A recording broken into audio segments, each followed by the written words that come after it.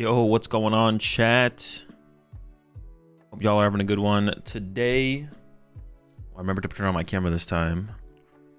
Yeah, hope y'all are having a good one today. Just gonna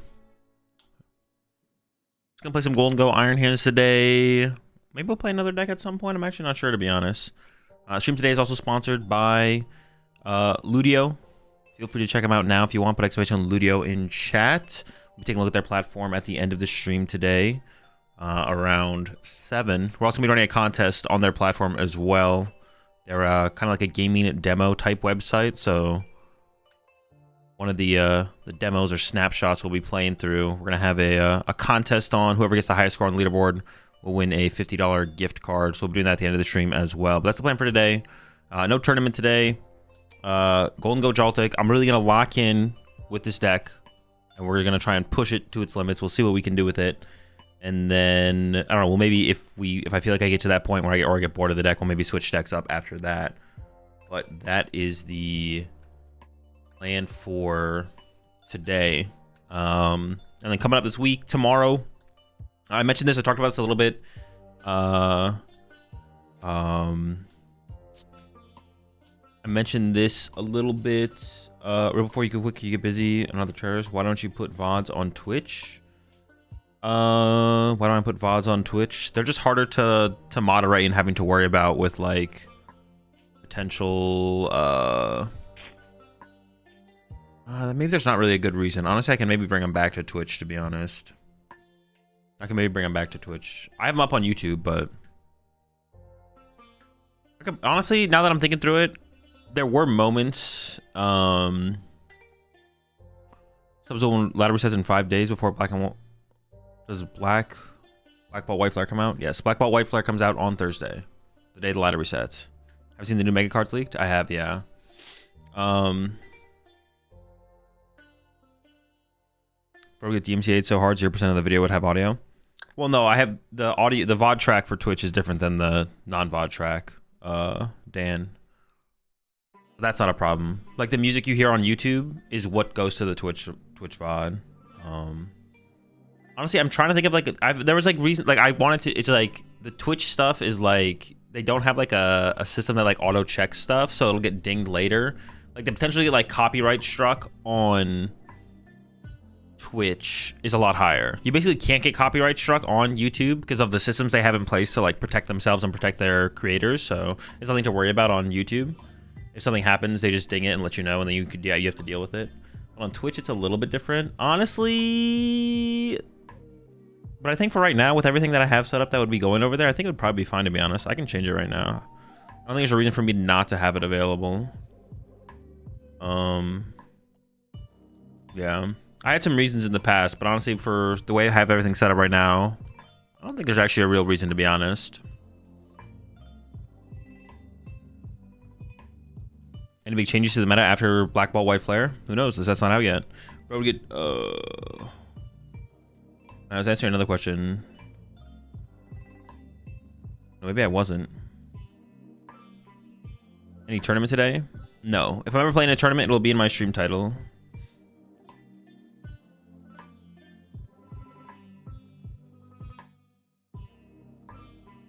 I don't use Twitch very often. Do people really watch VODs when on Twitch? Why open Twitch if you're not watching live content? Honestly, I'm probably just doing people a favor by like bringing them over. Like if you're gonna watch one of my VODs, it's definitely way better to watch it on YouTube than Twitch. I'm not gonna lie. The VOD system on Twitch compared to YouTube is just so much worse. So honestly, by not having my VODs on Twitch, I'm just doing people a favor by like forcing them to go over to YouTube to watch my VODs. But it really doesn't matter to me too much, and I don't think it's something I have to limit, to be honest, anymore. I had some reasons in the past, but I don't think it truly applies anymore, so.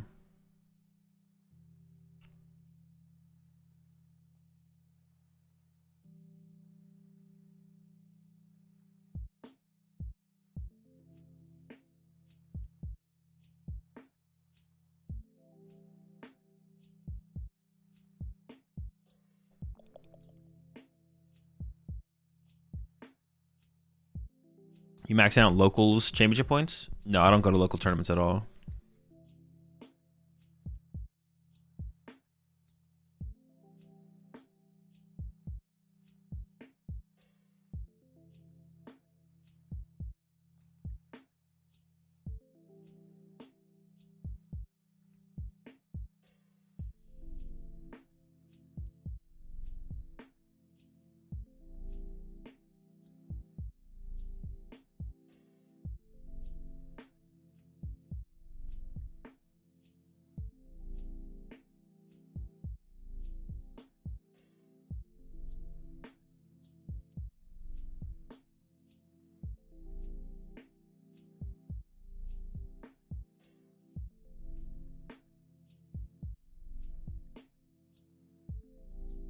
All right.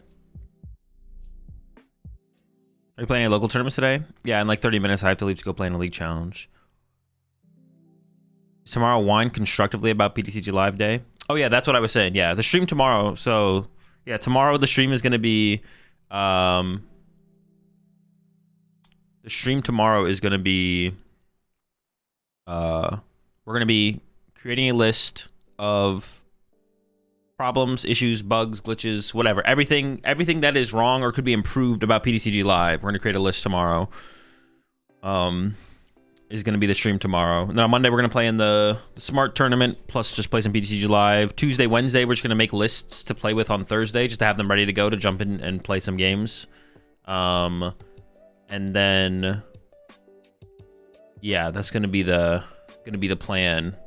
Also on Tuesday, I'm going to be releasing a new type of video that I've never released before, like a more well-edited, scripted type video that I've been working on with Pablo. So shout out Pablo, who initially came to me with the idea of trying to do something like this, kind of like a Wolfie style video. So I'm excited to be releasing that. I'm going to be releasing that on Tuesday. So excited to do that. Plan to do more stuff like that in the future as well. It's like my first time ever doing anything like that. So that'll be coming out on Tuesday. Is a community ambassador gig a job or a volunteer thing? I mean, I guess volunteer. It's not a job. You could call it a volunteer thing, but I think the benefits go both ways. The benefits go both ways.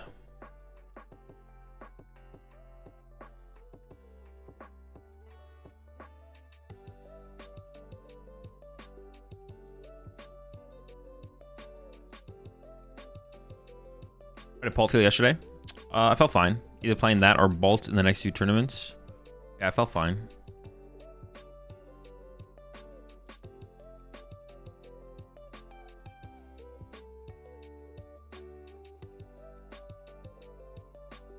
Your favorite pizza topping? Have you asked this before, Henry? I've been asked this question. I feel like I've been asked this question like once a week recently. It is pepperonis. Did you literally just ask me this question yesterday or the day before? Did you see the new megas? I did, yeah. You appreciate the months there. Mayhem, appreciate the 5 months. It's the Friday. Appreciate the 4 months there. Pasqualosaurus. I think I got it. Yeah, I did see the new megas. Nothing crazy, though. They're pretty underwhelming, I guess I'd say, overall.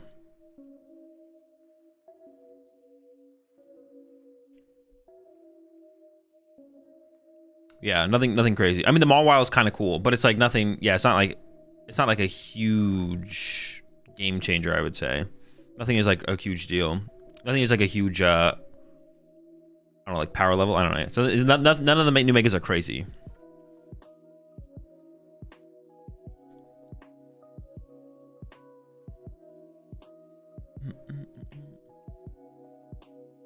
The stream from yesterday is still not on YouTube. It is now, yeah. I uploaded it this morning. Sometimes if a stream goes late, the VOD won't be live until the next day. Just depends when I get around to it. What's your favorite ice cream topping? Probably brownies. Yeah, brownies. If we're considering that a ice cream top, yeah, that's an ice cream topping. That's what I always get on my ice cream if they have it, brownies. Not always, sometimes. But like my go-to like favorite, one of my favorite like ice cream combos is like twist soft serve or vanilla soft serve with chocolate sprinkles. This is like one thing I realized when I left the East Coast. They don't have like on the East Coast, every ice cream place you go into has chocolate sprinkles, but they don't exist everywhere. Like there's so many ice cream places I've gone into after leaving the East Coast that just do not have chocolate sprinkles. Like I'll go into a place, I'm like, yo, can I get soft serve with chocolate sprinkles? And they just won't have chocolate sprinkles. Jimmy's? Yeah, chocolate Jimmy's. Usually gives a sub there. Mountain Dew over to Typhlosion. Welcome to the pack.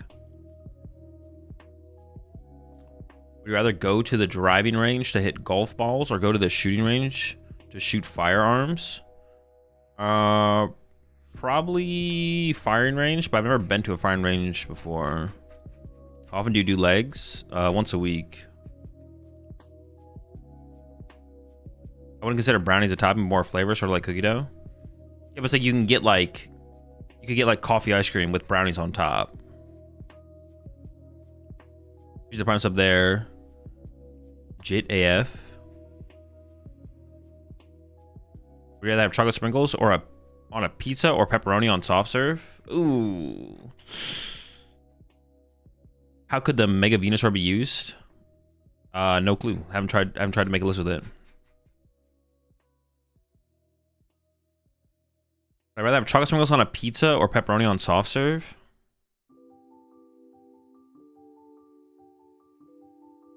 Pepperonis on soft serve would probably taste better, I think.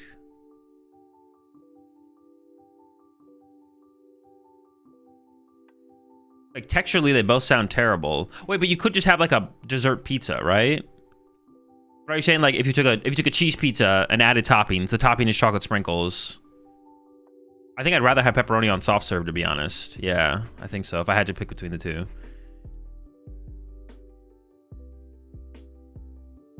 Is I bench more than you a good response to someone with bad takes? No, but I rep your max is a funny response. I bench more than you is whatever, but saying I rep your max, that's a good comeback. You gonna try Northern EX with the new Ignition Energy? No clue. I don't even know what Northern EX does. Do we want to change anything in this list? I kind of wanted to add a fourth boss. I also want to cut these for nest balls. Oh.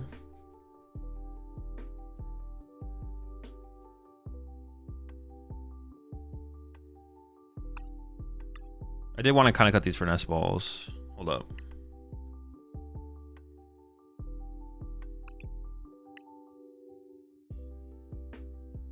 Maybe we could do one ultra, one nest. All right, let's just play a game.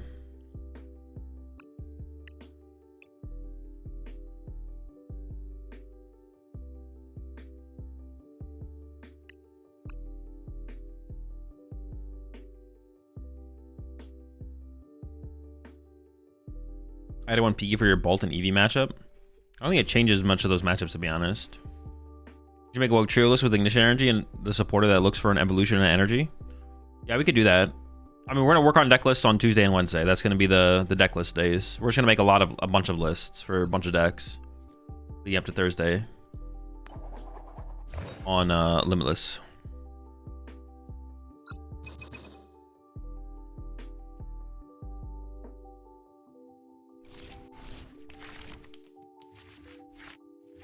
Oh, dude, what?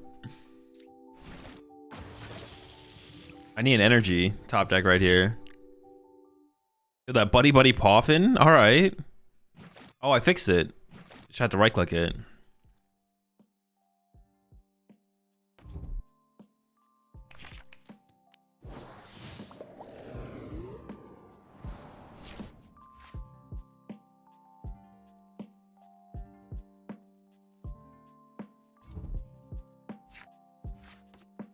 Yeah, we were literally just an energy short from having like a good start here. Actually, our hand's super good if we just get an energy here. If we don't get energy, our hand kind of sucks. It's kind of mid.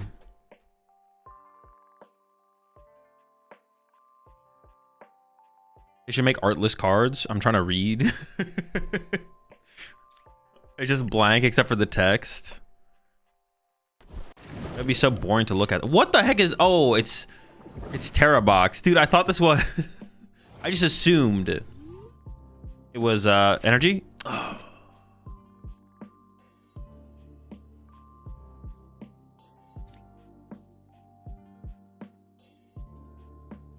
It's Terrabox. I assumed it was not Terrabox. Promise I'm gonna get sobbed, right?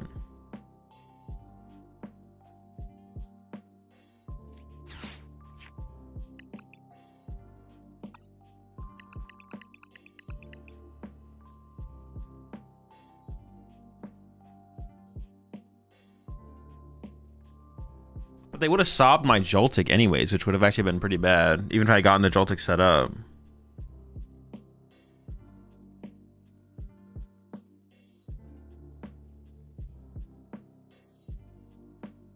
weird situation, to be honest.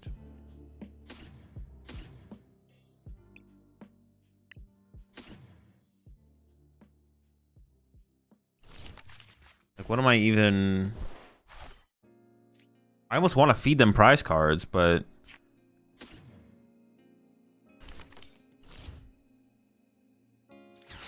Feels so weird. I actually just don't know how I should be approaching this. Dude, if I just had an energy here. Oh my gosh, where's my energy? Am I doing this and then feeding them Joltik Gimme Ghoul? That feels like so bad. That feels like this is a bad play. I don't know. Sure.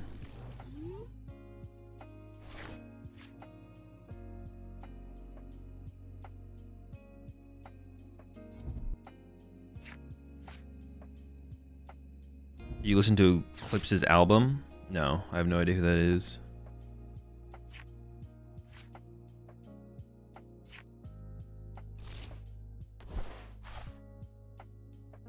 This is the only problem with like not playing Arven. I mean, alright, they're gonna take 2 prize cards and then we should knock them out, I guess. Should be fine. I guess we're still in a fine spot. We have like an Iron Hands on our bench, just chilling. All right.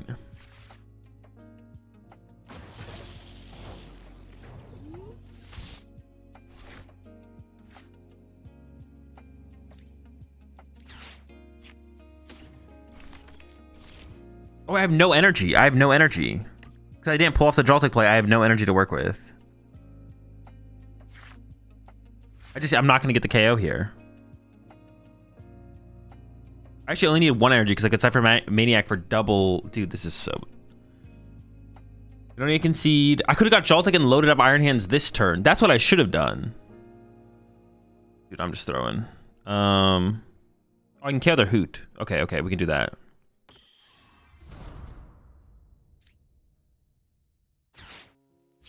Afternoon. Definitely trolled, but hold up, we still have a play. Stadium.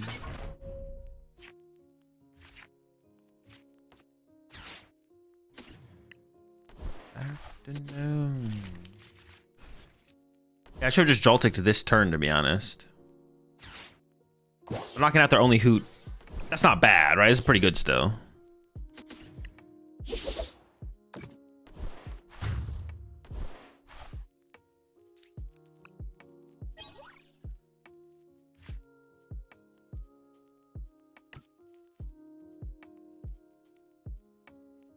We should probably play 1 Iono, to be honest. We should probably have an Iono in here for like comeback potential.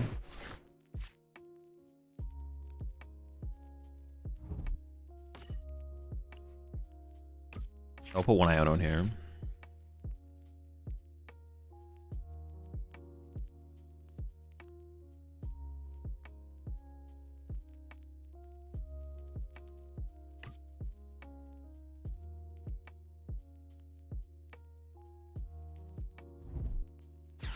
Are you sure it's probably go hard here to get 3 energy?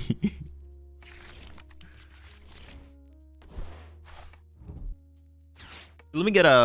Let me get 3. Stadium.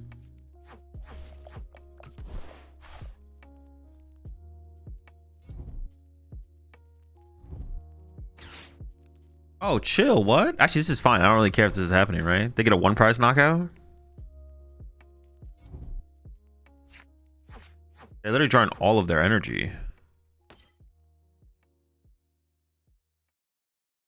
I want to KO the Hoot Hoot and the Fez this turn, but I can't. I could just go after the Hoot Hoot again, though, I guess. Do you think you can play this to Cups to win? Yeah, I think I could win a League Cup with this deck.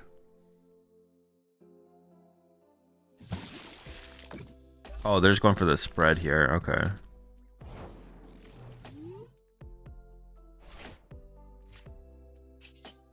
I still want to go after like the Hoot Hoot here, though, I feel like.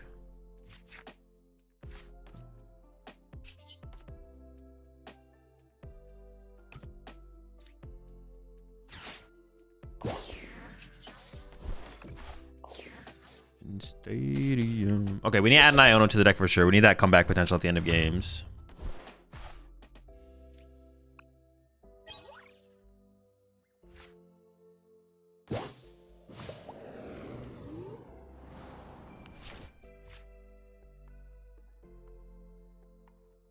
I kind of want to cut back on the Gholdengo line a little bit, but I'm not sure about that, to be honest. This price gonna give me gold is just so bad.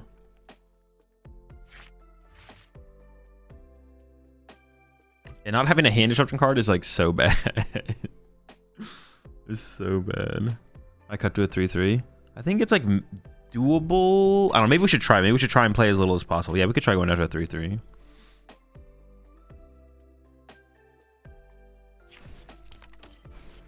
I definitely want an Iono. Iono isn't worth it. Bro, you just asked me a second ago, do you think you can play this cups to win? How much do you know about this deck if you're asking me that question and then telling me I shouldn't play Iono? What? Hold up. Hold on a second here. Bro, I don't think you're a true believer.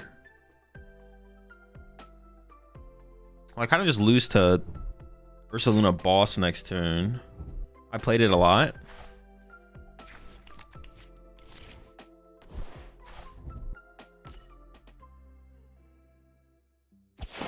How do I even win from here? I want a cup with it? Sad. No cup dubs? I have 4 prize cards left.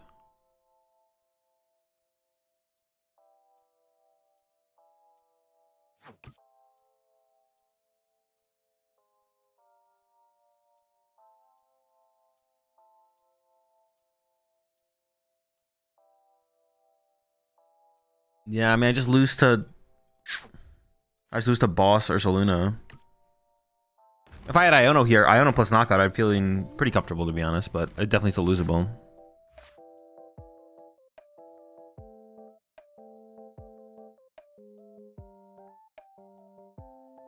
I don't want to just concede. Even if I did just reach for it, I'm like, eh. They can hide, they won't find us.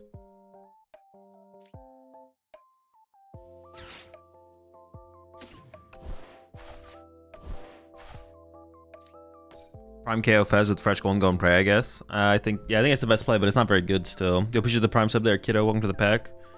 Appreciate 12 months there, Nick. Hey, dead.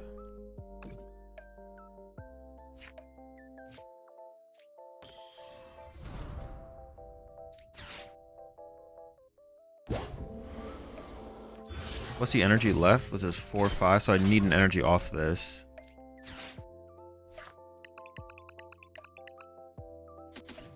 Or energy plus. I could guarantee like boss, I guess. Yeah. Oh, do I have boss in hand? No.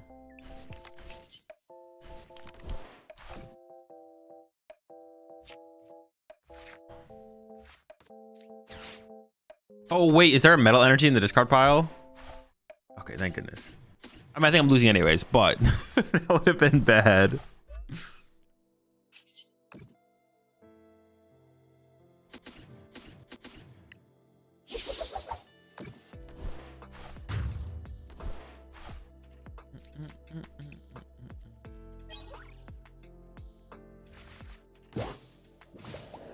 All right, well, not looking good. Yep. I could also maybe do some kind of Crispin E-Switch Pikachu play, to be honest. I might have that available as well.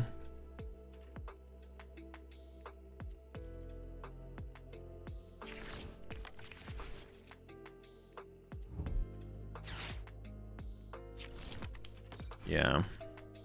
We already see them get the cards. Alright, go next. Try again.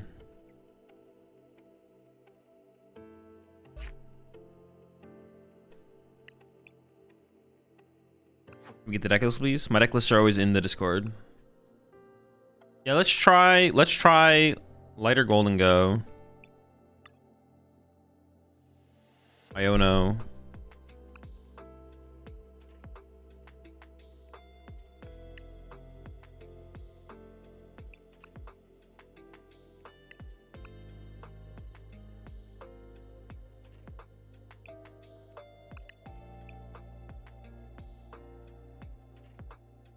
One Rev Room is goated. We don't have bench space for that, I don't think.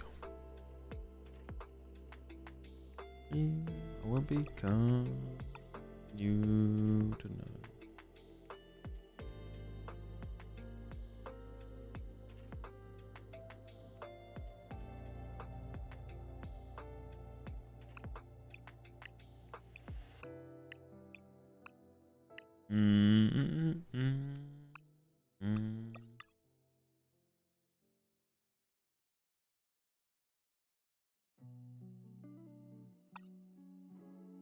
More vessels? No, I think if anything, I would just add another energy, to be honest. I don't think we need more vessels.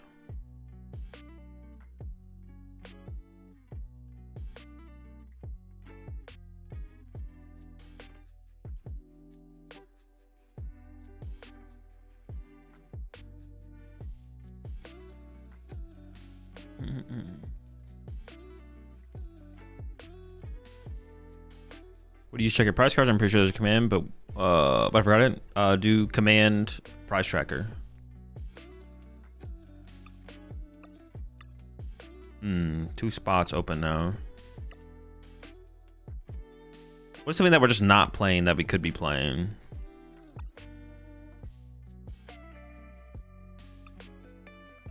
Maybe the Brox. Oh, the Brox actually seems decent the more I think about it, to be honest. Rod? No. If anything, we'd play a second Night Stretcher. Let's just do this.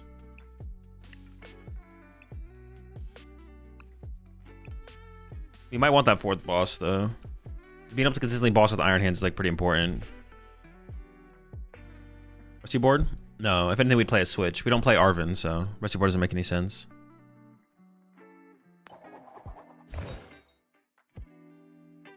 We could add. Oops.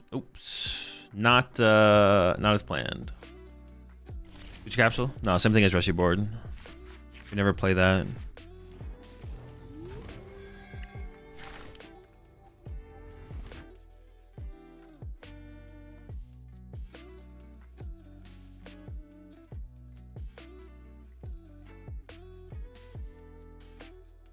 We could play. Yeah, we could play a switch. That'd be the thing.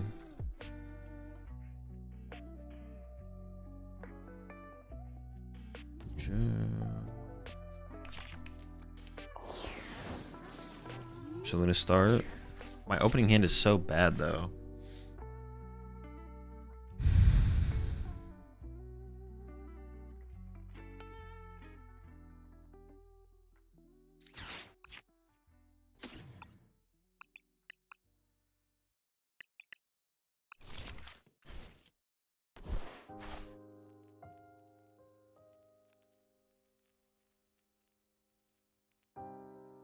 I mean, I have no clue what they're playing, but it could be. I could get Badooed for sure, so let's grab this.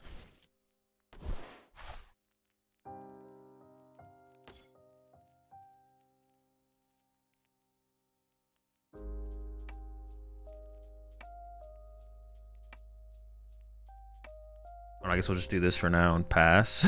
Sure. Appreciate the 14 months there, Phil. Hey, what's up, episode?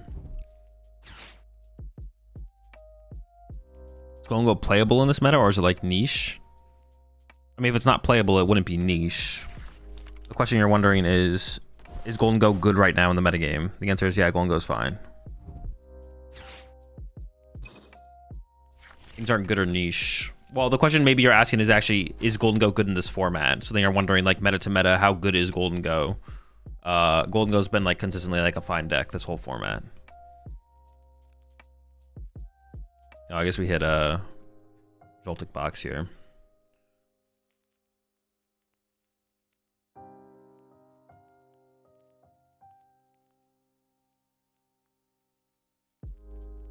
think it was like top of B tier IMO, something like that. Tier 2, tier 3 deck, depending on what your tier list looks like.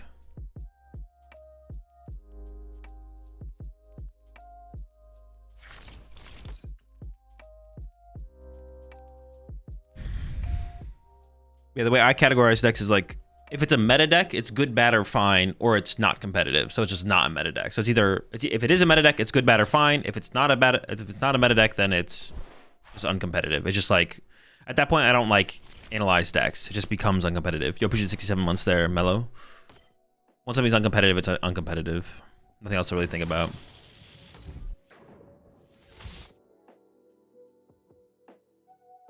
Okay, this has gotten weird.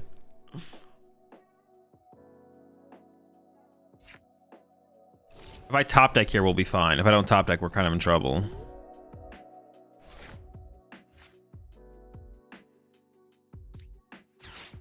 I need to respond to their Joltik with my own Joltik, to be honest. But Ionoing them means they're just going to have... maybe they won't have Gust of Metal, though. No Joltik, bro. I just hope they don't have a Metal Energy. Like, what are we doing here?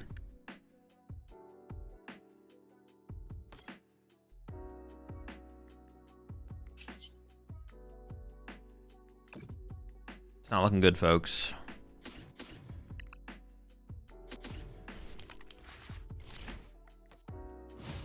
I mean, it all kind of went bad when I chose first, right? You tried the Blaziken Zoroark deck? Nope. Yeah, it all went bad when I chose first. Crispy? Sure. But they don't have Iron Hand set up, so I mean, if they... I guess they could Miraidon are active. Or they could actually Galvantula KO are active. Well, now they have Boss. But... I mean, I guess they could Miraidon or Latias. That would be a pretty good play, to be honest. I'm not gonna lie. Yeah, I guess if they get, Lightning Metal, Lightning to Miraidon, KO Latias. Not looking good, I'm not gonna lie. I guess we could make a comeback, though. They're gonna go Knockout. I'm gonna go push Gimmighoul, Cyrano, and then I could get the KO on this, and they would go Pikachu Knockout.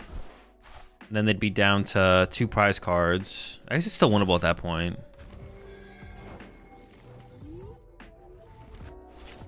Not that we're in a great spot. That's a good top deck, though.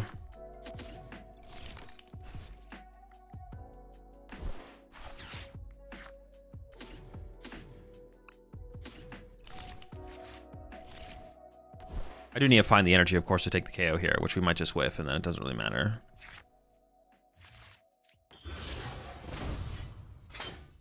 I need a single energy here.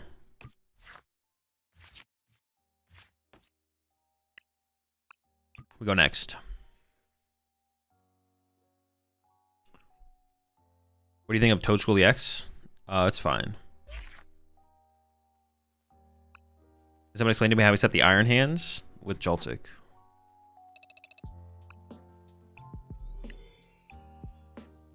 Azul, how are you? I don't know if you remember, but I joined a bit back to say that I was going to Norwegian Championships as a senior. I got 2nd place. Congrats.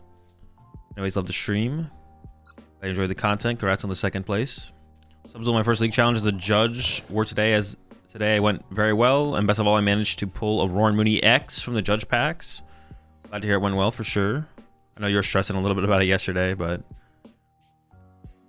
no. Didn't you use the super energy retrieval, 2 energy and discard? I think it was just 1. I think I just had 1 in the discard.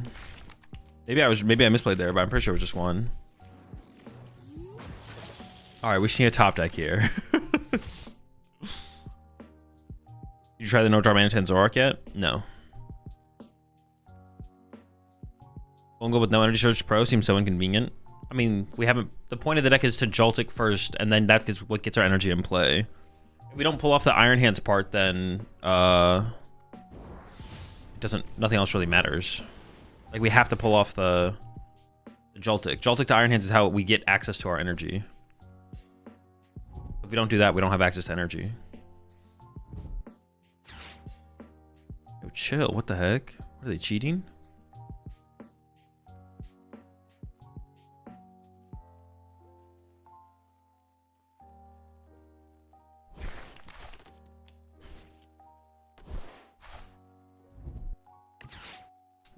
I was gonna say, maybe they won't hit the 1-hit KO on our Miraidon, but I think that's gonna be a little bit too easy. I think they got that locked up for sure. 7, 140, 170.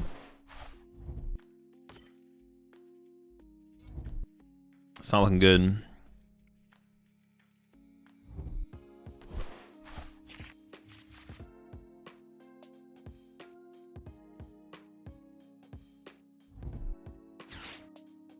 ever find that whatever you stream a deck the next few days on ladder starts to pop up more? Because I sure do. No, I don't think about it that hard.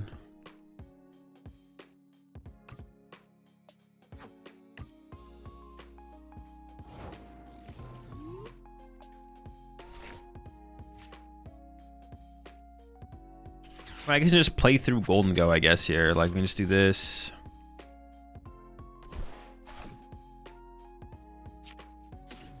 Arena for Joltik. Like, we can just win the game by going 2-2-2. Oh, no, but they have Briar.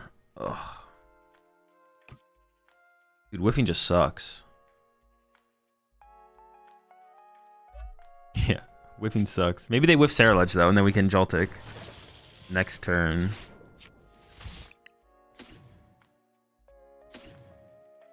I'm assuming they won't whiff, though.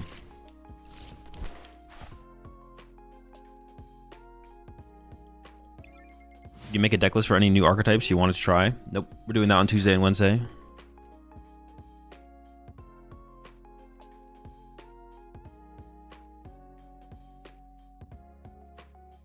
Hey, Chat, does anyone else get crazy anxiety on PTCG Live? Any advice other than just giving up? Yes, I am weak.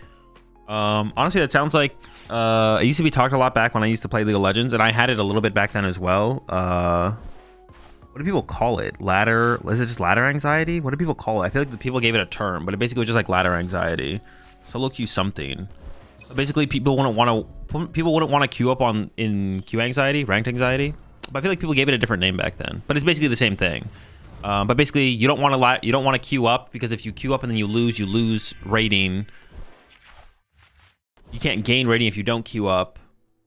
But yeah, it's basically once you reach like a peak, like once you reach like the next floor or whatever that you were going for, you no longer want to queue up anymore.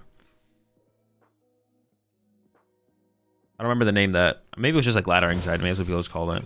You just kind of got to get over it to the point where it's like you realize that it doesn't really matter. Yeah, it's like the best way I can put it. It just doesn't matter. Would you choose Guardy or Pult Zard for a league challenge? Guardy. I want consistency, but I still want to win. Guardy. Consistency is not a thing. You shouldn't use consistency as a term to think about the game. The only thing that matters is expected win percentage. Consistency is not relevant. Doesn't matter. It's fake. Our win condition is probably like Countercatcher Iono on the Fez or something like that, I think. 3, 4. I still need energy here. I need 7.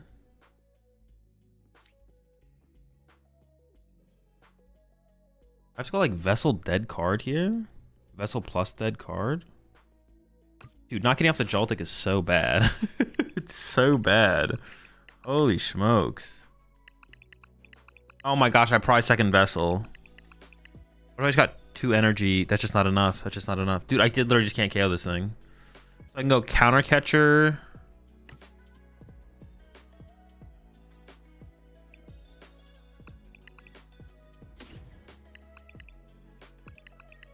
Countercatcher plus energy, maybe? Is that enough?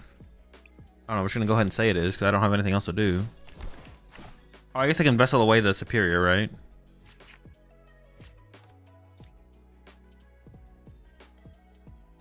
No, I can Vessel away the energy. I could go after the Pheasantipity right now, I guess. No, it gives him so much time to recover it. But now I'm like burning my Countercatcher ahead of schedule. Dude. I just want to pull off the turn 1 Joltik play. We just can't do it. It's just never happening. I guess for the sake of saving the Superior, I should do this.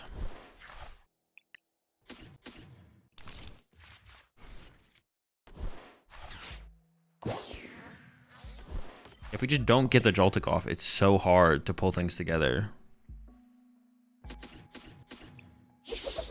We need the Joltik, man.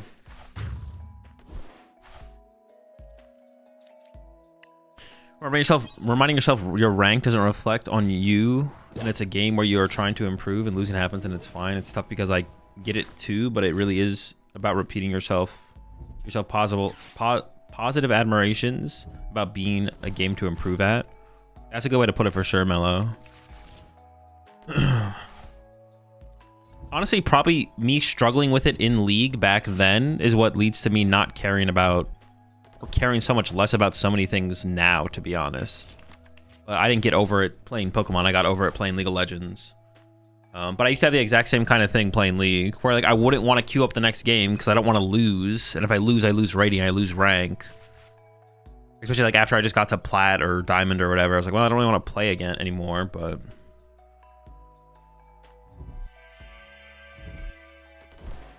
The thing is, I have to do the counter catcher Iono play this turn because they just Briar on the next turn. Oh my gosh, only down to 6 cards left in deck as well. I mean, they could just whiff the Briar somehow. I don't know how they'd whiff it, but... They could whiff.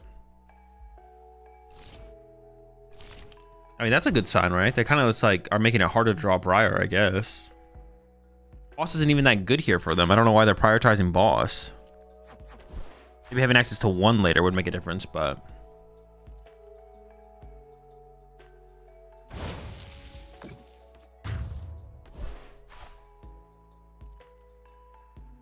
Is Energy Surge Pro better? Like, even when you don't get Jolt... Well, yeah, obviously if I don't get Joltik off turn 1, Energy Surge Pro is going to look better.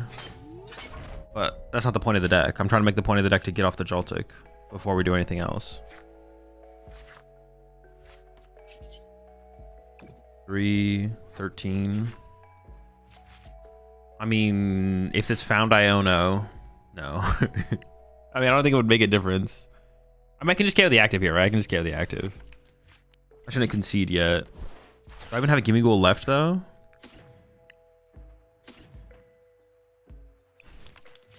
Wait, can I KO the active here, actually? 6. Ooh. Not quite. Well, how many do I have in here? 7. So I could go...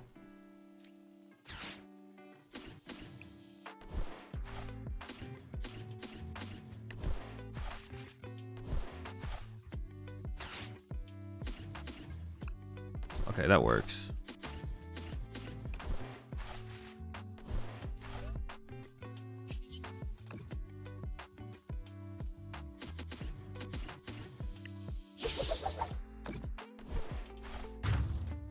Is what tournament regionals? I don't know. I haven't picked any yet. Gotta come up with a command for that.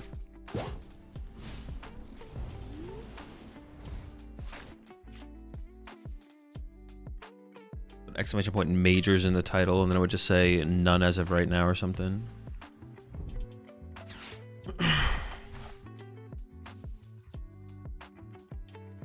Oh, there it is. Hey King, playing a challenge tomorrow, Bolt with no owls, or the list you're playing right now? Thank you.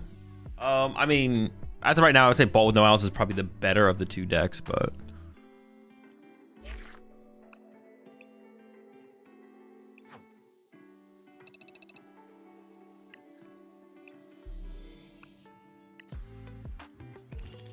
Yeah, let me make a majors command real fast.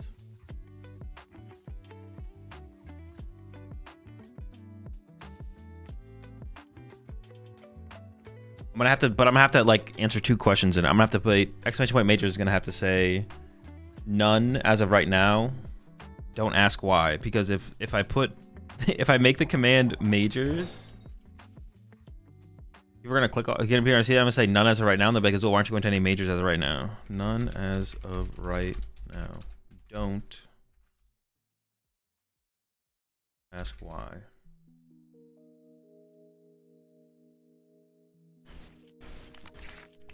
Okay.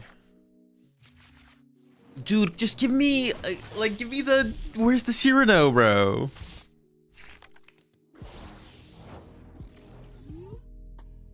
We're just gonna lose the Joltik box.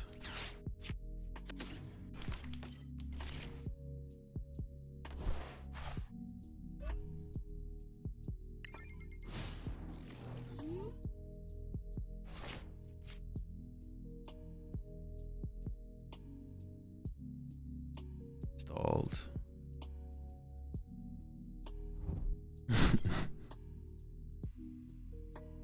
Azul plans on winning worlds and isn't worried about the future. Never worried about the future.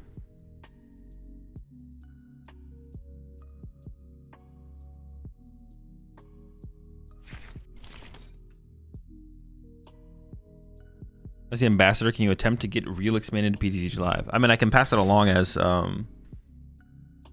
something that the community is looking for. Yeah, for sure. If I feel like it's something that people are wanting. Has Google ever thought of doing tabletop testing of new decks with chip? No, it's not possible. I don't plan on doing any kind of tabletop gameplay at all. I mean, it could happen in the future, but it's not something I plan to do at all. Now, I just literally lose, right? Like, it's just like, dude, I'm already checked out of this one. Going first in that matchup almost just feels like you can't win. This feels like unwinnable. As an ambassador, can you get them to have little rats run around the game board if you're sub to AzulGG? We might be able to make that happen, yeah.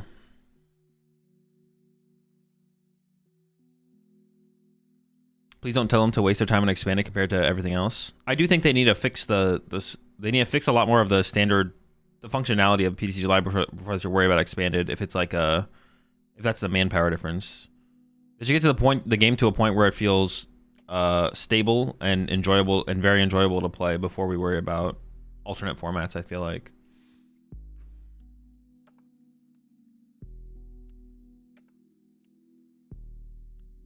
Would it be awkward for Japanese players for Worlds prep if they don't release the Psyduck? No, they just when they test for Worlds, they just don't put the Psyduck in their deck. We also know they aren't releasing Psyduck. It's not if they don't. They aren't releasing Psyduck. It's not awkward for Japanese players at all. You just build a deck without Psyduck, and with the idea that your opponent can't have Psyduck. Have you been bricking, or is this deck just a pile of trash? You're a pile of trash. Don't talk to me ever again. Please fix Guardy's ability. The animation is so bad. I feel like they're just gonna ride that one. They're probably just gonna ride that one out, to be honest. Like, it's gonna rotate in 6 months. They're probably not gonna invest the time. That would be my guess at this point. It's just like so close to rotation at this point. Like, it doesn't even. Yeah, probably just gotta let it go. Dude, stop, bro! I keep going second. I just want to go second. Alright, well, it's okay to not open a supporter in a hand like this, I guess. No energy kind of sucks though, because I would like to be able to retreat into Joltik next turn. I'm just gonna be up against another freaking Joltik box, man. Okay, it's not Joltik box. Thank goodness.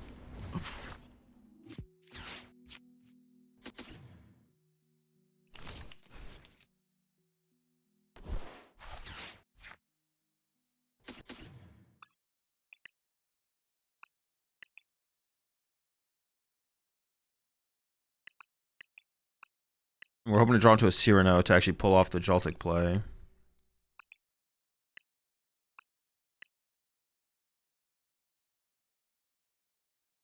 We prize one of each energy? I think so. Or two vessels. Vessels are here. Dolphins are here. Night Stretcher, Prime.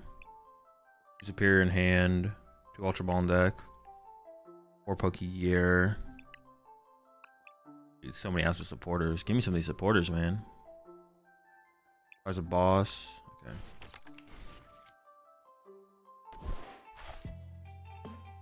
I guess you should attach a Joltik in case I get Latias, right? Yeah. Sure. You eat Lunchables? No. How's your Worlds testing going? I have tested 0 for Worlds. This set's not out on PTCG Live yet. Tween Leaf I made so you can attach the energy first and then it applies the damage when you confirm. I mean, definitely is like, it's not, yeah, it's definitely doable, right? Like, they're definitely just not doing it. They're not fixing it. They could fix it. They could fix Gardevoir. They could make Gardevoir's ability way more, they could make Gardevoir way more seamless. The ability way more seamless for sure, but they're just not putting time or resources into it. Do we have Callbell here for Cyrano? No. I think Pokegears are better, for sure.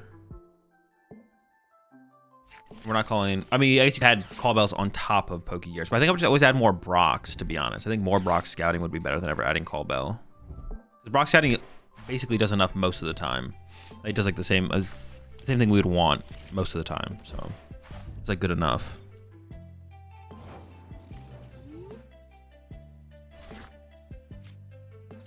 All right. Well, this is not great.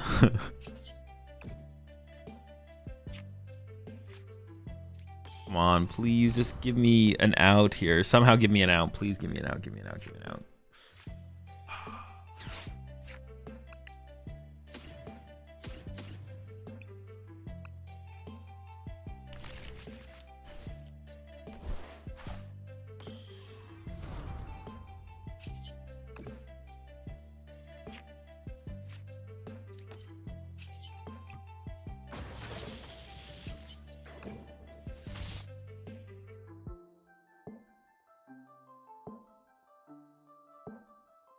We need them to not have the nuts of like Candy Zard. I mean, them having Candy Zard, Boss Kill, Latias would just be absurd.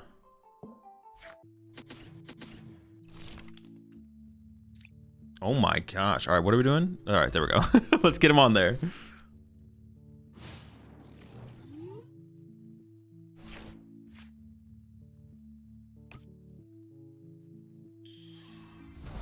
Pidgeotto, that is not good enough. You're cooked.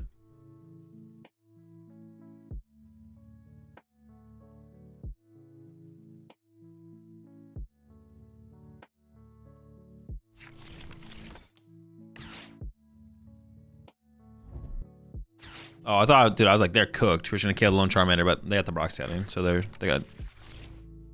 Yeah, can't kill a lone Charmander here. Will you play more regionals this season or do it as last season? I don't know. I haven't. Oh, don't have a way to move the active. Very cool.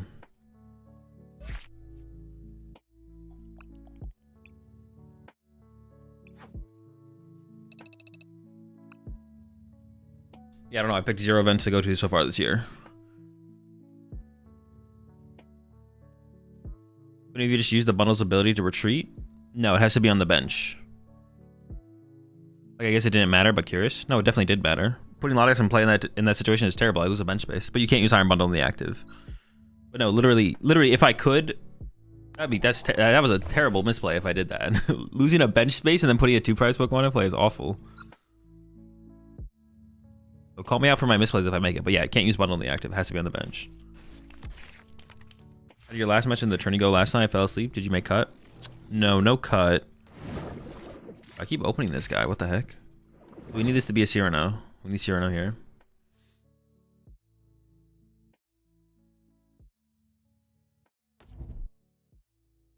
Did you like using Grimmsnarl NAIC? Yeah, it was fine. I was content with my deck choice. Would you make any changes? I don't know. I haven't thought about it. What are your thoughts on the 3 cards revealed yesterday from Megas? They're fine. Nothing crazy. So how was your experience in NAIC? It was fine. It was a fun event. I call it the deck as a misplay. Well, it depends what I claim it to be. Then you could, yes. But if I don't claim it to be more than it is, then no. Anything you would change in your NAIC 60? I don't know. I haven't thought about it. Probably won't ever think about it, to be honest. Format's over.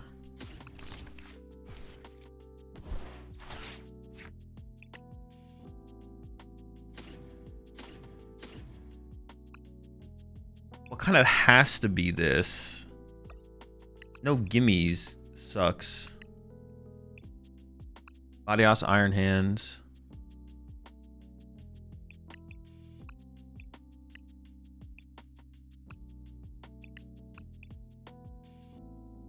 Honestly, the Ultra Balls are probably bad. They probably should just be Nest Balls. I want to be able to aggressively find Grass Lightning.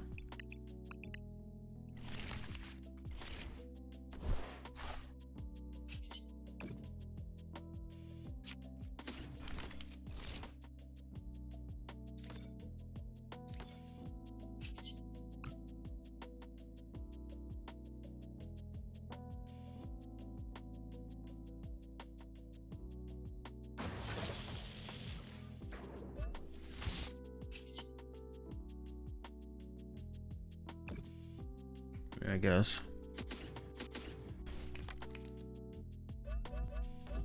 Load it up.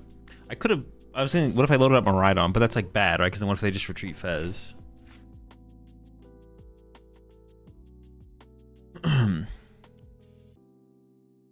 What's your favorite activity outside of Pokemon? Right now, I don't know, probably still just like playing video games, like when I have time to. What do you think is more influential in tournaments, luck or skill? Skill. It's not even close. Not even remotely close. You think Marida will make a comeback? I don't know. I play 0 games in the format. Could maybe take Fez over Gholdengo there? I don't think so. Because if I'm waiting for my Iron Hands to get KO'd, then I've already lost the game. Like if my Iron Hands dies, yeah, if my Iron Hands dies before I draw more cards, then I've already lost the game basically. The game's already over at that point.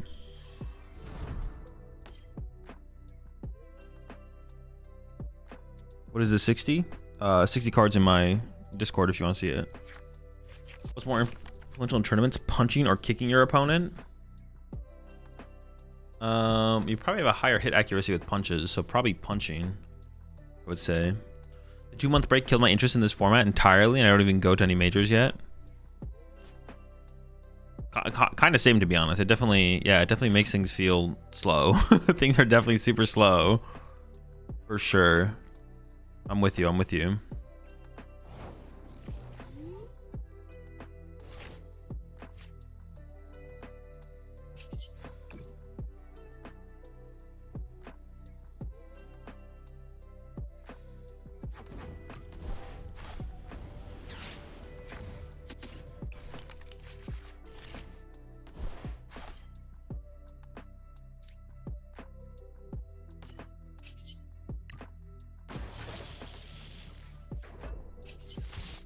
Amp 'em.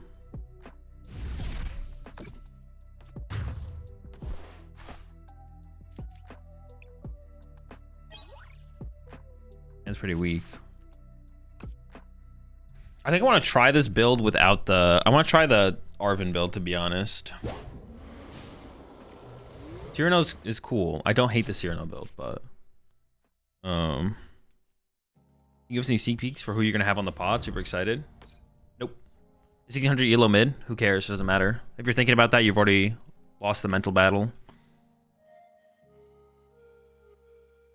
Is there command for current playlist? Yes. Command playlist.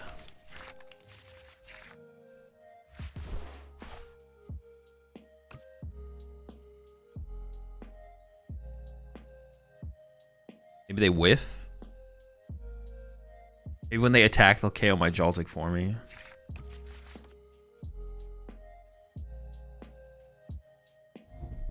Use on Armor Rouge box. It's not competitive. Would you say playing Gholdengo Joltik is more optimal to play than Gholdengo Pult or straight Gholdengo? I don't know. I haven't thought about it. Are you playing maxing by mashing 2 decks together, or are you to get more games in? Are you playtext maxing by mashing 2 decks together to get more games in? Ooh. You might be onto something with that, to be honest. With the Joltik's energy usually being stuck, would Galvantula ever be worth adding just to retreat it and have the option of an attacker, or is it just another energy better for the spot? I don't actually know, to be honest, because you could. There's some cool things you could do if you did play a Galvantula in here, to be honest. But yeah, there are some cool things you could do. Yeah. How did yesterday's tournament go? We went X and 2. I actually don't know how we probably like finished top 16. I assume. Actually don't know, but it's probably something like that. I can check. Yeah, I ended up 14th at 7 and 2. I think it looks like 1 7 and 2 made cut, but my resistance was pretty mid. Yeah, my resistance was not great. Not great. We'll do better in the next one though, of course.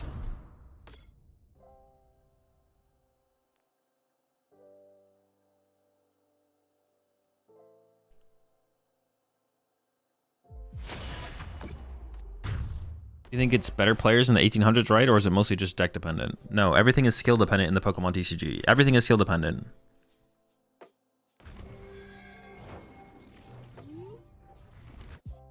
There obviously is luck involved in the Pokemon TCG, but if you even think about luck for a second, you've already like lost. You've already lost the mental battle. It's over for you. You're cooked. If you think anything isn't skill outcome dependent in the Pokemon TCG, you should just quit the game. Like it's just this is not the game for you.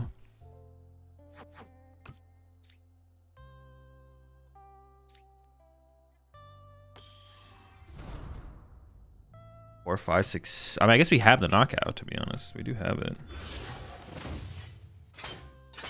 Oh wait, no. Do I? Because I can't. How do I get enough cards to actually make that work? I don't have the cards to support that. So I have to put like a... How many of these do I have? 3? How many vessel do I have? 2? Jumping into love. I isn't a dry wood. I have to go like this plus Fez. Got the nest balls.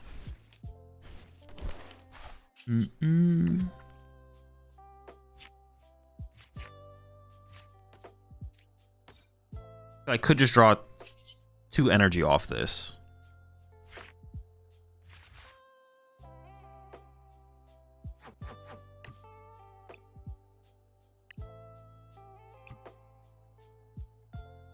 I mean, they could not have Gust, I guess.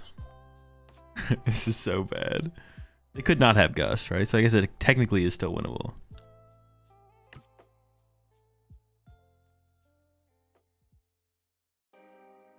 Pass?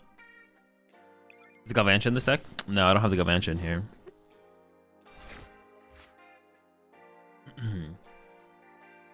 But there are some decks that have a better meta share. Like, wouldn't it be harder to hit 1800 with one deck over another? Yeah, obviously, like, playing a better deck for the metagame is better. Like, obviously, like, I'm not saying if you play United Wings, you're gonna have the same win rate as if you play Grimmsnarl, obviously. But if you play a good deck, doesn't, like, yeah. If you play, like, the fact that you're asking these questions already means you're, like, vastly overthinking it. The fact that you're even asking the questions means you're vastly overthinking it. Like, just play a good deck. If you want to succeed in the Pokemon TCG, learn to get good by playing good decks. Doesn't really matter what deck. Better players come out on top 100% of the time. That's it. That's all I was saying. I wasn't talking about luck.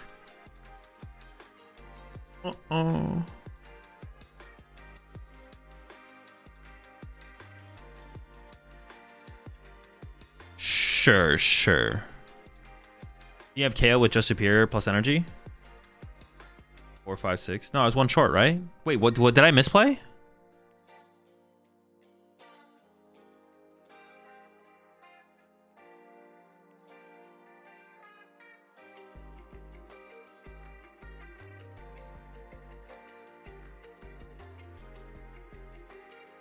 think is the best art on a card. I like the Palafin. The Palafin and the Cleffa, the art builds. Let's try the Arven build. Hold up.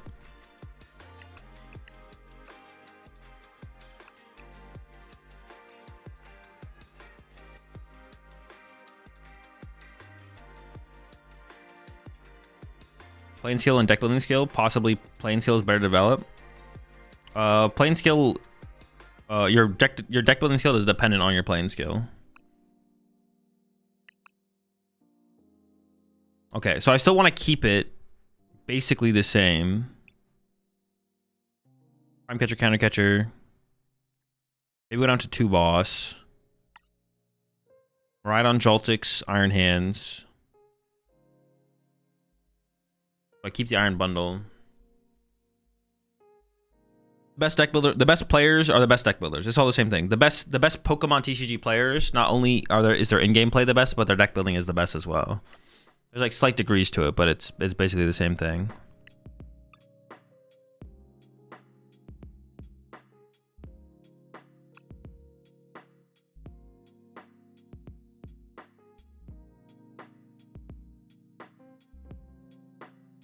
We're going Arven.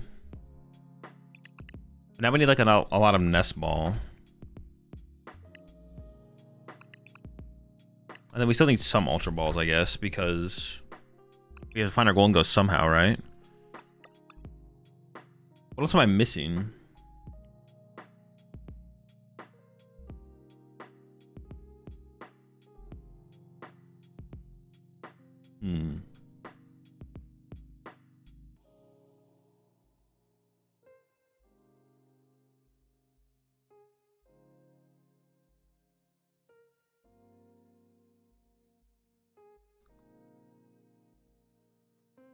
There's the vessel right for 2 more.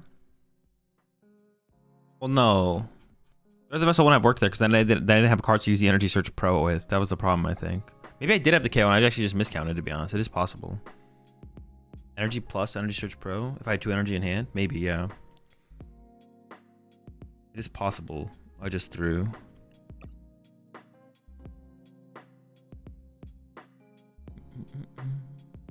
Out your head.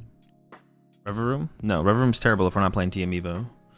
In general trading scenarios, do you think that the priority is to perfect your skill with one deck or to play with multiple lists to get yourself exposed to different situations?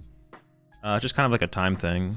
Ideally, playing more Pokemon with different decks is more optimal, but it just depends how much time you have. Depends what your goal is as well.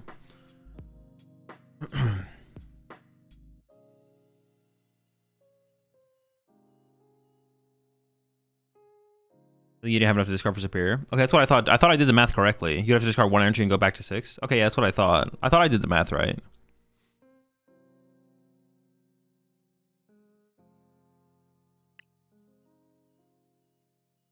So I need Rescue Board now, right? Oh, we have to go to the other gimmies as well. The 50s. 50 gimmies. Call for family. We can still try a 3-3. We might go back up to a 4-4. We'll see. Well, I feel like this was too easy to make fit. Am I missing something? I don't think I'm missing anything, right? It feels like it was too easy. With Army, you need Board and Charm or something like that. I don't think we need Charm.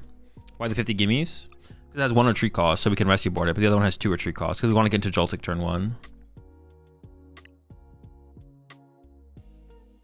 I feel like Miraidon's more important now, right? Future Booster? Nah, we just won't open this thing. It's fine.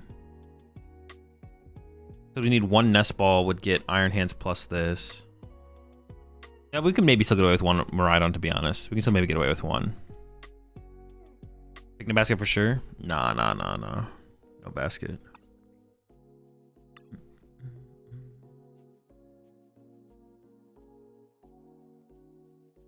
Galvantula plus Defiance. I was thinking about that.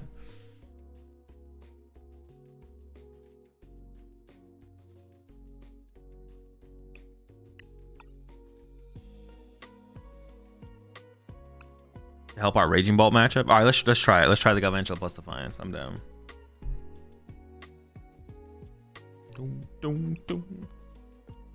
Why is Iron Leaves not good in this? I don't know, because we already have things that want to KO stuff. It's just kind of redundant.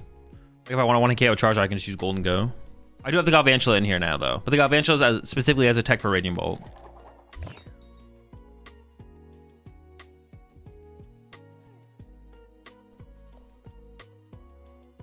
I feel like the 50 HP gimme is fine because I feel like you evolve faster than the Dragon Snipe one. Sometimes, not all the time. We could do like a 2-1 split, to be honest. We could do like 250s, 170. Penny is also really nice in this deck. No, Penny's bad, but Turo would be fine. Penny's always just bad Turo, pretty much. I was looking at Crustled Iron Thorns recently. How competitive do you think that deck is? Not at all. Because you just lose to start. Going second? You just lose to Gardevoir, so the deck's just bad.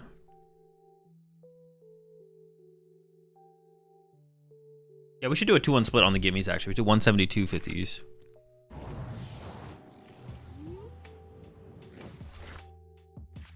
No more.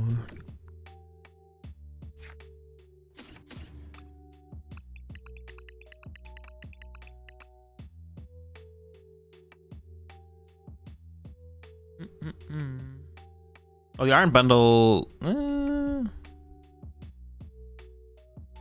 Lavencia could be okay, yeah. We do play heavy lightning count, so.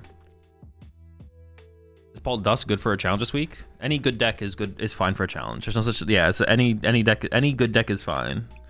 Paul Dusk is a good deck. You don't really need to think too much past that point.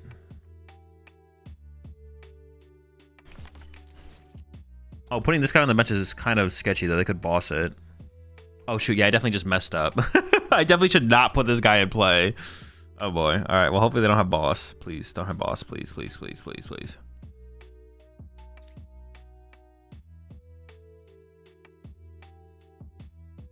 To get a gimme.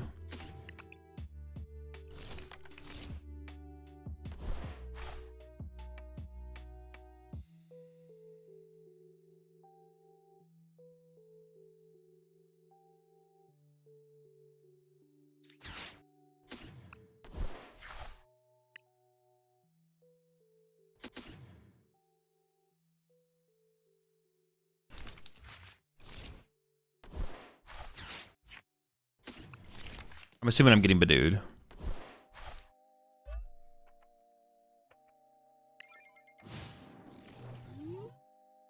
Boss incoming. Please, no boss. Don't punish me. Don't punish my play. Please don't punish me.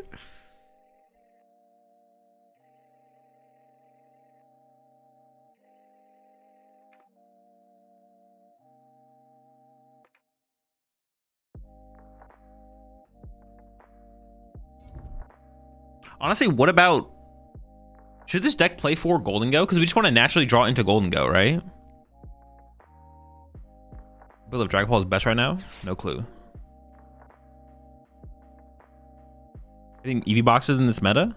It's fine.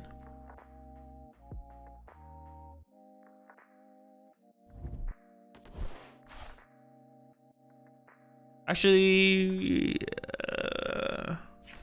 I mean, a bad Garver matchup is pretty bad. Actually, no, the deck is just bad. I take it back. The deck's bad. As far as meta decks goes, it's bad. Oh my gosh. We lived.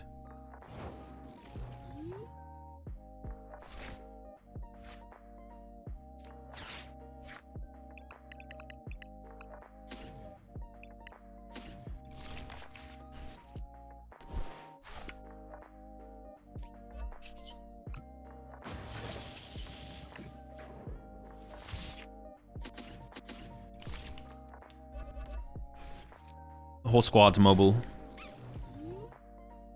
4 Golden Go and 3 Gimme Ghoul plus 4 Golden Go or 4-4? 3-4. I think 3-4. Because Ultra Ball's kind of weak as a card. I'd rather just play more gold. Like, the only thing I'm Ultra Balling for is Golden Go. But Ultra Ball's like really weak. So I'd rather just play 4 Golden Go, I think. There's so much basic Pokemon. We have 4 Nest Ball, 4 Buddy Poffin. Miraidon is technically a form of basic Pokemon search. Like, we're in a really good spot here, though. For sure.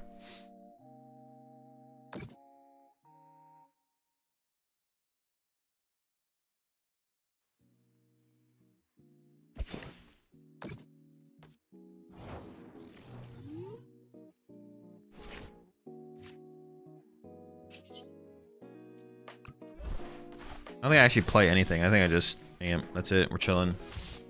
Does this Urano count? 0.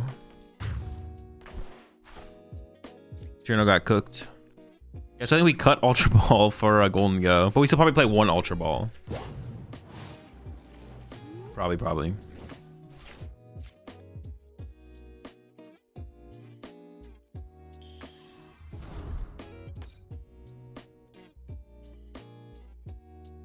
One Brock Scouting?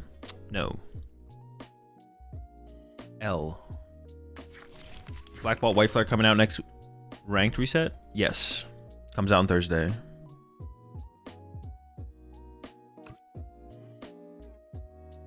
So now that you're a Poke Ambassador, does that mean you have diplomatic immunity? No, I don't think that comes with the the title. Do you think Archaludon Monkidori is a good deck? No clue. Played 0 games with it. Oh, it's a Charizard deck. What the heck? Game changer, actually.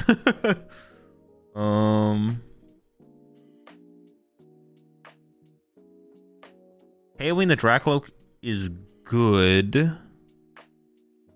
But also, well, playing this for gimmies is definitely good.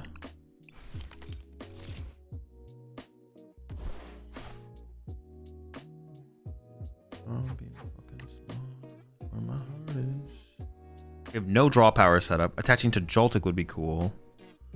I just want to do this.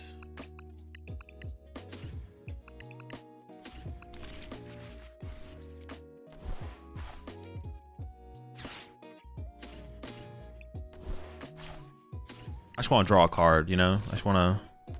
And I could Prime Catcher. Prime Catcher KO Dracloak was actually probably fine. Let me just see something. Let me hold something. Attaching to Joltik's pretty good here, because then I have the threat of Galvantula. But what would I get rid of off this? I could do this.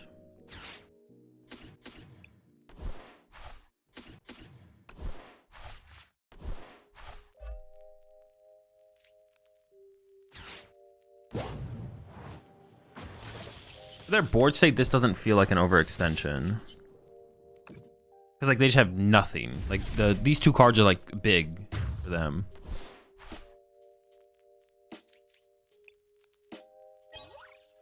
What version of Django has felt better? I don't know, this is my first game with this build.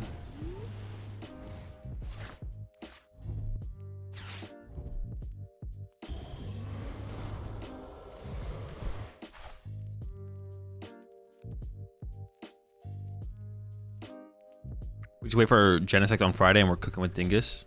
Bro, the stuff you can do with Gholdengo once you get Genesect is insane. The deck has like so much flexibility and space at that point. It's just... Dude, that thing's gonna be unstoppable.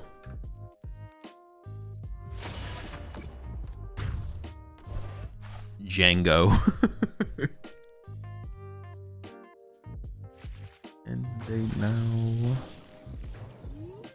And say that me.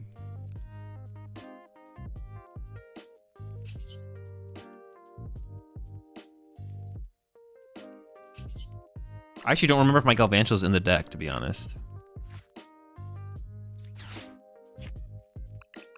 Okay, Galvantula.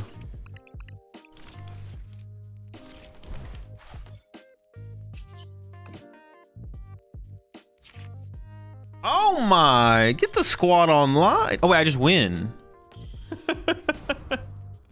I'm considering myself with the double Gholdengo I got, but I have 2 prize cards left. That's what I'm talking about.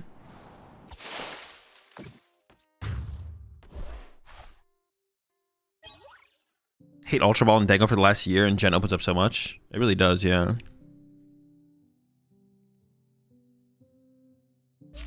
Okay, let's cut an Ultra Ball for the 4th Gholdengo. So we're gonna change up our split a little bit here. All right, I like the. It's only been 1 game, but I like the feel of the Arven build a little bit more already.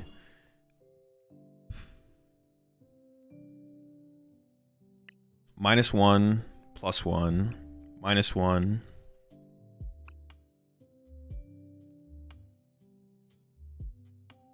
The tank.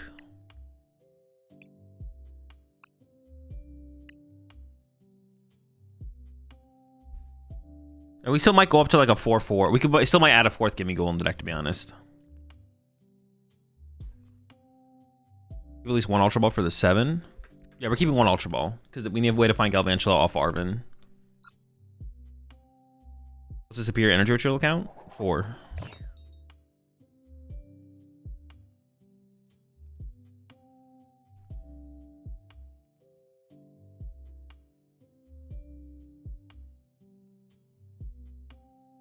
Our child on 2 once we get Mega Mawile to do 320 closer versus Paul and Grim. That'll be pretty hype, yeah. That'd be a big inclusion. Push the primes up there.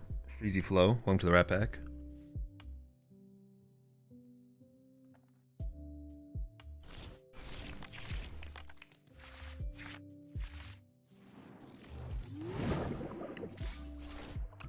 If we're going first, honestly, this hand was like playable if we went first. We're not going first though.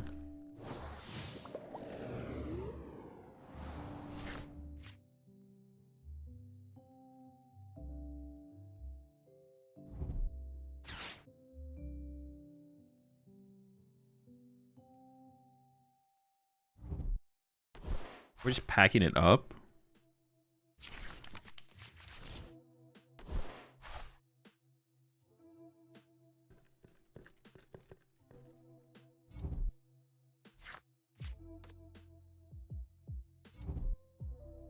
Like Arven is pretty good if we didn't prize any pieces. I play 4 Arven, 4 Pokegear, man. Why are you doing me like this? Why are you doing me like this? And 6 million Pokemon search cards.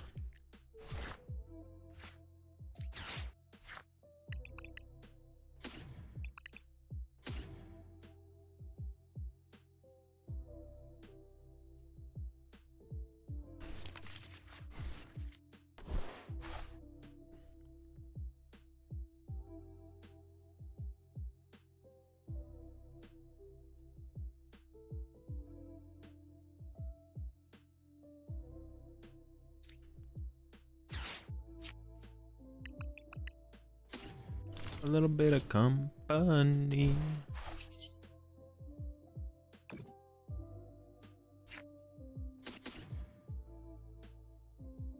I should do a little bit more price checking here.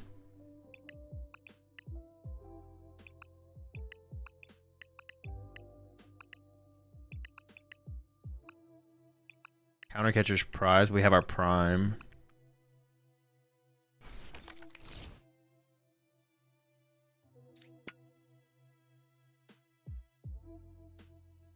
I should have been way more thorough on my price checking. That was like really sloppy, but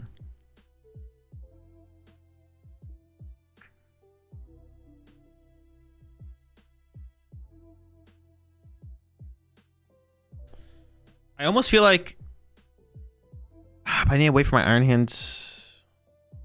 Wait, am I actually loading up Miraidon here? Am I actually loading up Miraidon here? Hold on.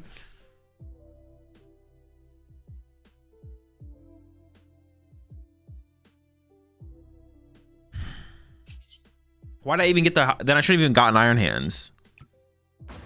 What are they playing? It's Raging Bolt. They have no Owls? Sure, I guess you just load up the Miraidon. So we just go like... Grass, grass, lightning, lightning.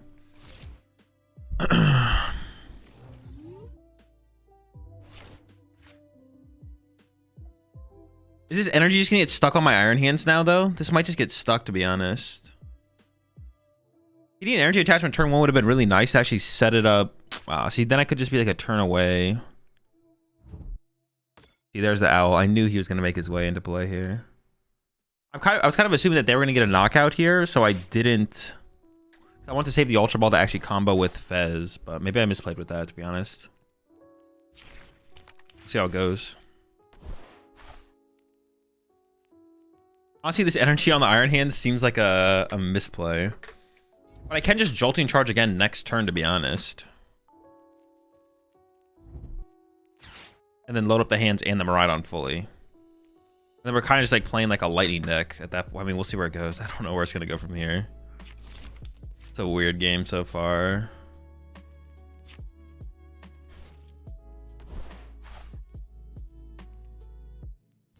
Yeah. Oh, looks like they're attacking. Okay. That changes things for sure. Yeah. I guess these are the situations where having a Pikachu in the deck would be nice, to be honest.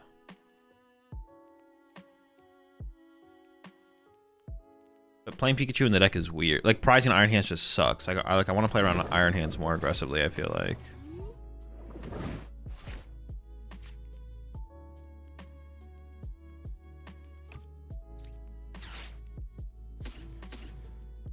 Is Fez prized?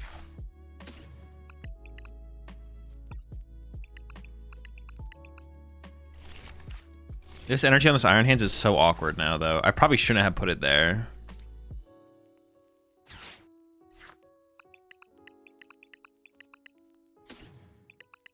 Let me go Paw and Cypher Maniac for next turn, right? Gotta be something like that.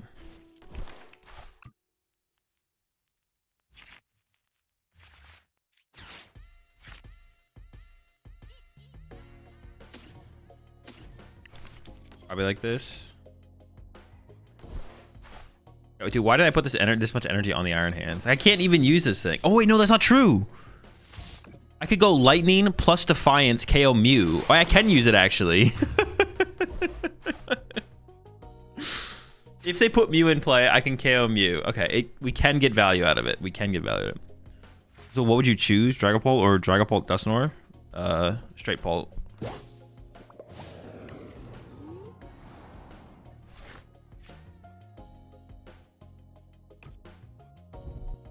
I think we have enough energy. Actually, I can use the Defiance Band even with the Gholdengo. Oh, no, I can't now. But we have enough energy in the deck where we don't need to. So we should be chilling, to be honest. I think we're cooling. I think we're cooling.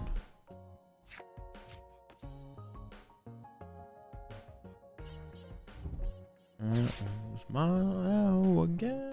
I'm trying to trap it.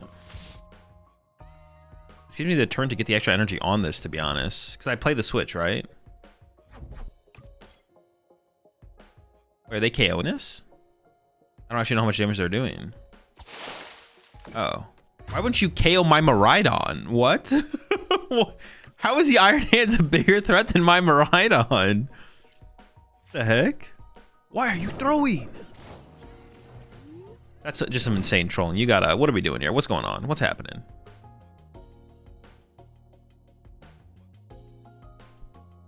We could also try and fit Monkey Dory plus Dark back into this deck, to be honest. That wouldn't be like a terrible re-inclusion.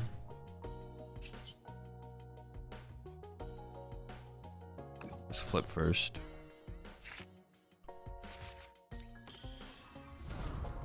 And now they don't even have a Terra Pokemon for the Noctowl. Yeah, I mean, KOing the Miraidon was definitely the play, right? This got to be the play. Yeah,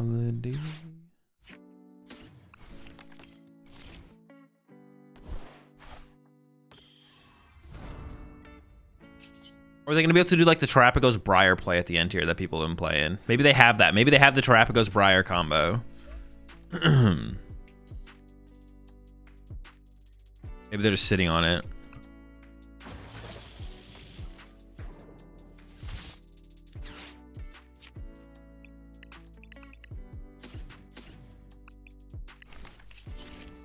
That should be all I need to close out the game next turn.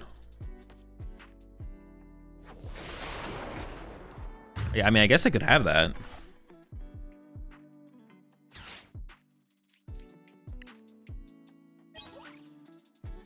Bravery Charm it. I don't play Bravery Charm. We could add it though. Do we ever want Bravery Charm for our initial Iron Hands? It doesn't make that big of a difference in enough matchups, right? It feels like it's like not useful. I don't know.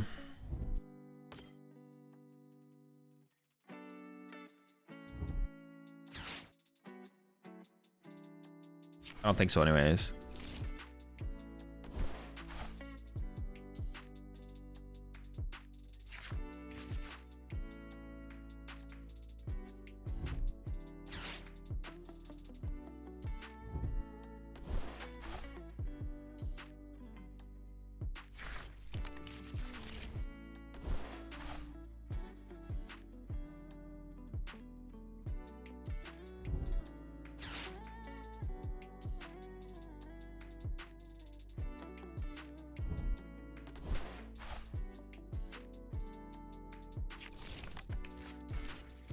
Monster Protects late game gimmies. Yeah. I guess it could, yeah. Like against Dragapult, you put on the gimme protected against the Dragapult, stuff like that. Doesn't seem worth it though. No, I mean it's not like bad though. It isn't bad. Oh.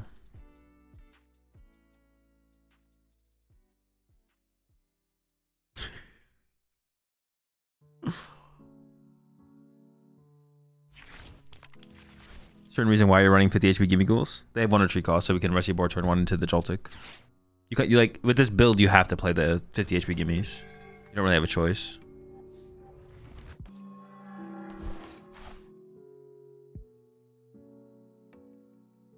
Dude, my Miraidon literally just drew 6 prize cards. MVP. Oh, no. We put it on top, right? We prepped for this. We prepared for this. The other ace spec I kind of wanted to run in here was Unfair Stamp. I don't know if that's worth it. Unfair Stamp seems kind of... It might be too much. That might be too much. I guess I do like the idea of it, though.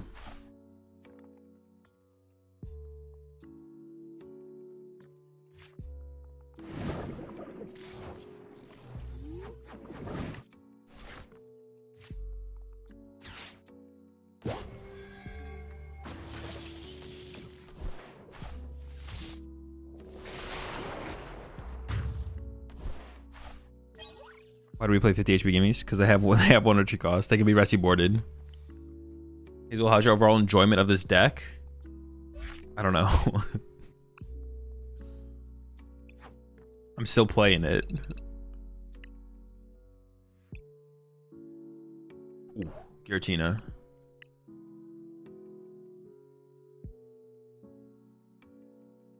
Wish my opponent would reset my Miraidon every time for me. I mean, they got to take a prize card there, right? So they have to... Well, the Iron Hands thing that they did was weird for sure. The Iron Hands thing they did was weird. I don't know, yeah.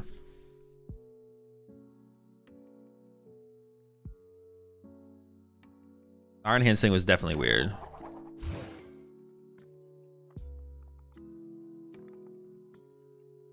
Honestly, there's like a bunch of A-specs you could play in here. You could play Hero's Cape, I guess, as well. Hazel, if you had to choose a Guardy build into a meta in which most people are playing Guardy, what build of Guardy would you play? Energize or Pure with Floon?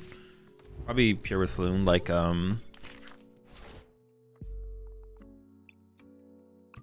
similar to Riley's build, or... Yeah, probably like what Riley played, basically.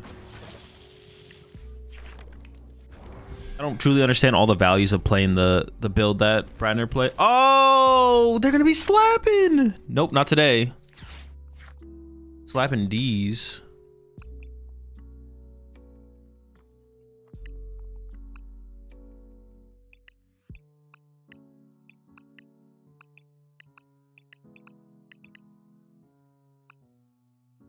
Two grass, 3 grass. Prize a metal and a grass.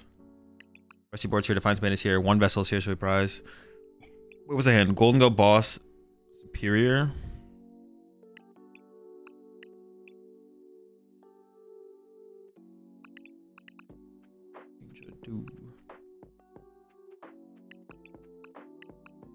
Prize a gimme.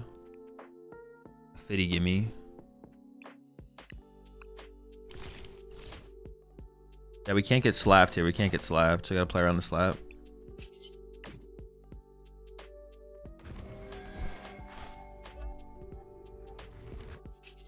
Oh, dude, I was hoping it was bugged one time.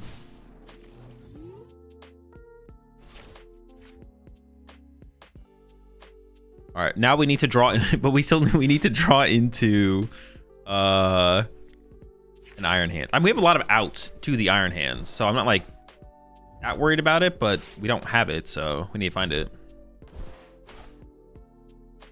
I missed one of my prize cards. It might have been the Switch, to be honest.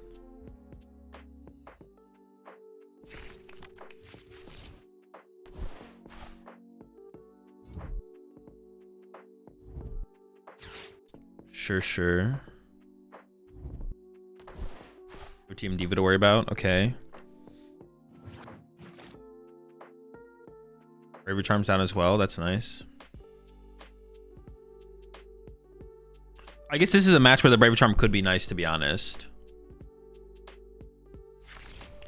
Yeah, this is a matchup where the Bravery Charm could be nice, because like it means our Iron Hands is more likely to survive the following turn, right? Holy Guardies. What are they drawing, the nuts over there? They have everything.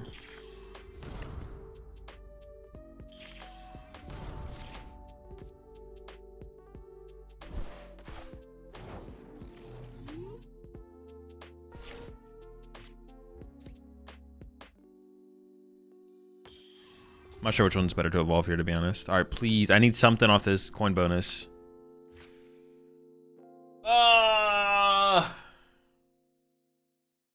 I mean, we know their 1 card hand is what, a research, right?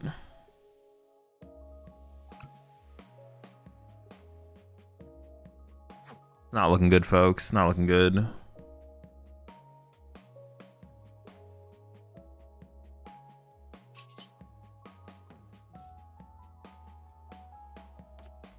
This is so bad. This is so bad. We don't win these. We don't win these. We go next. I decided. I thought you were talking about a metaphorical slap, not the attack. No, dude, that's freaking Screamtail's gonna slap us. We'd be switching the 50 HP gimmies with 70 HPs once the air balloon's in? Yeah, of course.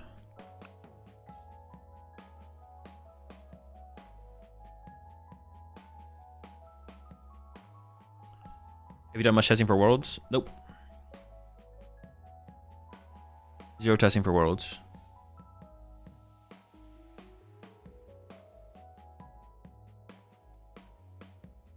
Yeah, we're just gonna go next. We're just gonna go next on that one. Not feeling it. I feel like it shouldn't be this hard. It feels so difficult still to get off the turn 1 Joltik attack. It feels like it shouldn't be this hard, to be honest. But it has been. It has been difficult. I feel like it should come together more cleanly overall, but it's just not. Like when I compare this deck to Joltik Box, we don't have like that much different, it feels like. It's just like a couple things. I don't know. We've only played a couple games though so far, so more games to be played.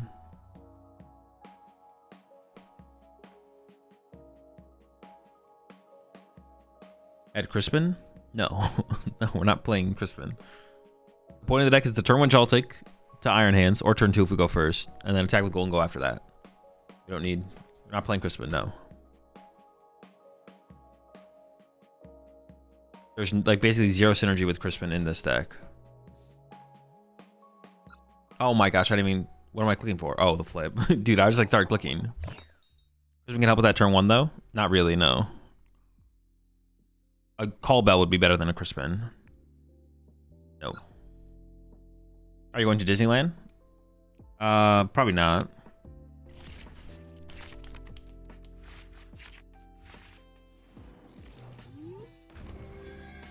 Okay, well now I'm missing an energy. We're always missing something though.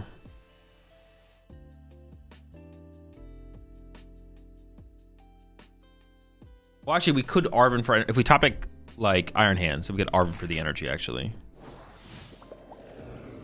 Also, Rescue Board has to not be prized. We should also just... Maybe we just shouldn't play Switch, and we should just play 2 Rescue Board, though, to be honest, the more I think about it. The Switch is basically a Rescue Board for the most part, in most situations. No, that's not true. Sometimes it's better to have a Switch.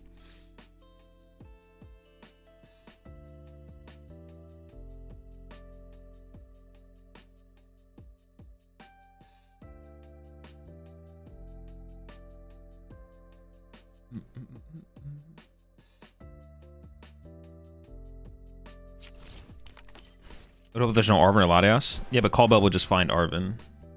Crispin is not good. Crispin is not good in here. Do you think one of the world's winners will say they're going to Disneyland in their victory speech? I mean, it's possible. Who knows?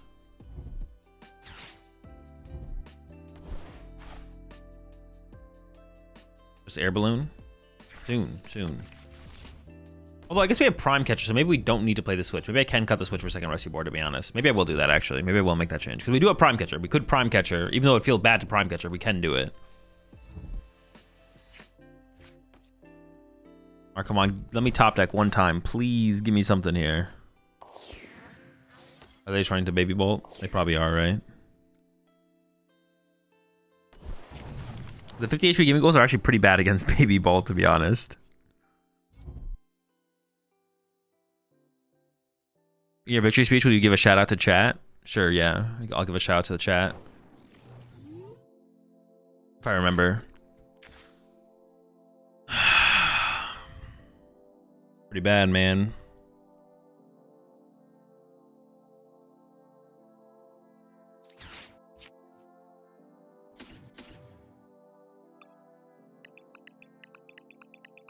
Is it just... Do I just concede? It's just chalked. It's chalked. It's chalked. We go next. We go next. Pack it up. Pack it up.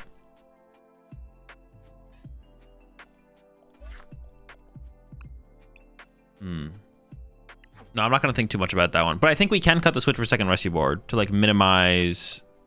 Like the Rescue Board being prized is like really, really bad. I think this is probably just better.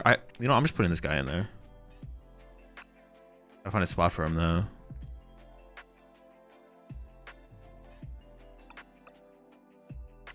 We can just give one the bundle for now. Let's see how that goes. Let's see how that feels. Try this.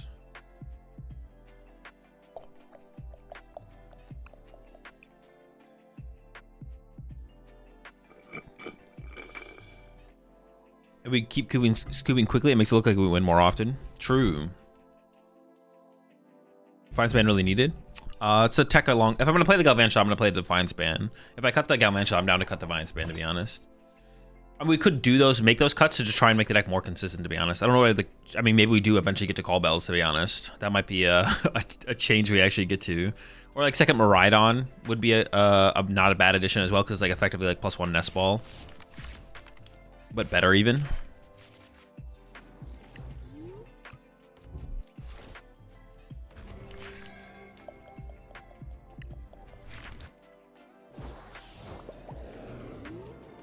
Take it all back, take it all back, take it all back.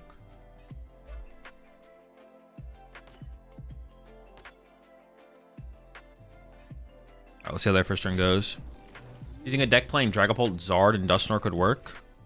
Yes, but like any deck can work. That's not like a question. Anything can work. Like obviously, like we're always talking about like some amount of synergy. There's synergy between all those cards in some way. I think the deck is bad. The question you're asking me is, Azul, do you think this deck could be meta? And the question is no. Any deck can work though. Yeah. Like obviously within some amount of synergy. It's like, hey, Azul, do you think United Wings, Cynthia's Garchomp, Gholdengo could work? It's like, you never ask that question because you don't see any synergies there. But if you ever see, if you look at some cards and you're like, oh, there is some relative synergy between these cards, or you're just adding powerful Pokemon together that don't, like Dusknoir plus Charizard. Well, there's some synergy there. Keep it more pride. There is like some synergy between like Dusknoir and Dragapult and Dusknoir and Charizard and all those kinds of cards. There's like some synergy there for sure.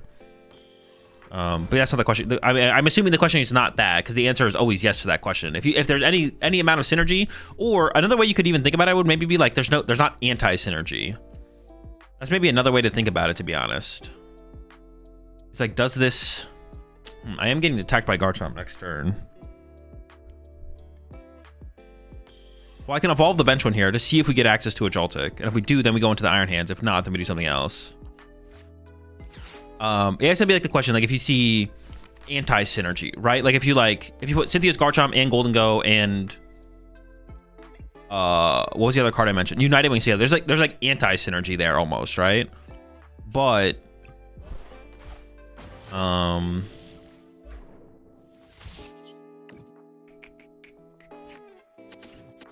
there's almost like anti-synergy amongst those cards. It's gonna be an interesting game, actually.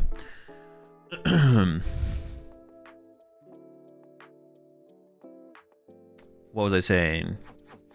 Yeah, but if the cards are like neutral but good cards, like if the cards are neutral or have some slight synergy, and I'd say Dragapult, Charizard, and Dusknoir, they probably have, I don't know, if you put it on 3 degrees of synergy, they probably have like level 1 synergy, not like level 2 or level 3. There's like, oh, there's like some, yeah, there's some things where obviously they benefit from it, but they're all just powerful cards, put them together. The answer is yes. The answer is just like always yes. Do you think cards with neutral to some synergy could work? The answer is just literally always yes. The only time it'd be questionable would be like, do these cards, would we be questioning whether or not cards have like anti-synergy? It's like, well, when you play this card with this card just like literally makes it harder to play this other card. Then at that point they don't work. But if you don't know if they have anti-synergy, then it would be worth asking the question. All of this to say D's. No, all of this to say the answer is literally always yes. So the question, I assume the question you're asking me is, Azul, do you think this deck could be meta? And my answer is no. What's the synergy between Joltik and Dango? It gives you a better way to draw 2 prize cards. See, I would say this deck is neutral. I wouldn't even like argue that there's synergy between these cards. I would say it's just neutral. You could make the argument though that Gholdengo has struggles in matchups drawing the first 2 prize cards with a 2 prizer, and we actively want to avoid that. So by including Iron Hands in the deck, it allows us to draw 2 prizes with a 2 prize Pokemon, which gives us the 2 prize knockout more consistently with the 2 prize Pokemon, which is what we want. And then it also accelerates energy into play, a lot of energy into play, and our opponent has to respect our Iron Hands, so therefore they have to KO our Iron Hands, and if they KO our Iron Hands, that puts our energy in the discard pile, which then leads to the energy in the discard pile for Gholdengo to use later on. So you can maybe say there's like level 1 synergy in this deck, but I wouldn't make too strong of an argument that there's a ton of synergy going on here.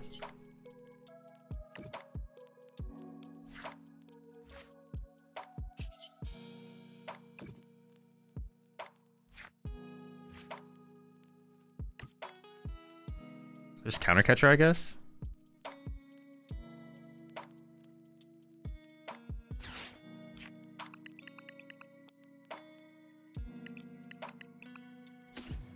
Is it time to use Counter Catcher? Yeah, because the Prime Catcher is better, right? Yeah. I could KO this thing. I don't think I care about that. Oh, actually, I want to save the Defiance Band for a Gholdengo. Oh, I could take it then for that reason, to have access to it. Sure. Do they play tool removal? Why am I asking that question? What? No, of course not.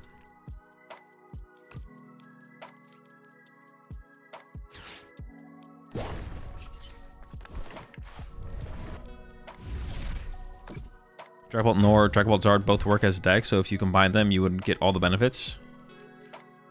Yeah, of course. Well, I'm not like gonna,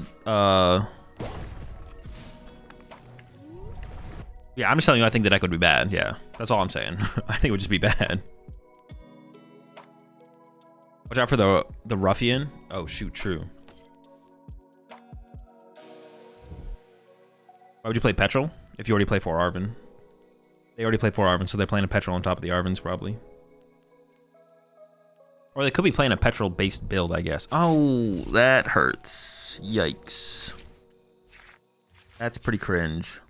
Help. Do I, like, guaranteed lose the prize trade now? Not exactly. Ouch. Ow. Ow! Oh, that hurts. Dude, I can't recover from that. What the heck? Where's my Fez? Honestly, getting Fez down last turn would have been really, really good. This deck does just kind of be playing 4 Nest Ball, and we're just, like, not finding Fez out here. What is with that? You know what I'm saying?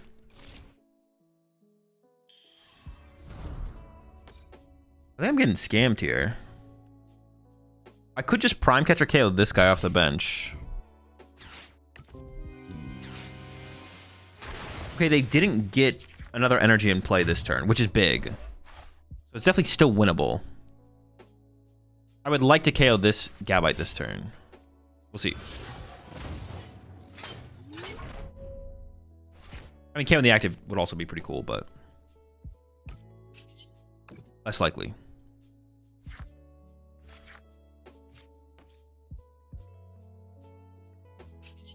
I don't like this. Let's just draw 1, I guess.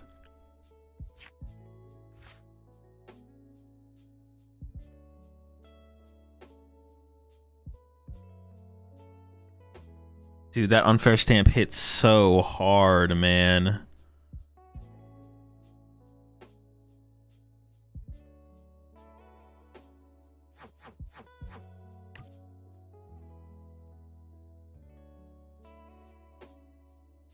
No Fez.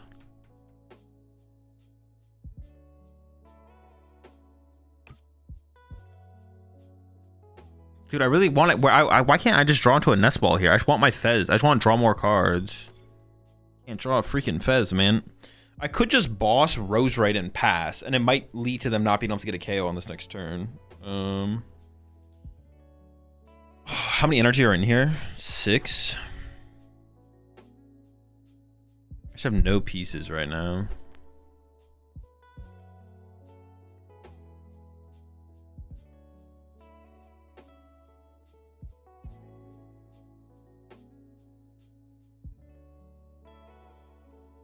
You'd have to have their switch or rescue board or something here.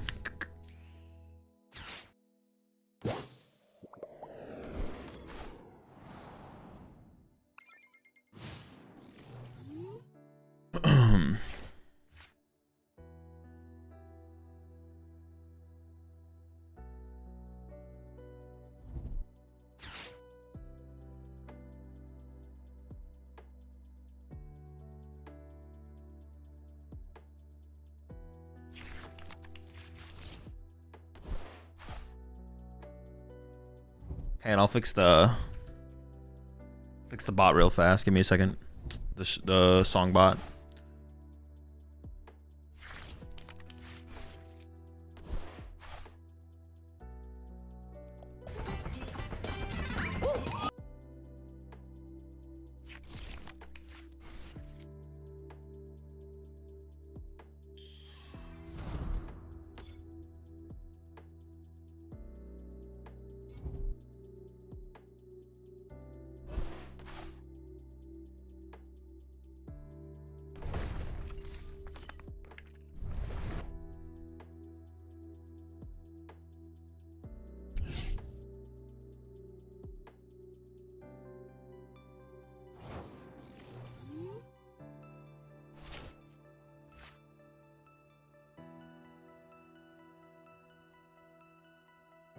They just straight up retreat past.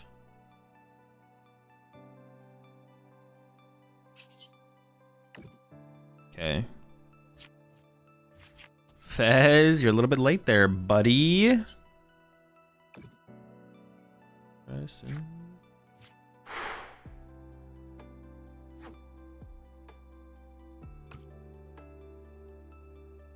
The question is, how many energy are left in the deck?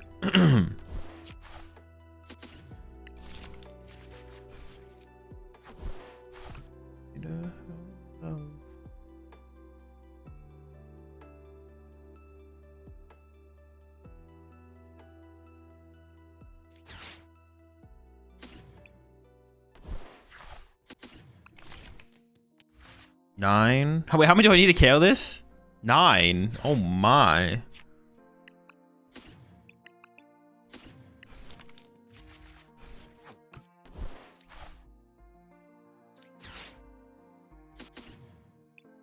Oh my goodness. I don't actually want to bench the Fez. If they go second energy knockout on this next turn, we're just going to take time to build. Like, we don't have to win the turn after immediately.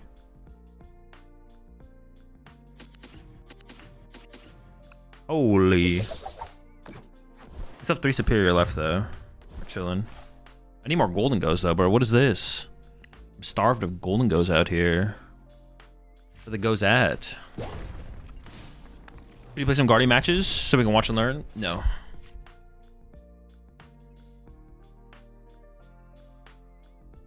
I'm not that good at it. I want to see how you do it. Yeah, no. But always playing more games is good. And then also, Henry Chow has been doing some streaming. I don't know if he's streamed recently, but he might have his Twitch VODs up. So checking out those would probably be pretty good as well. Check out the Henry Chow Twitch VODs. If he has his VODs up. I'm not sure if he has his VODs up.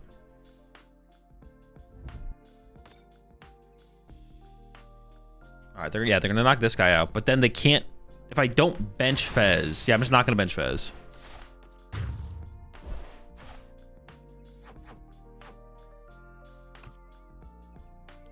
Even all my energy's in my discard pile.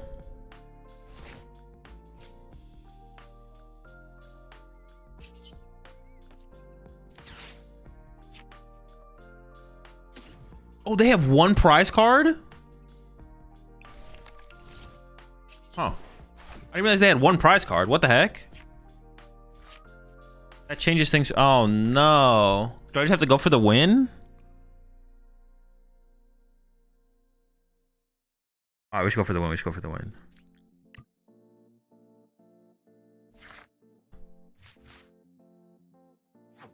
Broken.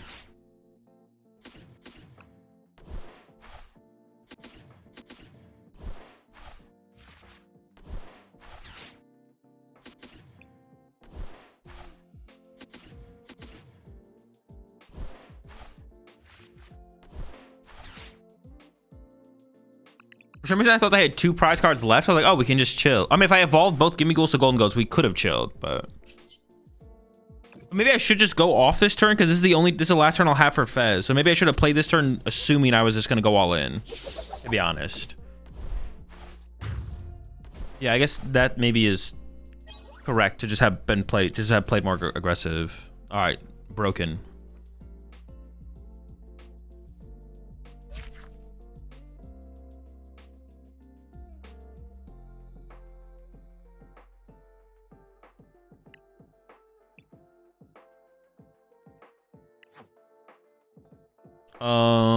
I guess one more comment I'll make on the Gardevoir thing. I will be playing some Jelly Gardevoir once the new set drops for sure at some point. So yeah, I will be playing some Jelly Gardevoir when the new set drops for sure. On the way. Can I come back tomorrow to ask how to fix this broken top deck? Are you talking about my top deck there? Change bench of Divine Span for Iron Leaves, 1 more Miraidon? No. I'm never adding Iron Leaves to this deck. The card is ass. The card is cheeks. The card is garbage. The Joltic start, but the rest of the hand sucks. Have to make do, I guess.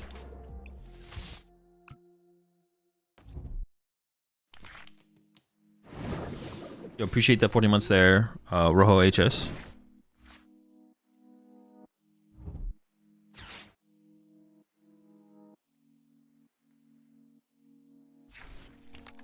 From Sharp Player saying Iron Leaves is bad. Shocked.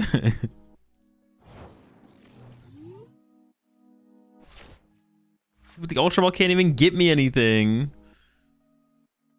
I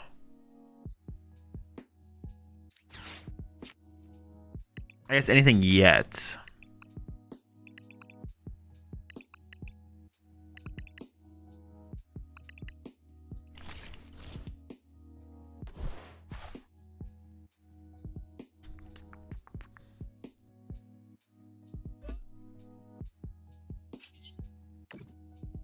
Yeah, we'll see. We'll see. It's not looking good, but well, we haven't lost yet. I mean, I don't know if they're gonna have Candy Grimmsnarl next turn. Although Candy Grimmsnarl would be pretty scary. I'm not gonna lie. Yo, appreciate the gift subs there. Mountain Dew over to David Duck and Bowler Dude. Welcome both to the pack. Can't wait for Bangle to come out. I think it'll give Ethan Cyclosion the final bump it needs to take over the top. Hopefully. I'm hoping. I hope so, but I'm not that hopeful.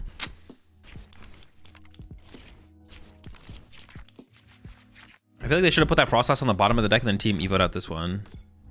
I guess unless they have the other one in the deck, I guess. Sure.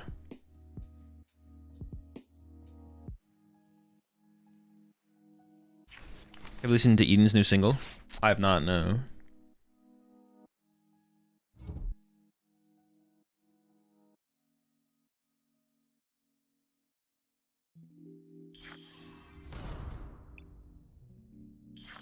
Or what went to the bottom? I just play this first. I'm looking for. Oh, what the heck? They have double Morgrim out. Oh, never mind. Dude, what the heck? They just drew the nuts off that. I was gonna be like, oh, I can KO their lone Impidimp.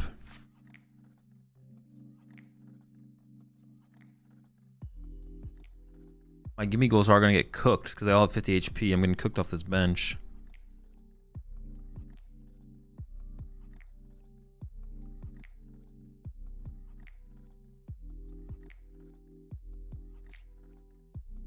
Arvin every time, right? Okay.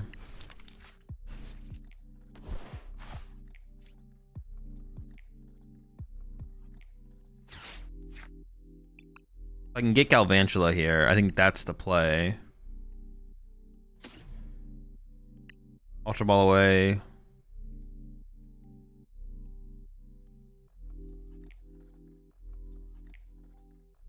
I want to leave an energy here.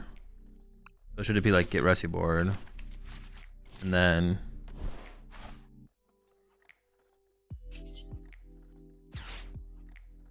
I guess I could Ultra Ball away the Gholdengo and the energy. Then I can go like this.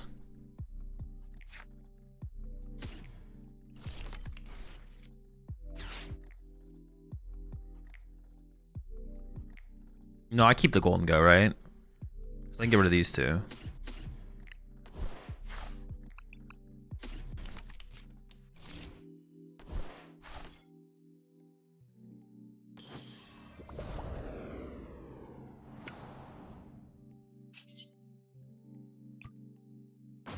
I think I may as well bench Fez here because they kind of... No, they don't have to take a KO. They could whip. They could just punch my Iron Hands, right? I'm actually just not going to bench Fez. This is fine.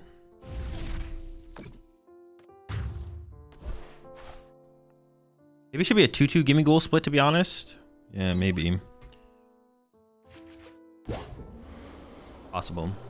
Hazel, my mom told me that the new Retro MEX is baited. Is bait. And I shouldn't get it. Is she trolling or being optimal? I think a 1-of is a good pickup, but that's about it.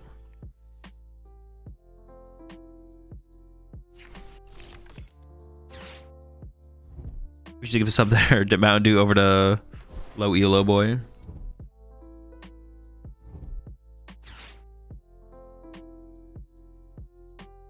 Counter catcher KO, Galvantula. And they can also snipe the see the sniping on the 50 is like, oh. Sure.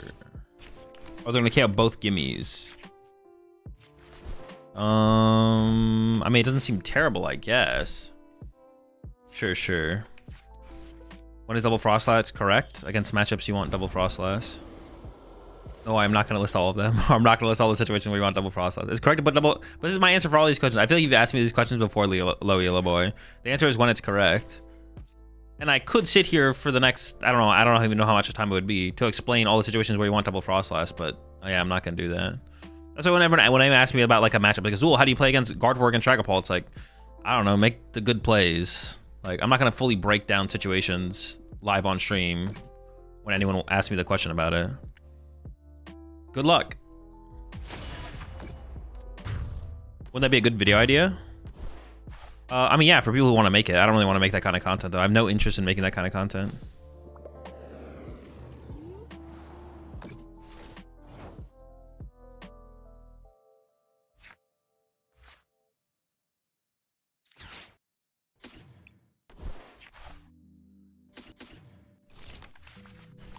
Maybe I should bench the Fez. Yeah, I should have benched Fez. Winnable.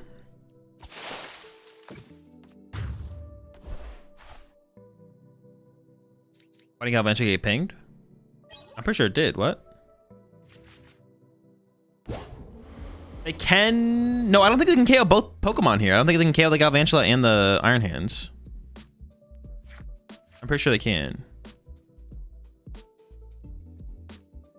What about a pure 1 hour documentary glazing why Gholdengo is the best deck? Yeah, we could do that. We could do that. No, that's doable.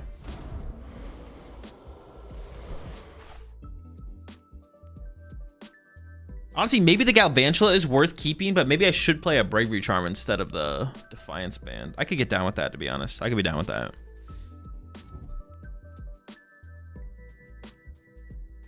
When I play against X matchup, we'll take all 6 prizes. Yeah. I mean, that's literally what I usually say. I mean, my answers are, for those questions are always going to be unsatisfying. That's just because, like, yeah, live while I'm streaming, I'm not going to break down how to play a matchup. It's not as simple as, oh, when you go first as Ralts, bench a Ralts. He's a genius! Bench the Ralts! That's a genius!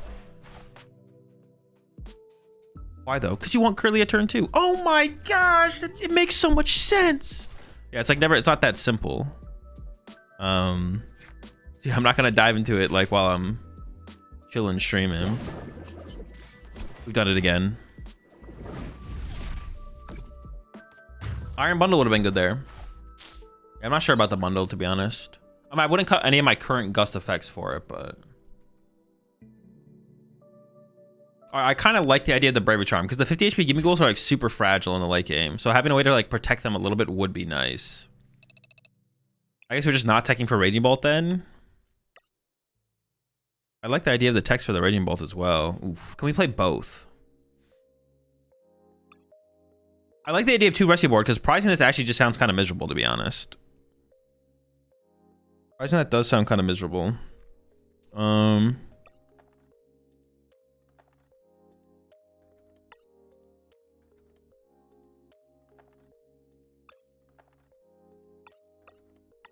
I could cut a Pokegear.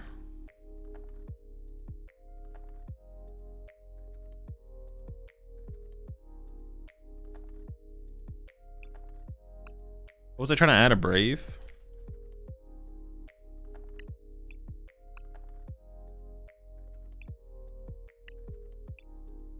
Let's try it. See how much I regret that. Have you played Phoenix in Marvel Rivals yet? Speaking of miserable things. No, I haven't played Marvel Rivals in like over a month now, it feels like.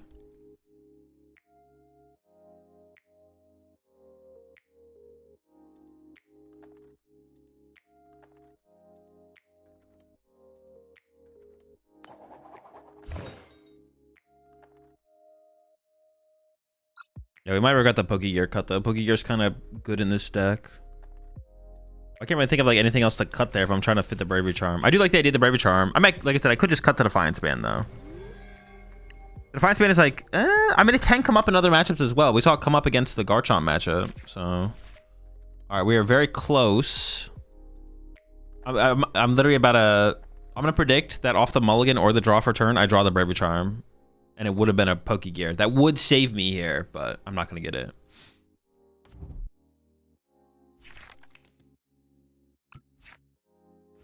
Okay. If I don't Joltik turn 1 here, it's so bad if we don't Joltik turn 1. It's so bad. Then what am I even playing for at that point? Playing to lose.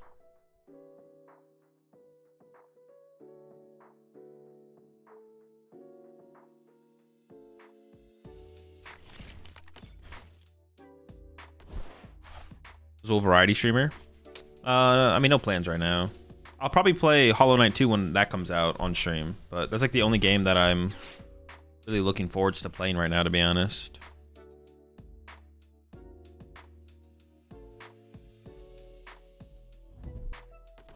I think cutting Drifloon is the way to go in Guardy. I don't know. I don't have an opinion on Guardy. I haven't played Guardy in a long time. Double Ralts, bro? What are they, cheating? What, did they just listen to my guide that I just said 10 minutes ago? What are you, hacking? There's got to be a full Gholdengo.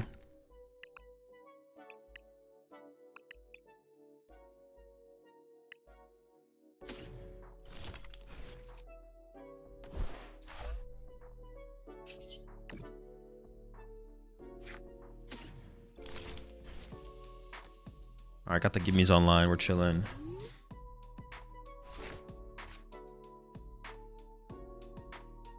I mean, also, I guess if we played an Iono, we'd have like +1 good card. If we played an Iono, we'd have like +1 draw supporter, or like good supporter in the deck to find early game.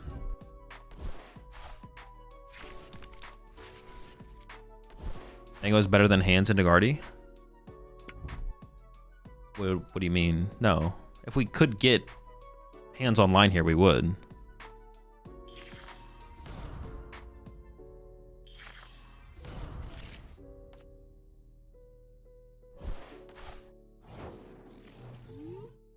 All right, here we go.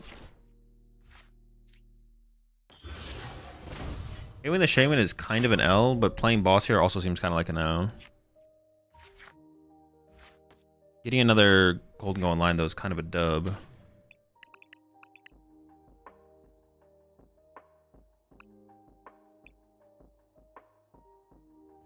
Defiance Band's probably not going to come up.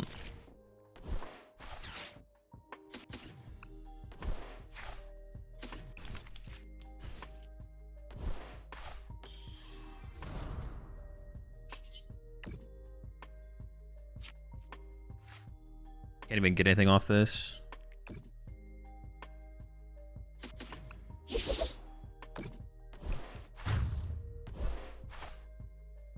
Yeah, like I could have played boss there to KO at Curlia, but like I have so little pressure.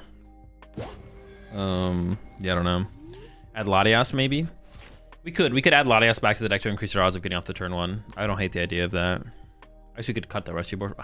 Latias is so bad. That's one of the reasons I want to move away from the Cyrano build, was because the Latias is so mid. The Latias is just so mid. I'm gonna Screamtail my gimme. It's kind of rude. Actually, I don't know what they're gonna do here. Iono and C. Would this deck play the balloon thing? Yes, of course.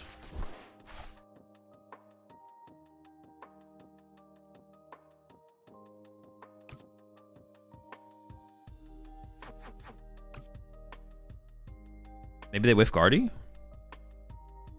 Yeah, like in that situation there with double Nestball, the Latias would have been enough to retreat our active. Because we could have gone Nestball Marauder, Nestball Latias, get to Joltik, Joltik, load up Iron Hands. We would have been set up. They have plenty of energy.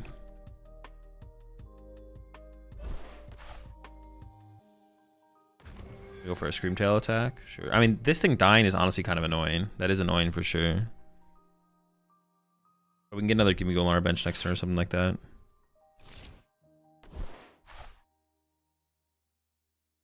That is just annoying, to be honest. That is just annoying. Poor Gimme. Does it work on everything or just basics? Air Balloon works on everything. Just -2 retreat cost for the Pokemon. How does it do against Marnie? That's fine. Probably favored against Marnie. With the hands in the Galvantula.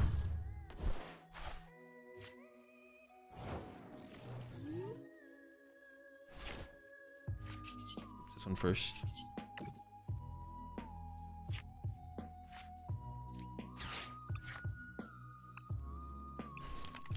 That doesn't seem, that seems not possible. I feel like I got lied to there. Sure.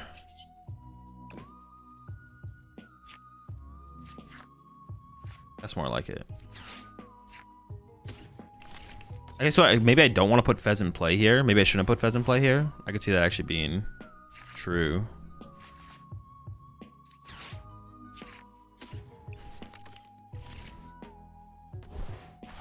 I feel like we're just gonna lose though. I feel like, yeah. I priced 2 medals. Dude. Wait, can we get out of this? Yeah, I guess I can. I can do this. Hold up.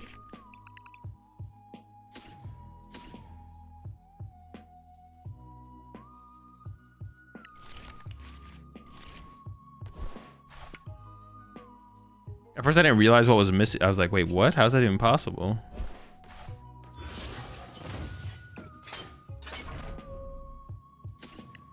Alright, it's fine. We're back. I could have got Bravery Charm though. We could Bravery Charm our Fez later, I guess. The Bravery Charm's kind of cool for those situations as well, I guess. Sure, sure.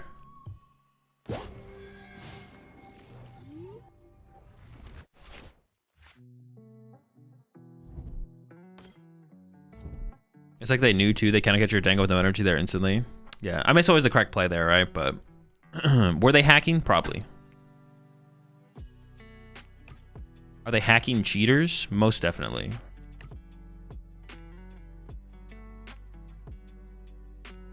Cheating hackers?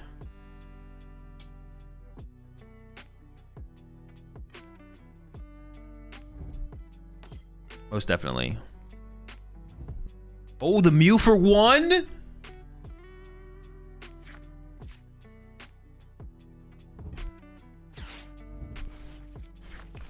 Who knows if that was the card they got, though. Could have been. Maybe.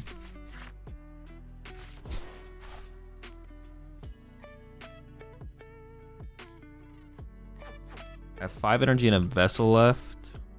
I have very little draw power on board, though, to be honest. I have all my superiors left. The question is, like, what are they attacking with this turn, I guess? I'm not sure what they're attacking with. Is that 3 Iono gone? 2. Okay. And why does it feel like these Ionos hit so hard, man? It feels like it's so hard to recover from these things.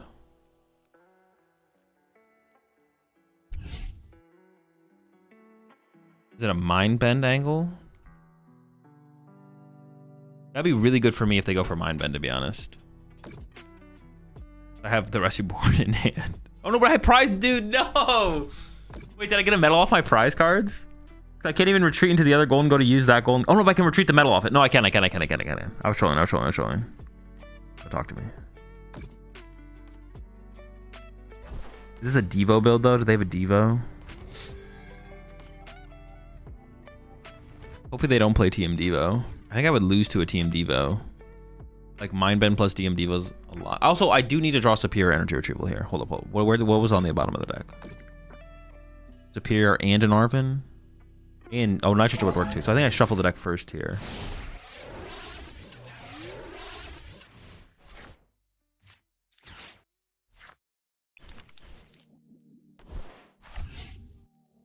Come on, give me something. Okay, cool.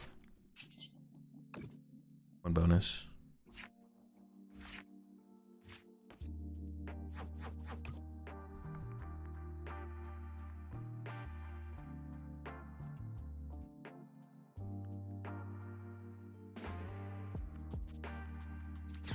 I think I should put the Bravery Charm on this Gimme Golden right now, to be honest.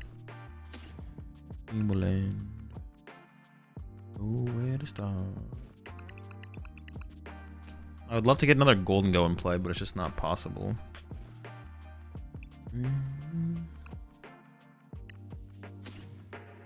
I'm kind of content with just KOing the active here as well, I think.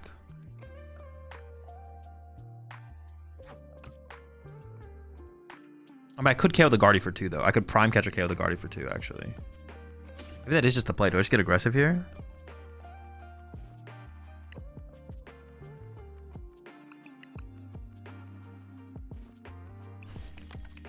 I just go for 2 prize cards? What am I discarding with this now, though?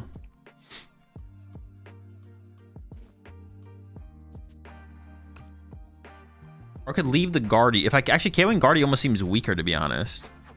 Maybe KOing the Muse the better way to go. Also, at least 2 energy on the Monkey Door, which is actually good. Okay, let's go after the Mew. Actually, I take it back.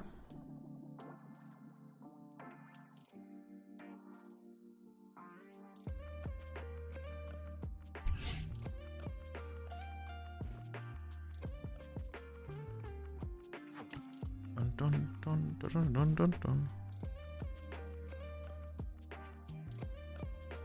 Oh, how do I want to play this, though? Patch rescue board active. This is where I want the rescue board. Retreat. Does that even make sense? Oh no, I could have attached here retreated. But maybe I want the full HP one in the active? I actually don't know. Oh wait, no, now I can't do it. Oh, but now I have to play the Night Treasure. Okay, I kind of messed up.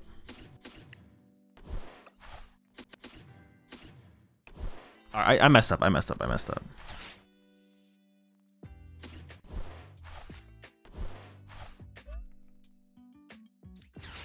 I just don't want to have to deal with more confusion.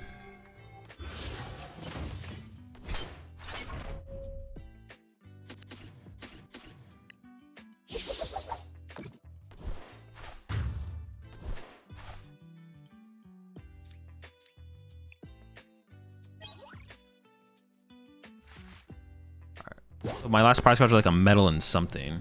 Have you ever retreated for free with rescue board second effect? A couple times, not very often though.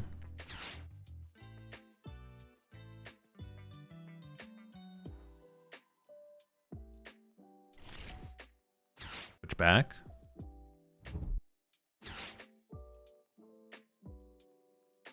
I'm not sure what you mean. There's Nest Ball. I mean, Fez isn't prized. They have Fez for drop. But if they fill up their bench again, though, they have no heavy hitter besides Guardy. But Guardy could die. They're still not in a bad spot, though, to be honest. They're still not in a bad spot. They have 5 prize cards left, though. That is a lot. Now that I have the Bravery Charm on the Gimme Goal, actually, I feel like is a pretty big deal that I got that down. Because I think, actually, yeah, the Gimme Goal dying ahead of schedule would have been pretty bad. Switch back in the deck. Oh, no, I don't play Switch. No Switch.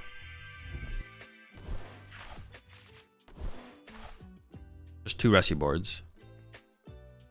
I feel like it's a bigger deal for getting off the turn 1 attack. Yeah, I really don't want to add Latios to this deck. In fact, I'd maybe try and like play a higher switch count or something like that first.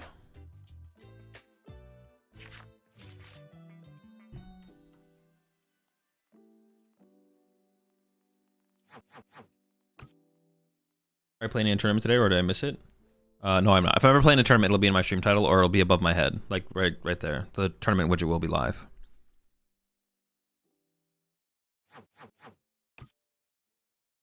Otherwise, I'm not playing in a tournament.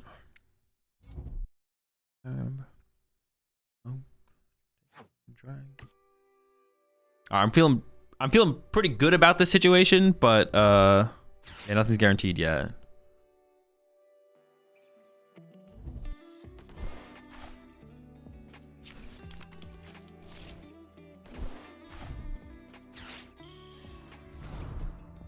Also, there's exclamation point tournament command. Yes. Also, you can just use the exclamation point tournament command to see the next tournament I am registered to play in. And if there's nothing there, then I'm not registered to play in any tournament. But actually, that does remind me, I am going to register for...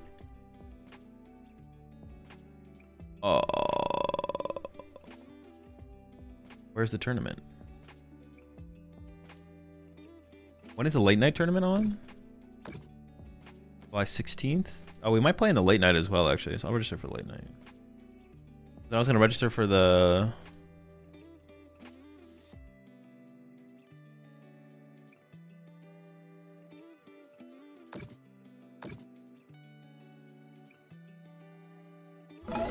Smart tournament. They're gonna play in the smart tournament. So. Did I not register for the other one? Trolling?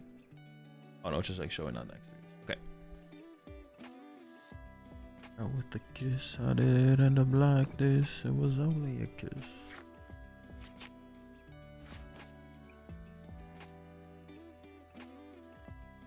Well, we have everything we need to take a knockout on the active, so I should play for boss right now, right? So we should go retreat.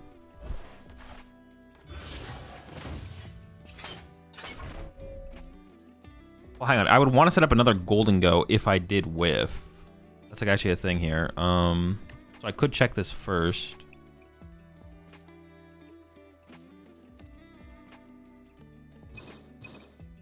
What am I looking for here? I don't even know what I'm looking at. I'm just looking at this stuff. Oh, I want to check this. Yeah. How many boss do I have left? Both? Let's see. No, because I want to use Cypher Manic to set up the win con on top of my deck, right? Yeah.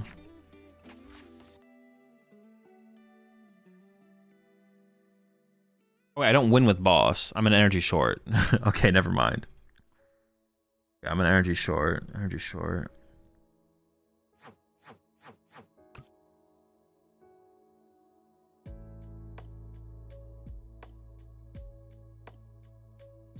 Just burn this to get out of the deck. I don't want those things. I hate them. Yeah, I'm an energy. Yeah, I'm an energy short. I'm an energy short.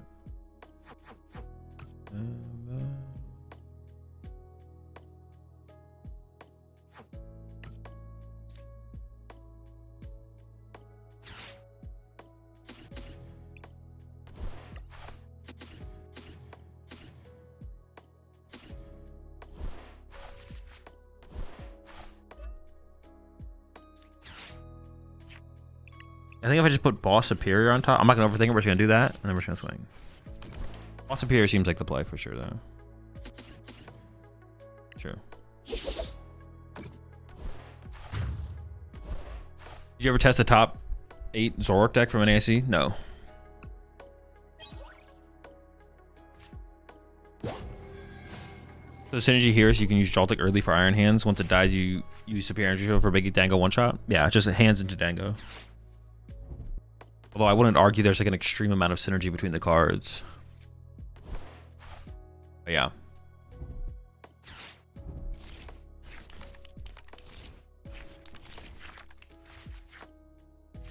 So the top deck is Superior.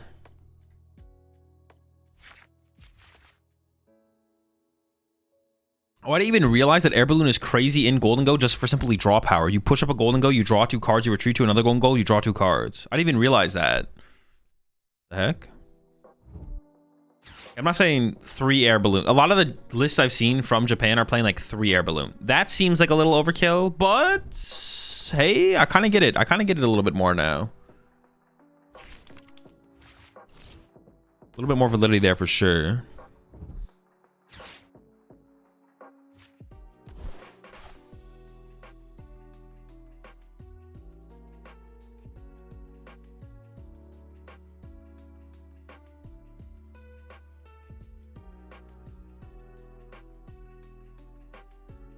Better than playing Loke? Definitely better than playing Loke, yeah.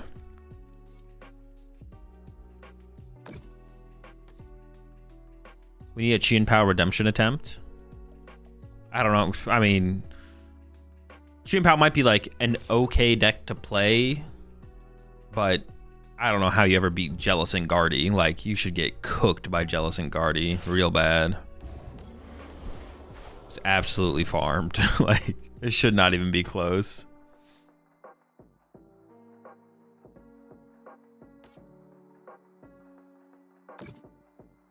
I am really liking the way this list ended up, though. This list is ending up. I think we got something here for sure. In terms of optimization. Have you seen the Japanese results? Just the Pokebook site. They have gym battle results over there.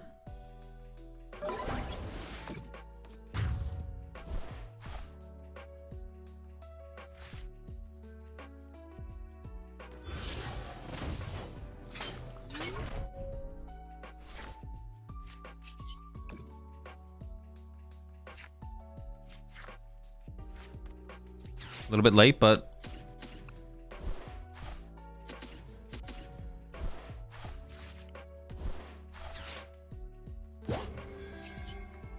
I got rain on him.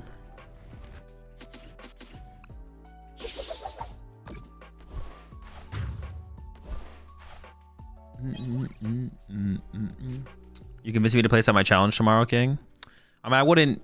If you're trying to be competitive, this is not a deck I would recommend. But if you're not too worried about that, the deck does function and is pretty fun. Confirmed functioning deck. I think we actually keep the Galvantula, but we could cut. Yeah, I think we keep the Galvantula, but we could cut the Defiance Bandit. The Defiance Bandit is really just a question about the Raging Bolt matchups, like whether or not we want to tech for Raging Bolt. That basically is what it comes down to.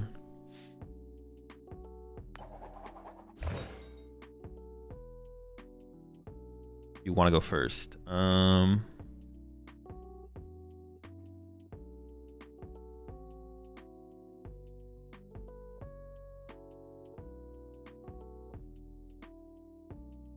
Why am I thinking so hard about that?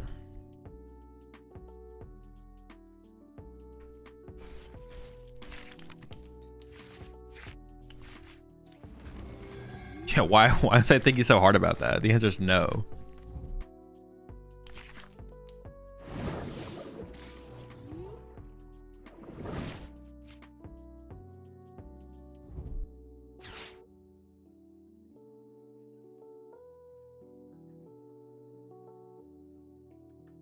More Grimmsnarl action. There's actually a matchup where we can bench double Joltik, right? In fact, we could just like... Man, how do I even want to play this? I'm trying to think about this.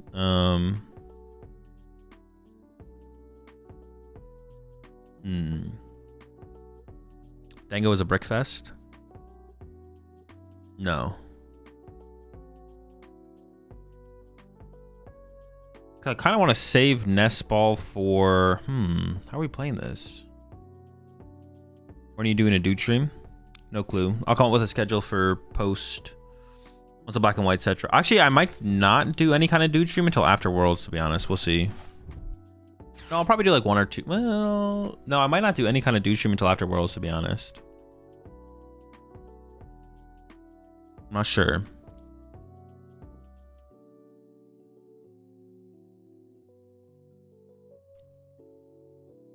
Congrats on the ambassador thing. Appreciate it. Hope you really help PTCG. Yeah, hopefully it will lead to some improvement in the space for sure. For the TCG in some way. GG's well got destroyed by you just now. GG's Jit.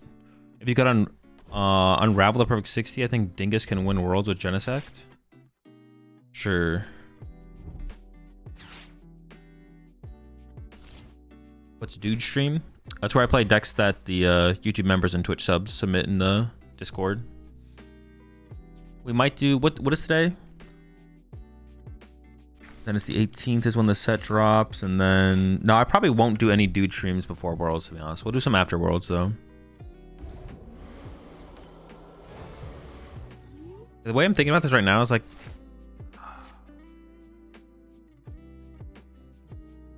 setting up Iron Hands is kind of cool. Let's see.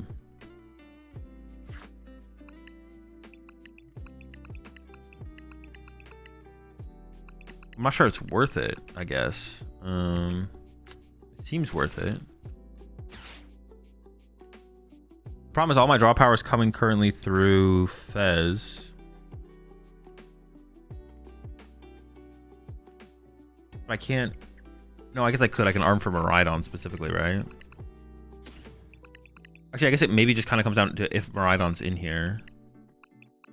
It is. But the thing I was thinking, what if we just like set up Galvantula? What if we just set up for Galvantula? Like I could just grab Bravery Charm,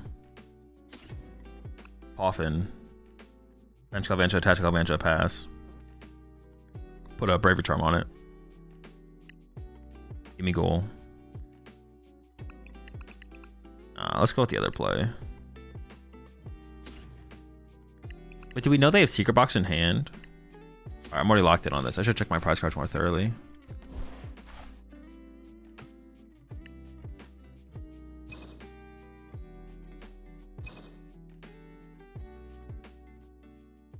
part of those to grab these. It might have candy in hand.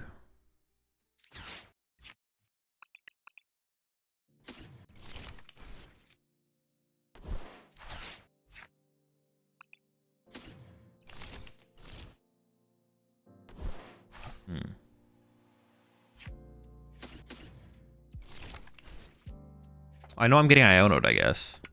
Does that change how I would have played this? It actually might have.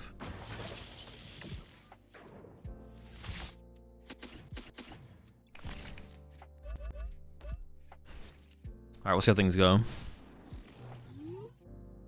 I think putting down Fez makes a ton of sense, though, because we know...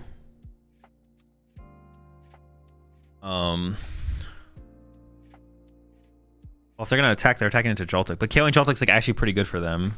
So I don't know, we'll see.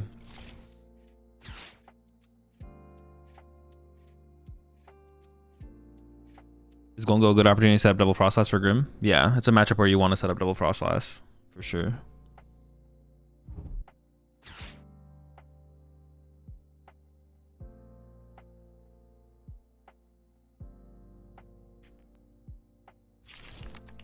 Make an Evo stream after Worlds 2. I mean, it's like a month after Worlds, isn't it? Yeah, I think it's like literally a month after Worlds. The Mega Evolution set drops. So what are the optimal popcorn seasonings? I don't know. It's a good question.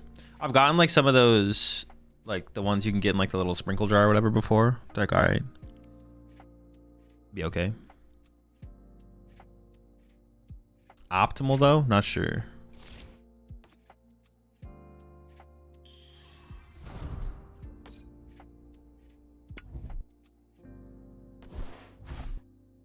Artisan. Okay, that's good for me. Give me a gimme ghoul.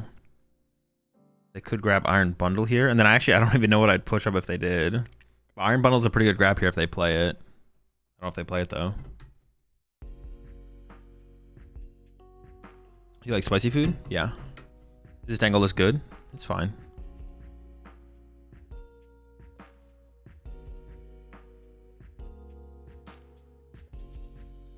Yeah, I'm still not sure about that early turn though, to be honest. I guess I also could have called for family, right? Oh, I honestly kind of forgot about calling for family to get another basic in play.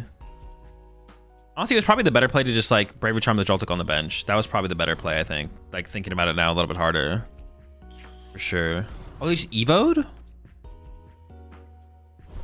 Sure. I mean, I guess it does kind of make things a little bit awkward for me. If I can't find... I don't need very much, though. I don't need very much this turn. I mean, if this gets me Arven, I guess.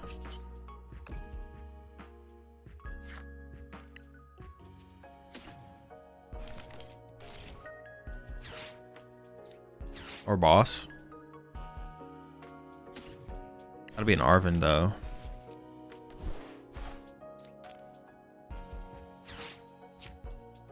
So I could go Prime Catcher, Bravery Charm.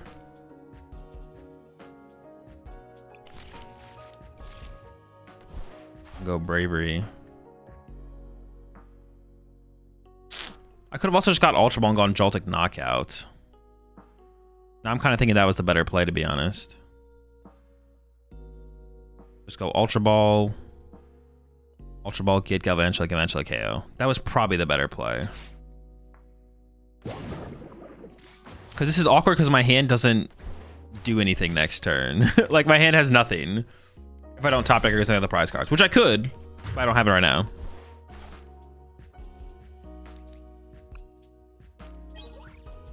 Okay, that's pretty good. Also, moving Iron Hands could become a problem the later the game goes. That I just used my switch card. I think going Galvantula Knockout was just the better play, to be honest, the more I think about it. Galvantula KO the active was just the better play. I should have just got Ultra Ball. I guess Ultra Ball plus Defiance Band, Ultra Ball away the Defiance Band to hold onto an extra one of the cards or something like that. They still have an Iono in hand here. Yeah, that was just, yeah, the more I think about it, the worse that play was, to be honest. Just go Galvantula Knockout. Why did I do this? Why did I do this? There's no reason. I guess if Ultra Ball was prized, I wouldn't have been able to, obviously, but... Also, I get to save my Prime Catcher for later as well. I have a fully set up Iron Hands with Prime Catcher still in my deck. Like, it doesn't get much better than that. This play, dude, the more I think about it, the worse this play gets. All right. Definitely a mistake. Next time, Galvantula knockout. You like soup? It's fine. Chasing the Joltik. Oh no, chasing the Fez. Oh, what the heck? What is this? Okay, I don't know. This is still kind of awkward. I guess I push... Well, I can push this, give me Ghoul, check with Artisan, and then go from there. Where did this soup hate go? I don't hate soup. I never hated soup. It's just like I would never get soup. It's fine. Like, soup's fine. I would never go out of my way to buy soup. Maybe because I did it like that, they're assuming my Galvantula is prized. Honestly, it might be. I actually don't know. It's not.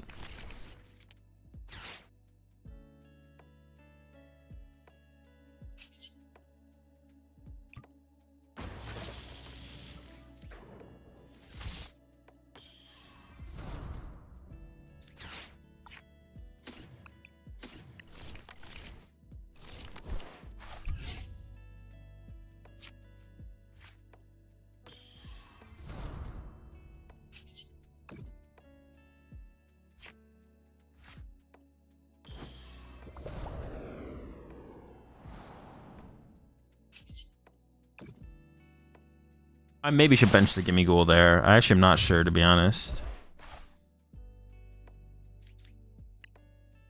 It's another situation where Iron Bundle would be pretty good, to be honest, but I don't play it anymore.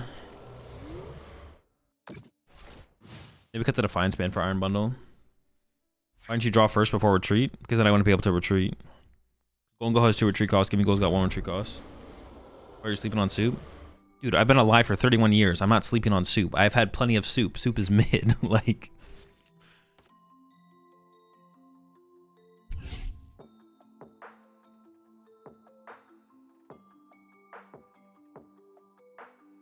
I have the feeling that most of the special energies in the standard format are underwhelming. We need more juice.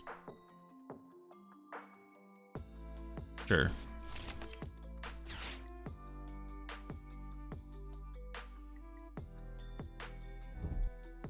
All right, Iono, 2. Be the boss.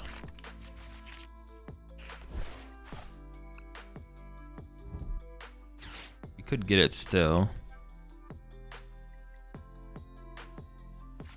I mean, they're gonna have like a pretty slow turn this turn. I can like push Gholdengo. I think I should push up this Gholdengo. We go draw, draw. If we get energy boss, then we win. If not, then no, actually, maybe I just push the Iron Hands and punch them, and then I could hard retreat to go like. No, actually, does that make sense? I don't know if that makes sense. Iron Hands punch them honestly seems fine. Yeah, I think I'm just gonna push the Iron Hands and punch them. And if I draw into a Superior, I could go hard retreat. Oh no, double Superior, I would need more than that actually. We can get a Superior. It'd be double Superior plus like a Vessel or something. But Arvin can generate a card first. Yeah, I'm just gonna push Iron Hands and punch him. And if we draw the boss off the 2, then we draw the boss off the 2.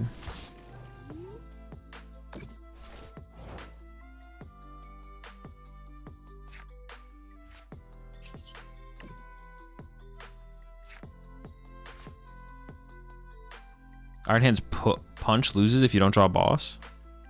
Loses. How does Iron Hand punch lose? Okay, so I have Cypher Maniac. I can't get enough. I'm like an energy short still.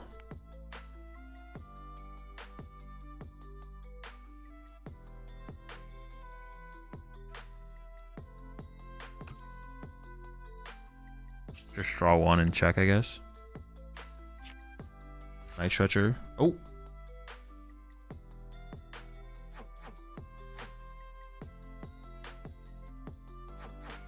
As. Emergency enough with Frostlass? No. Yeah, but I can't get access to 7 right now. Wait. 6? Yeah, I can't get access to 7 right now. And we just draw 3. Wait, what was on the bottom of the deck at this point, actually? Then it would take the bosses out of the equation. No, we just draw.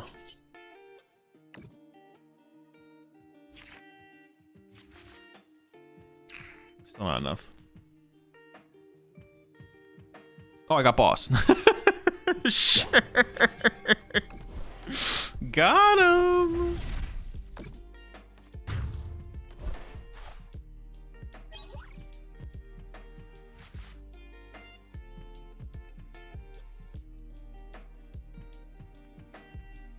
Yeah, we need 7 energy there.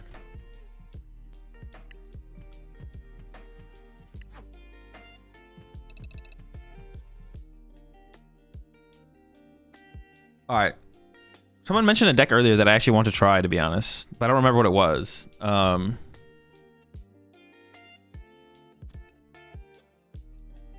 to treat, Cypher for Vessel, and SER works.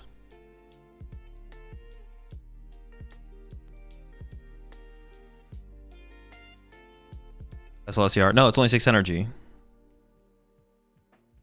Armor Rouge Box, Pult Hammers. Was it Zardization? Maybe. I need 7 energy there. You have a list for the deck? My lists are always in my Discord. You want a list? Just go to the Discord. We're taking 10 in between turns for knockout. Yeah, but I need attachment for turn plus discard 6 for 300. No, you're wrong. I need 7 energy. I didn't have a metal on a Gholdengo. It was Gardevoir Jellyfish. Well, I can't do that yet. Top Cut Zorak? Nope, definitely not.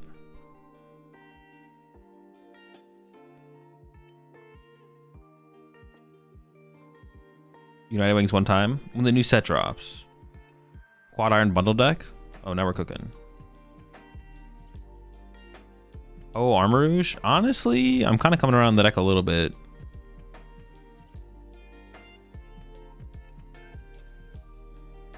I think no boss in the game will be more fun. I don't know. I haven't played the game with no boss.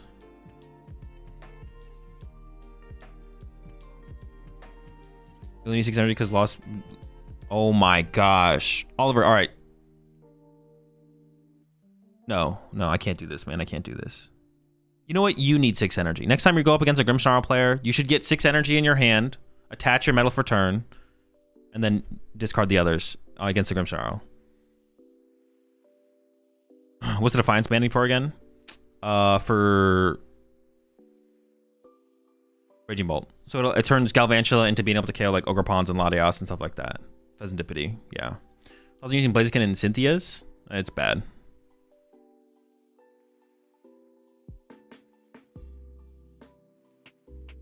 Someone asked for the Ho deck literally every day. Every day, man. Every gosh darn day. Yeah, Defiance Band is only for Raging Bolt. It's like probably not good against anything else. But it probably makes a pretty big difference in that matchup, to be honest. Because like we'd play the counter catcher and the prime catcher and the bosses anyway, so.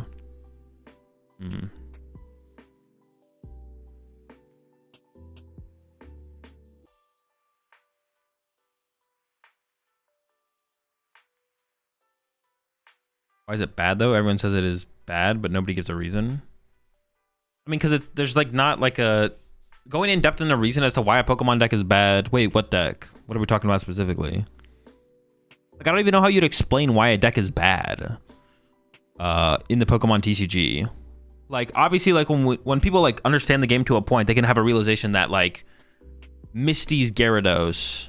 Using Blaziken and Cynthia's? Oh, because it's just worse than the other. It's worse to have to put the Blaziken than not playing Blaziken. The deck feels better without Blaziken. Like, how do you, like, I don't even know how you explain that. Like, or maybe like the answers that I would give to that wouldn't be satisfying for me, but maybe it makes enough sense to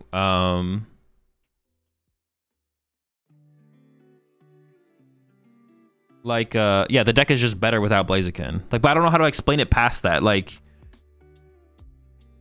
or I mean, I guess like if I said like the inconsistency of the inclusion of Blaziken versus just playing cards that synergize with the deck better don't make up for the energy acceleration that Blaziken gives. I guess would that be a sufficient enough answer? In my head, that's not a sufficient answer to explain why Blaziken's bad in Garchomp, but maybe that is. Yeah, the inclusion of Blaziken, the inconsistencies of including Blaziken into the deck does not make up, or the inclusion of Blaziken versus other cards, just playing it more based around Cynthia's cards or stuff like Monkey Dory or Christmas or whatever. The energy acceleration does not make up for the inconsistencies of the inclusion versus just playing a build that is more straightforward with cards that synergize better with Cynthia's Garchomp.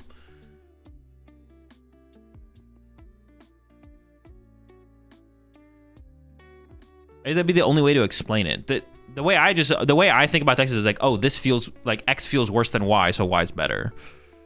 But if you wanted a breakdown as to why Blaziken is bad in Cynthia's Garchomp, like that would be it. I guess. But it all just comes back to it feels worse than the other way to play Garchomp. But to break it down, I guess that would be the breakdown, I guess. You don't gain enough from it to justify playing it over other cards? Yeah, pretty much. But that's the answer for everything, though. But that's what I'm saying. That's why it's like... That's the answer for every build of a deck feeling better than another build of a deck. It's like, well, why do you play Gholdengo with Revavroom? Because it feels better than playing it without it. I feel like I gain more from playing Revavroom than not playing Revavroom, right? Like that's literally how you'd explain. That's how you could theoretically explain every deck difference. So I mean, you can literally just say, like that's what I'm saying. Like you could just say it feels better with it or without it. Yeah, I don't know.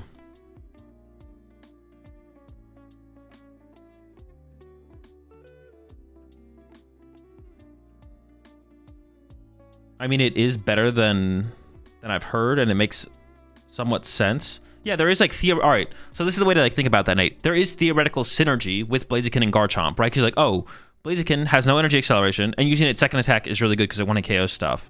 But at the end of the day, people like when people build decks and think about decks, they're not thinking about like, oh, when people are like playing Garchomp, they don't. Because we're always coming from like a competitive sense. Like there is like this deck is not the best way to play Gholdengo, right? Actually, this is probably a good example. This is not the best way to play Gholdengo, but we can still take Gholdengo Iron Hands and push it to its limit. There's still a limit for, or there's still like a ceiling for Gholdengo Iron Hands, right? There's still a ceiling for Cynthia's Garchomp Blaziken. But we're always talking about things like we're always talking about things through a competitive lens, and it's like who cares about Gholdengo Joltik when straight Gholdengo is better? You shouldn't. If you're trying to be competitive, you shouldn't give any time to Gholdengo Joltik unless you just want to play like a cool Pokemon deck. So when you ask about Blaziken and Cynthia's Garchomp, the answer is it's bad because there is a better version of the deck. Cynthia's Garchomp without Blaziken is better, so Cynthia's Garchomp with Blaziken is bad because in the PokemonTCG, there's only what is right and then what is wrong, but only one thing is right. So Cynthia's Garchomp with Blaziken is wrong, but so is a bunch of different builds to play Cynthia's Garchomp because there's only one thing that can be right. There's only one best way to play Cynthia's Garchomp. There's not a bunch of different good ways. There's one perfect way, and there's a bunch of bad ways. So it's not that Blaziken, Cynthia's Garchomp can't succeed theoretically, or couldn't like win a league challenge or a league cup, or even day 2 like a major tournament.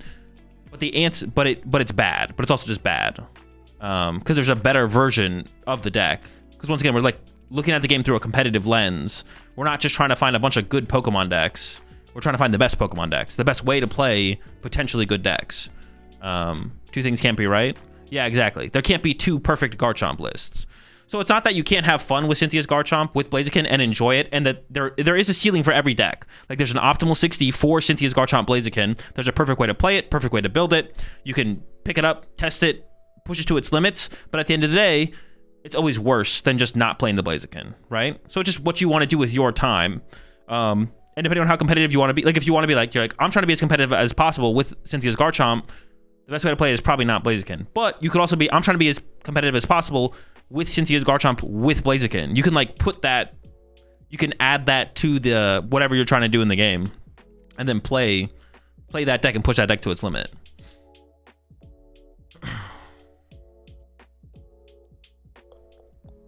As well as Community Ambassador, do you think you'll be able to stream in regionals without streams now? I have no idea what you're asking, Drago Blaze.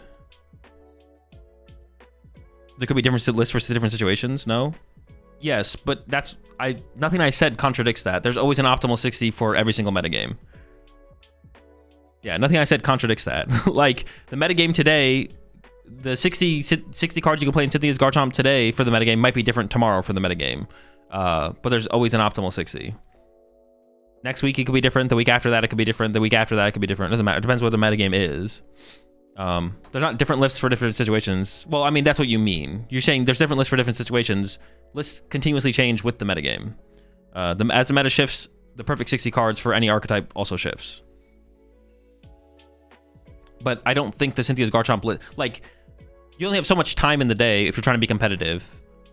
I don't think, and you have to like make judgments call. You have to like make predictive judgment calls to be efficient with your time. So let's just say you want to play Cynthia's Garchomp.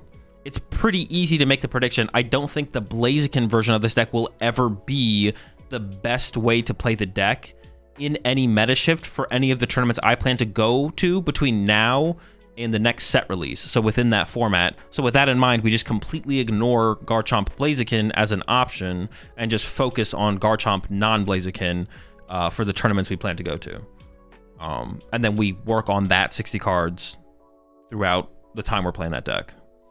You should try Grimmsnarl next, Tim Danklin, make a good version of it? No. The only goal when you play should be to win. Playing combos of fun is a separate thing from competitive TCG. Yeah, but so it all just comes back to your goal at the end of the day. Like if you're just trying to maximize win percentage to be as competitive as possible, then yeah, then you're always just like theoretically looking for like the perfect archetype to play every tournament. But like you usually have to scale it back. Like with that in mind, like you usually have to scale it back a little bit. Like for every major tournament, like the points of a format that we can care about are major tournament metagame points. That's why it's like so hard to care about this current format, because there's no major tournaments. That's why I don't care at all about the current format and the current meta, because there's no major tournaments going on. So there's no points in the format that matter. It's all just like irrelevant, like for the current format, because the points we care about are the meta. The meta games we care about are major tournament. The meta games we care about in a format are major tournaments, but there's no major tournaments, so there's like nothing to care about. Man, I had something else. I was like leading up to something with that, and I completely forgot what I was gonna say.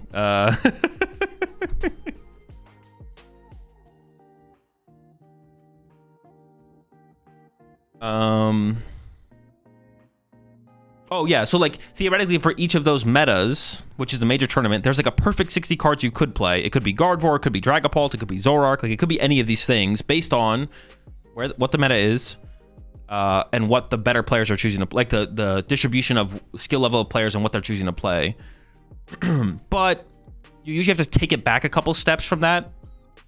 Like it's really hard, like to refine your preparation down to that point is like not possible usually. So you have to take a couple steps back, and you have to just kind of pick a good archetype, get good with a good archetype, try and be as innovative as possible with the archetype you choose, and then play that at the tournament. You have to like take a step back and kind of apply that.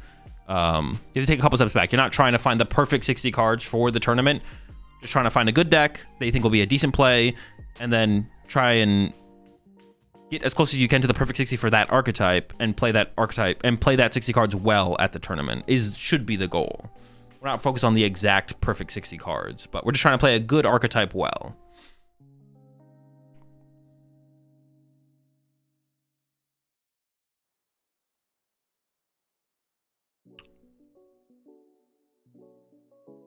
Yeah, my competitive deck is Dango Pulp, but I enjoy playing the Cynthia's Blaziken, as I call it. Just curious as to maybe some of the reasons that it is worse. Do you have the insight? Yeah, of course. Yeah, it's like, yeah, it's just worse because there's a better way to play Cynthia's Garchomp, basically. And you could disagree. Now, the thing with that is this is all opinion-based as well. Well, some of the things I said are not opinion-based. Some of them are just facts. But, like, if a deck is good or bad, it's like an opinion, right? So you could disagree with me that you think Cynthia's Garchomp with Blaziken is better than with it without, but that doesn't matter for either of us. It doesn't matter. It's like you that's your opinion, this is my opinion, and then that's where it kind of ends. Like it doesn't really matter at that point. You know what I'm saying? Like at that point, that's where it ends. Like yeah, cool.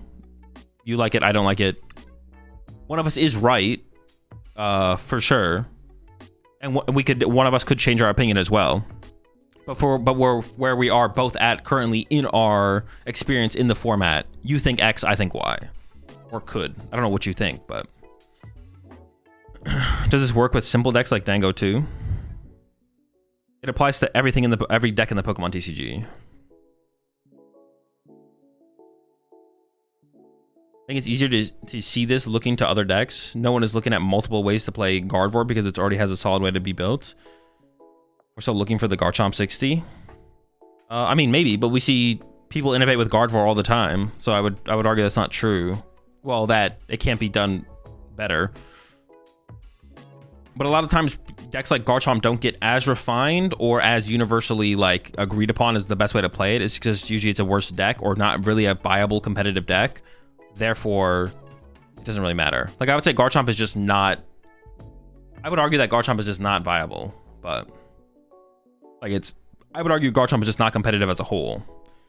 But If we want to argue about which build is better to play, I would argue Garchomp without Blaziken is better, but I wonder what you think the best deck is right now. I don't know. Like I said, I don't care about this format. Can't we all agree that Chomp is bad with or without Blaziken? Yeah. I mean, I agree. I think the deck's just not competitive. Like, and when I say that, I mean, it's like I don't think you could like confidently bring it to a major tournament thinking you could win it. Any deck that you think you could, any deck that you could confidently bring to a major tournament and win with it, I think is like a competitive deck. Like, I think you could say that for like Gardevoir, Raging Bolt, Grimmsnarl. I don't even know if I would say Polt though, because Polt's guarding matchup is bad. Maybe Polt. Maybe Polt. I wouldn't even be that confident I could win a tournament if I played Polt at a tournament and was like super prepared with it, because the guardian matchup is just so bad.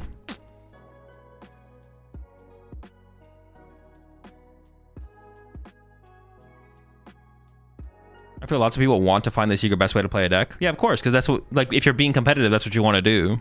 I mean, sometimes you can't come up with anything, but that's like one of the goals.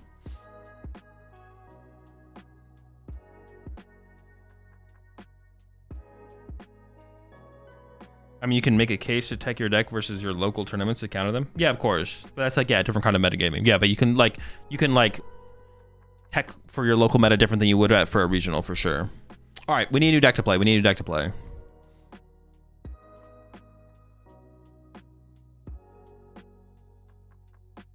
I mean, our Guardian players giving up the KOs with Drifloon and Screamtail. I mean, you're never not playing Screamtail, but Bradner didn't play Drifloon. Grimmsnarl, Chiampao. Oh, Armarouge, I'm telling you. Can I message you my Zoroark? Yeah, sure. I mean, I probably won't do anything with it, but... Coke with Baby Blood Moon Azul? No. Play Melmetal? Melmetal? What the heck? Armarouge? Wait, wasn't there another deck that I said yesterday that I wanted to play today? It was like this deck. Oh, it was Magcargo. I want to play more Magcargo. All right, we might be on that Magcargo, actually. Hold up. I want to build the deck without Latias. Just more switches. I hate benching Latias with this deck.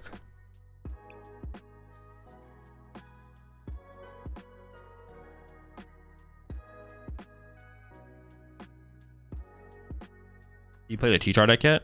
I did not play the T-Char deck yet. I think we're gonna go to the Cargo.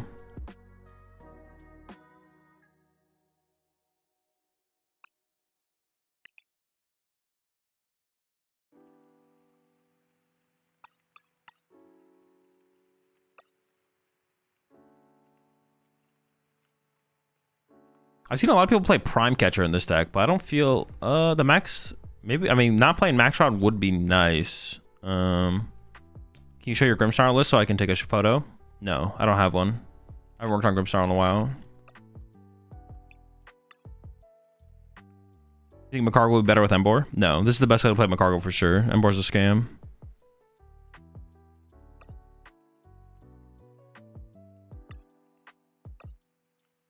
I don't hate the idea of the Prime Catcher. Maybe we can do something like this. Hold up. Was Prime that? What other ace spec could you play in here, actually?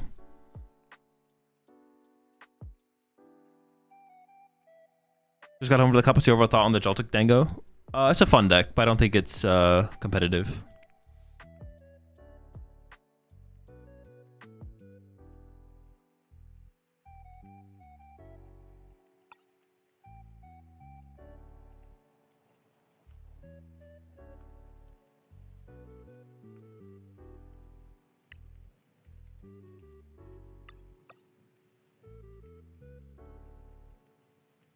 Unfair is always a choice. No, unfair seems weak.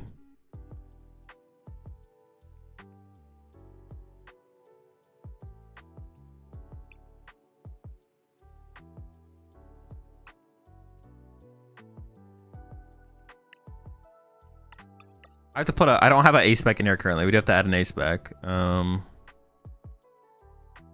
think it's gotta be. It's gotta be Prime or Max Rod. To be honest, I kind of just like the Max Rod. Let's just do the Max Rods though. It's like an all-in. It kind of just works, to be honest.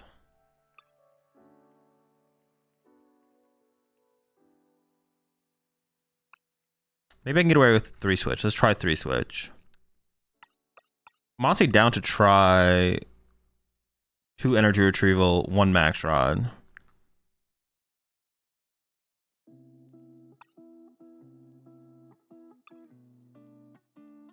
The 4 Ethan's Adventure I've actually felt pretty good. Do we need 4 Ethan's Adventure? I don't know. It's felt kind of nice to have, to be honest. I'm not gonna lie.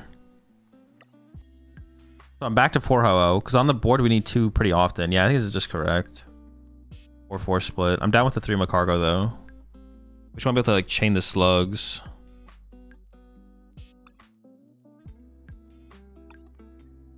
Oh, hang on. I want to change these energies though. I don't like these.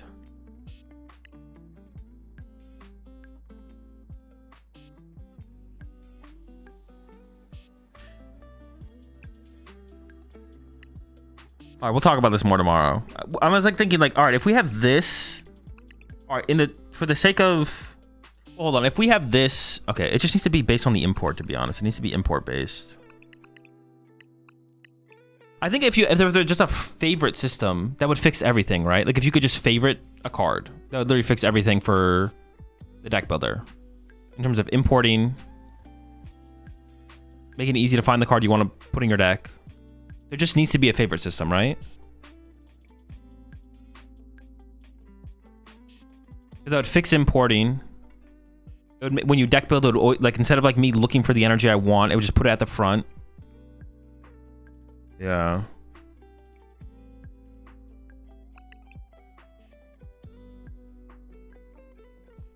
PTC Joe auto-selected the versions you had when importing.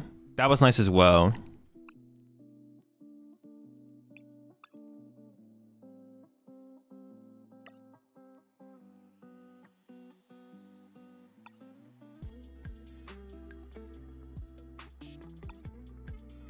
Is 3 switch enough, or do I actually need 4? I actually might need 4 switch, to be honest.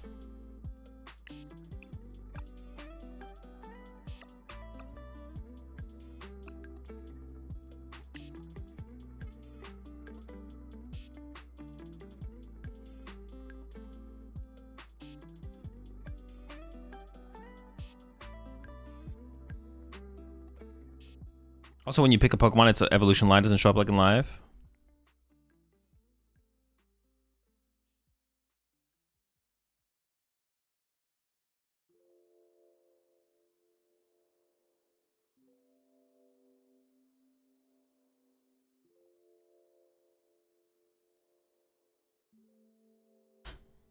All right, we'll talk about all this more tomorrow. Like I mentioned, appreciate that much there, Tuco. Hazel, I pray for my League Cup tomorrow with Pult Zard. Best of luck in the Cup tomorrow there, Koa. Yeah, we'll talk about this all tomorrow. For anyone who's not aware, I'm going to be doing a PTCG. We're gonna be doing a stream tomorrow talking about what we want to see changed in PTCG Live. We're gonna go through ranked ladder, deck builder, gameplay. I think those are that's like everything basically, right? Deck builder, ranked ladder, gameplay, right? Is that like basically it? Those 3 categories?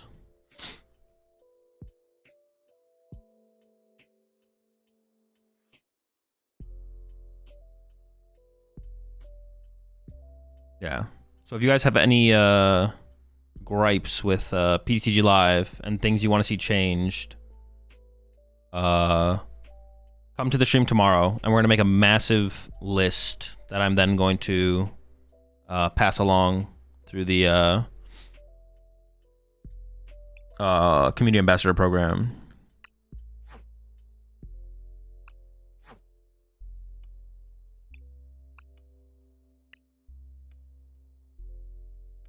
All right, I'm gonna make some food real fast. I'll be right back, and then we're gonna run some Magcargo. What time tomorrow? What time tomorrow? I'll be live between 11 trading. No trading. Get out of here, Greg. You're banned. I'll be live between 11 and 12 West Coast time. You're back.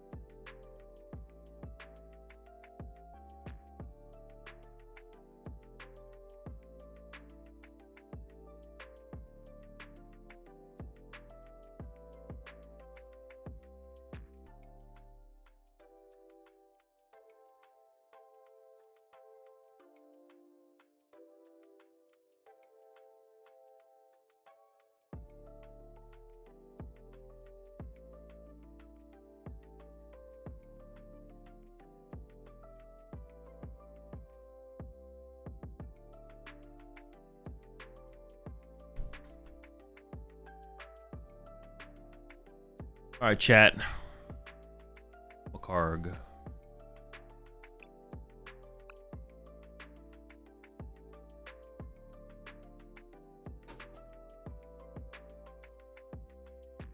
Also, some of you may be already noticed by the stream title, but today's stream is sponsored by Ludio. You can go feel free to check them out right now if you want. Exclamation point Ludio. I'll be showing off their platform at the end of the stream today.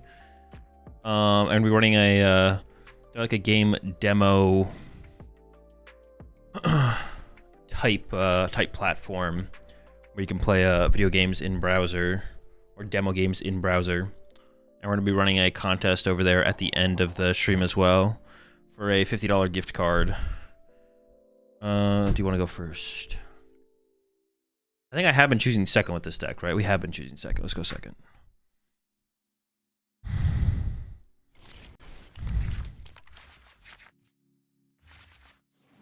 Not bad. I go up to 4 switch. I did. The air balloon will actually just go kind of insane in this deck. I'm excited for air balloon in this deck. Probably play like 2 or 3 of them. Just give us a ton of mobility. That's what's missing.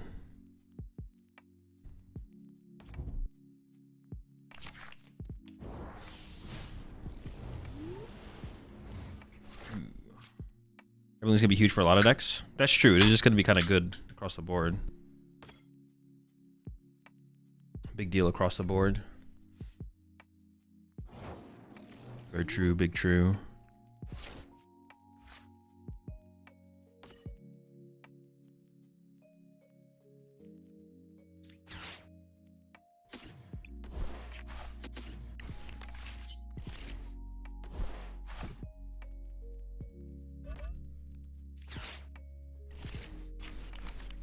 I still don't love playing Iono there, but I didn't really have a choice.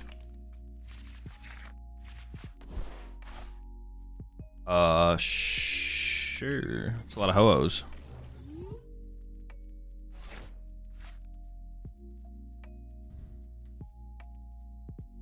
Yeah, there's not really any point in me going second, right? Or first. Yeah, it's like we should definitely just be going second. I thought about that for a little bit, but...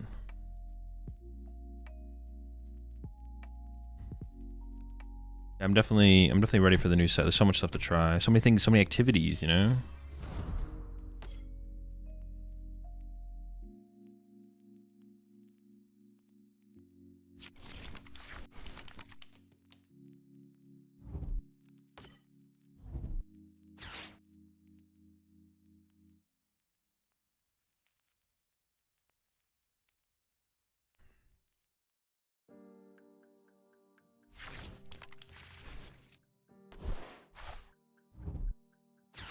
What?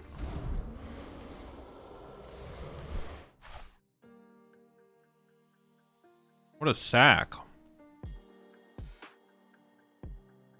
I honestly just want to top deck an energy for turn. I can accelerate it here and then switch into this guy. I think we're literally just punching the Charizard for turn, but I'm like actually kind of fine with that.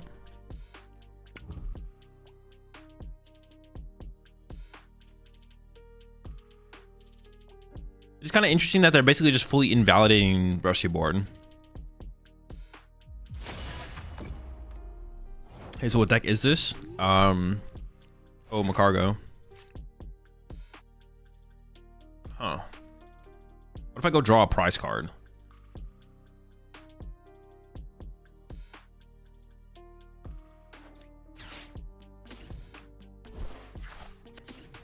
If they Iono me, I kind of want more researchers in my deck. Although, don't they also play... Am I trolling? This might be bad, but it might be good. I'm actually going to bench this as well because I expect them to potentially counter catch or KO a Ho-Oh.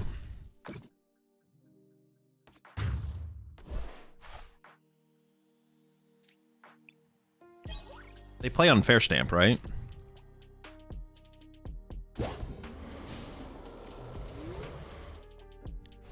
That's why I kept the extra research over the extra Ho-Oh there. Because if we get in Fair Stamp here, I definitely want more research in my deck.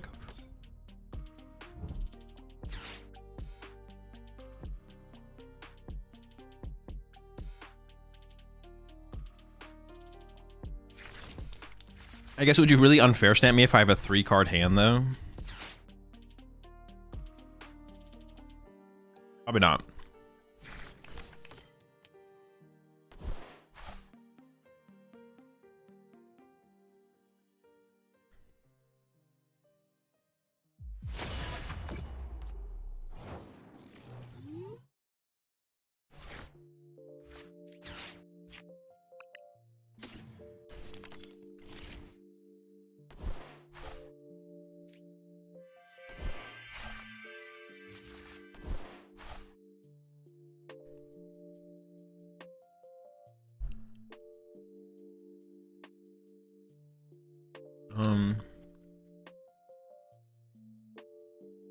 I could run to another Ho-Oh here. I don't know if that's correct, though. But how do I even want to play this?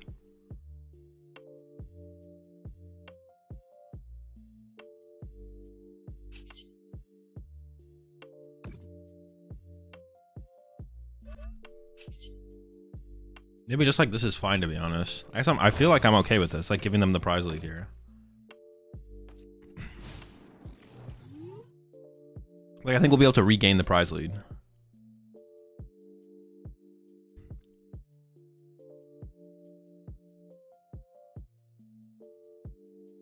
I guess we'll see.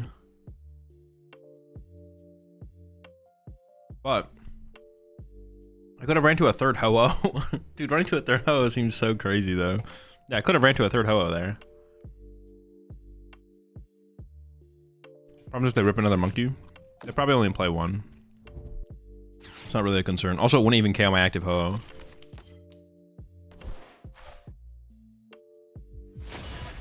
Okay.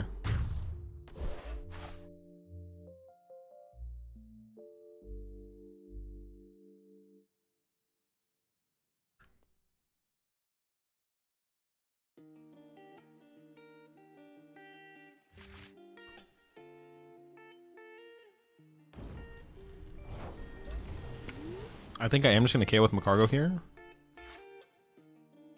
So I'm going to go Evolve. Hatch. Nest. Mew. Ultra Ball. Bez.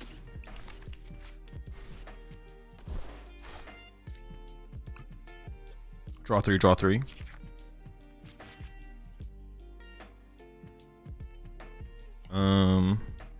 What do I even want to set up here?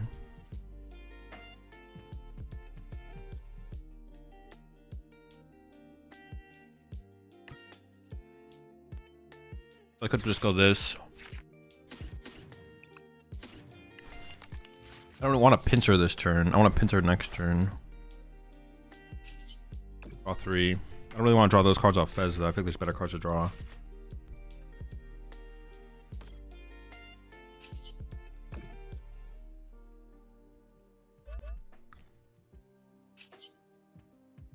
Five, 10, 11. I play 13. I have 1 vessel left.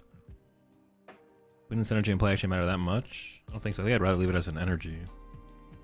Sure.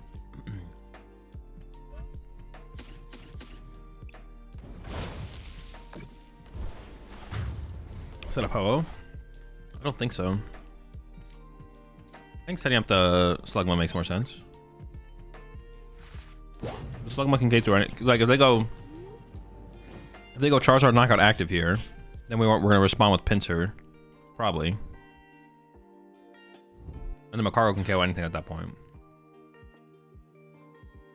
Oh, I guess this could be kind of annoying. And my Ho-Oh is gonna get. Oh, they went after my Fez.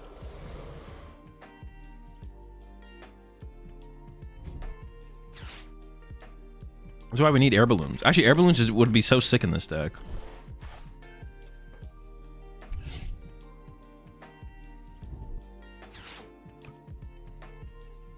We do play 4 switch though. Oh, they're just burning cards for a Cleffa. Okay. Sure. I have to find a switch.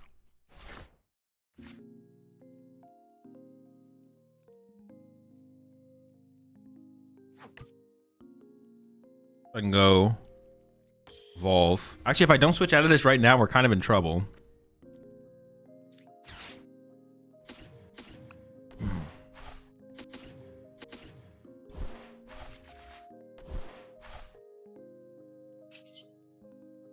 Your superior boss hard treat? No. Pogo can't accelerate to the active.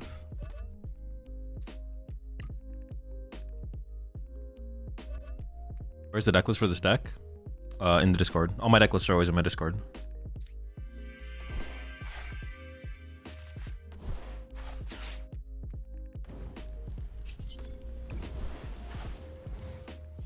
This actually feels, honestly, this board state is great, but this actually feels kind of bad to not have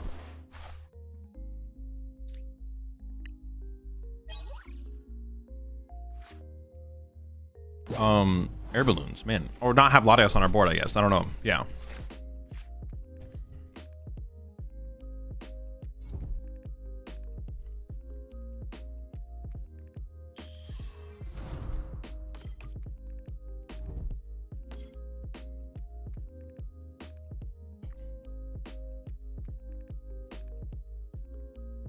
it was 7-card hand. I have 2 boss left, 1 switch. I mean, I feel like we should be okay to close this out, but we'll see.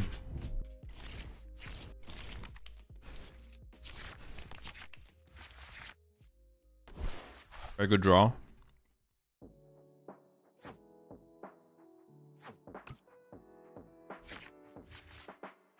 Air balloon wouldn't matter here. There's a jamming tower in play.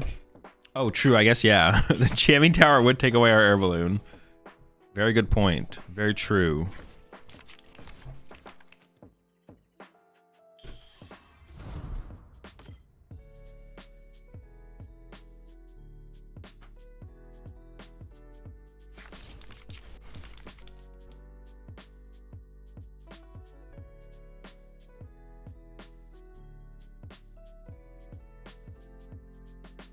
I spilled food, bro. I spilled food all on myself. Hang on, I'm gonna go change shirts. Top deck boss, of course. Ooh, my last switch.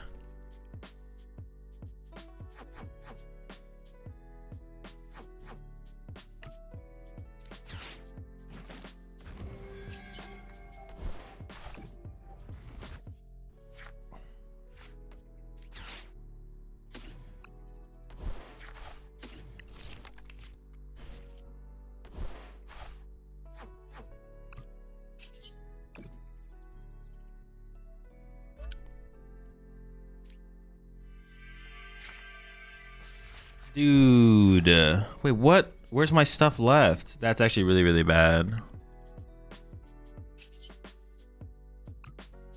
I want to get an energy on each of my Ho-Ohs. Now they can actually make like a big play next turn. Shoot. All right, I'm gonna go get a fresh shirt.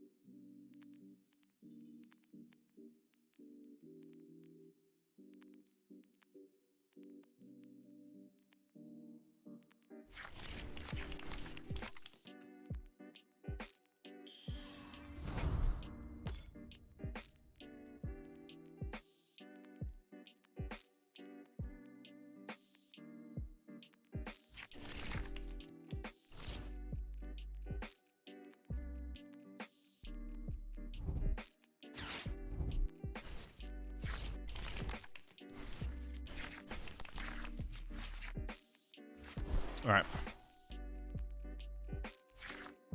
I feel like I'm gonna lose. We'll see though.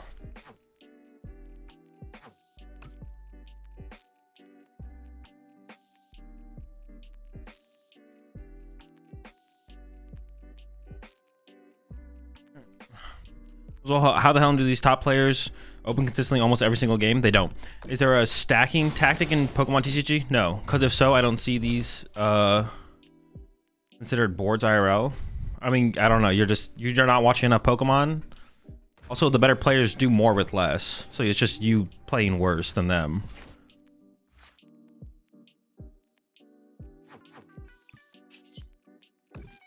Wait, what did I get off my prize card there? Okay, there it is.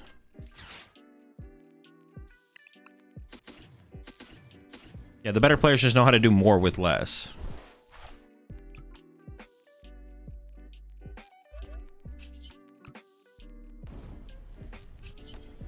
They got a little bit sus there, to be honest. Yeah, everyone draws at the exact same rate. It's literally just a skill diff. They're just better than you.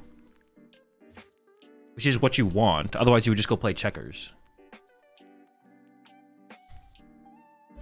They're not drawing, but everyone draws at the exact same rate. Everyone has the exact same variance over a very small time period. That's probably like 2 major tournaments or something.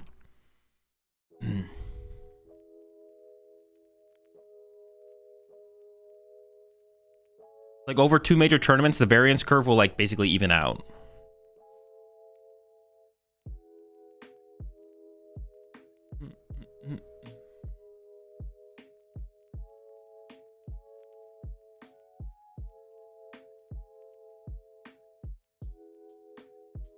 It doesn't take very much time though. Max Rod broken, ban incoming. Honestly, maybe. The card's kind of nuts.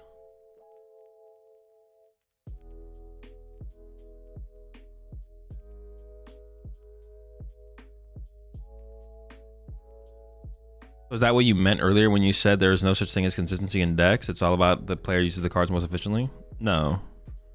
People view consistently improperly in the Pokemon TCG. The only thing that, if you're we're always, all right, I gotta stop like prefacing this, but we're always looking through the game through a competitive lens. The only thing that matters is expected win rate.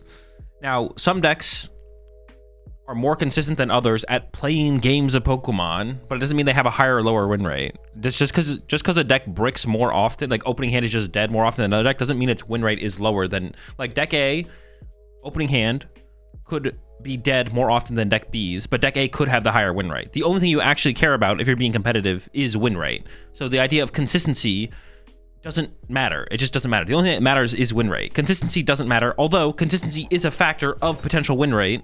Your deck can't just like brick every single game. It has to operate a certain amount of the time, right, to actually play games. If you play 0 games, then you have a 0% win rate. So that doesn't quite work. But people perceive consistency as win rate. Consistency is not win rate. Consistency is consistency. Win rate is win rate. The only thing that actually matters is win rate. Consistency actually just does not matter in the way that people think it matters. It does actually matter. But it's fine to not like style. It's fine to not like types of decks that aren't as consistent as others. It's fine to gravitate towards the decks that play every game. And that's not like a bad thing.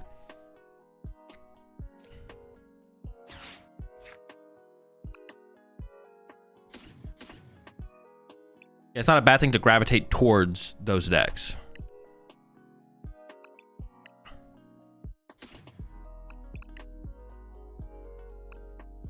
Slugs.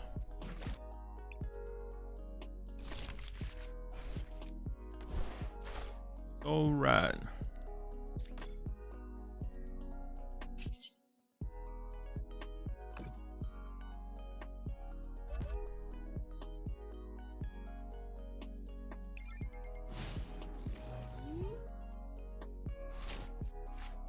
Okay, so like Guardy operating more efficiently even with the bricking is still better than most Dragapults with the consistency and draw power. Like obviously it's, I don't think Guardy is any less consistent than Dragapult, so that would not be a good example. The examples should be like Lugia Archeops before it rotated was not the most consistent deck, but it was a very good deck. It was a very powerful deck, and its win rate was higher than most other decks, and it was a very good play at certain points in the metagame. Yeah, I think Lugia is actually a perfect example. Like Lugia, in terms of games that it played, was lower than most decks. However, its win rate was higher than, like only a couple other decks had like higher win rates, or arguably were about equal win rates. The way you can think about it is like, let's say deck A bricks 30% of its games, and it doesn't brick 70% of its games, but it wins all 70% of games it doesn't brick. And then deck B bricks 10% of its games, or it bricks 5% of its games, but it only wins 50% of the games it doesn't brick. It's like, it doesn't matter. The deck that bricks more is the better deck. So if we're truly just trying to maximize our win rate, then we don't care if the deck bricks more. It's the better deck. But it's fine to, like, a lot of people perceive consistency as the deck being better, but what really is happening is they just like playing decks that play more games, irrelevant of the win rate. They're just like, well, this deck, I sit there and I draw prize cards, so I like the decks where I sit and draw prize cards more often than not, which is fine. That sounds negative the way I said it, but it's not a negative thing. Some people just like gravitating towards those style of decks, which is fine. If you like to play decks that draw more prize cards, more games, it's not like a bad thing. But then you're not optimizing for, you're theoretically not optimizing for win rate. You're optimizing for the best deck that feels a certain way, which is a fine way to pick a deck, right? Like Henry Child's played Gardevoir for the whole year and he's doing all right, you know? There's no like right or wrong to the situation.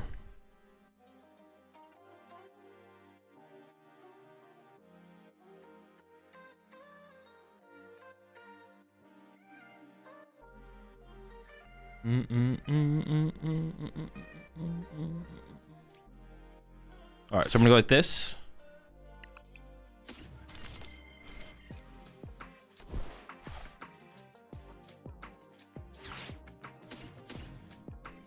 Conscience.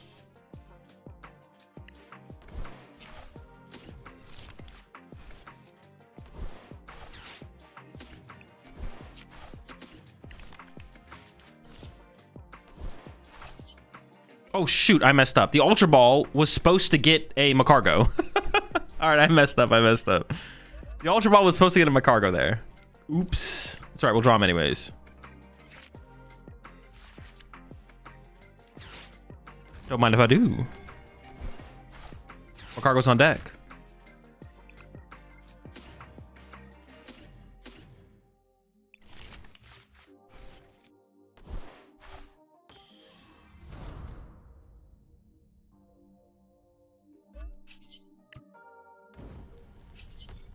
We swinging.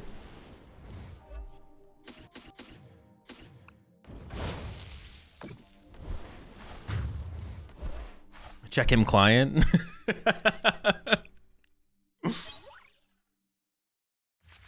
How many bricks could the Brixty brick if the Brixty bricked sick bricks? That's a good question.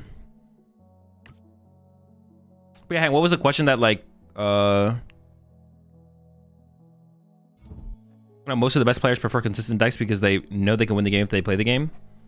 No, most of the best players prefer decks with agency. If they preferred consistent decks, everyone would be playing Joltik. Well, that's not 100% because you could say the power level, because like you could play a really consistent deck that's just not good enough in terms of the power level. So that's not 100% true. They don't stray away from consistent decks, but yeah, the best players in the game prefer decks with agency more so than decks that are consistent. Because the agency is what leads to a potential high win rate. The expected win rate of the deck in a tournament is what they care about.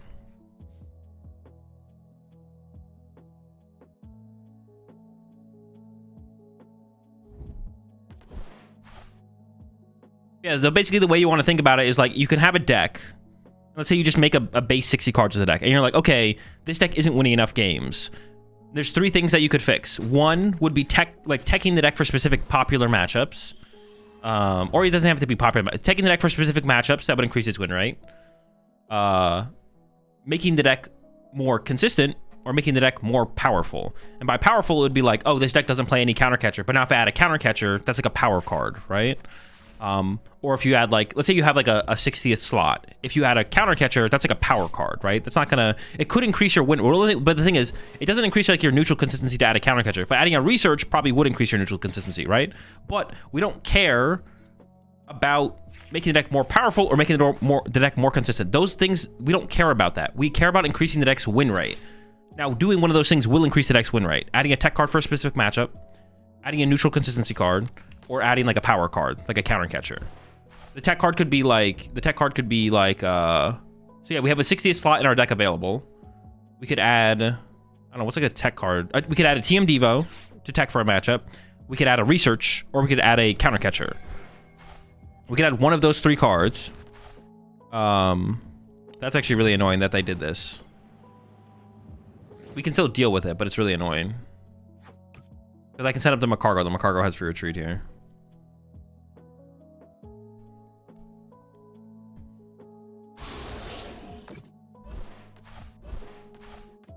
Yeah, it's pretty annoying. Yeah, you're pretty annoying with that play there, huh? You rat. You freaking rat.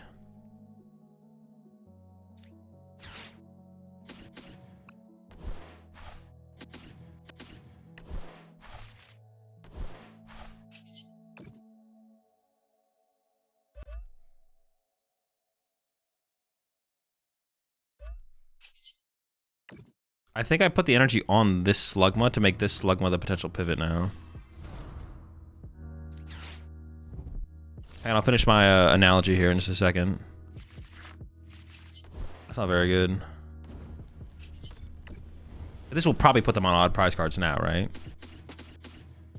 Okay, you have a 60th card to fill. You could play the TM Devo as a tech card for a certain matchup. You could play the Research as a neutral consistency card, or you could play the Counter Catcher as like a power card. What we add depends on which one of those cards increases our expected win rate, which is this number up here above all of those things, which is just like, let's say we have a 67% expected win rate in the meta, and we add the Research and it stays at 67. We add the TM Devo and it goes down to 66. But then we add the Counter Catcher, the power card, and it goes up to 68. So then we play the Counter Catcher, because our expected win rate with the card goes up. Now, you can't ever find these numbers. These numbers are not findable. So it just all comes down to like intuition. So it's like, oh, I've played with all these cards, and it seems like the Counter Catcher, or you don't even have to play with them. Like, theoretically, you can just like theorize. You can be like, I feel like the Counter Catcher is just the best of these 3 cards to add to the deck, and then you make that your last card. Or you actually play with all of them, ideally, and then you come to the conclusion, after playing with all these cards in the metagame, in the format, with the metagame that I expect, I think the Counter Catcher is the correct ad. And then you play the Counter Catcher.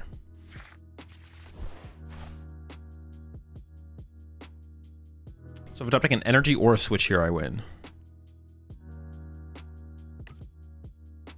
Yeah, consistency doesn't matter. Power doesn't matter. Expected win rate is the only thing that matters.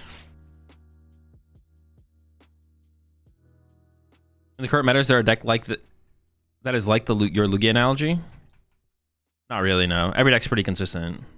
I would say Joltik Box is the most consistent deck, but yeah, Joltik Box is like, okay.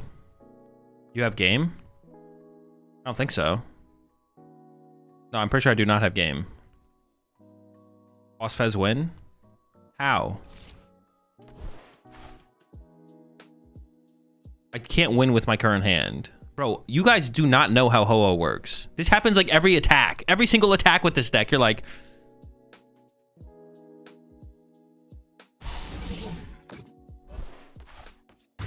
Boss Ogre? And KO it with what? How am I KOing it? Ogerpon weakness? I know what Ogerpon is weak to.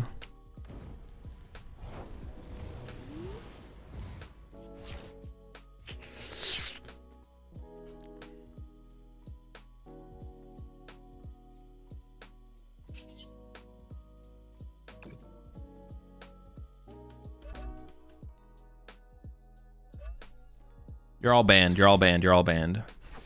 I have a billion outs here off this Iono, though. 1 billion. Pretty good. Fez. And the Schlug.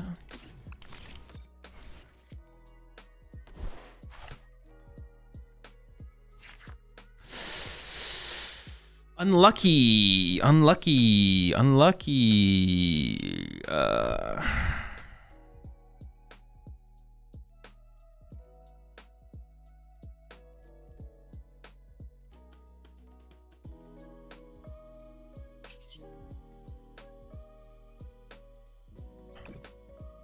think I am going to load this here and then just hit him for 20.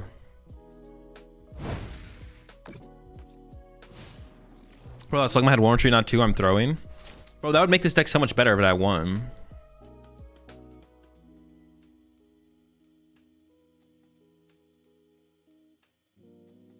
It would make it a lot better if it had 1, because then it could like more constantly be our pivot. The whole squad is thick though. The whole squad be thick.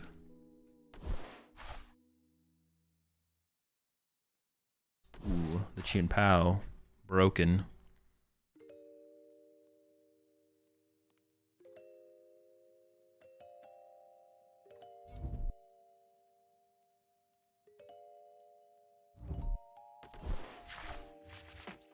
Okay, we should win here. Actually, we have game.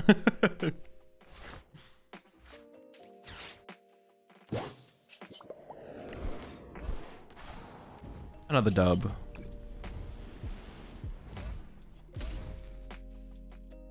Free. Told you Boss Ogre Pawn wins. True.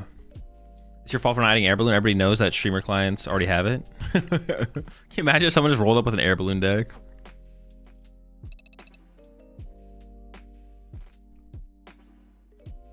Does this feel better than Typhlosion? Typhlosion is a better deck than this deck.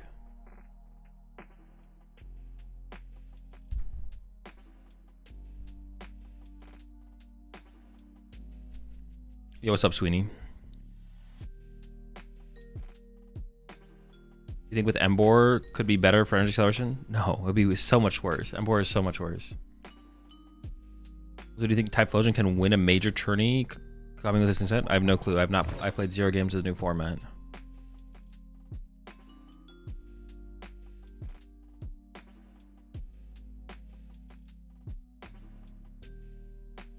Going first? Interesting. Alright, this hand is not very aggressive. I kind of want to put the Latias back in this deck, but not really. I just want air balloons.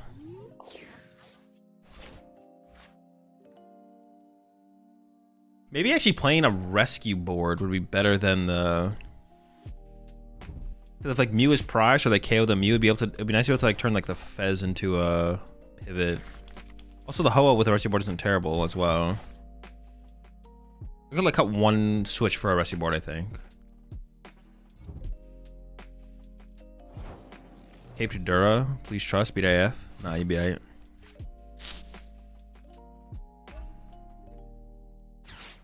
Anything? Does Team Diva count as an attack?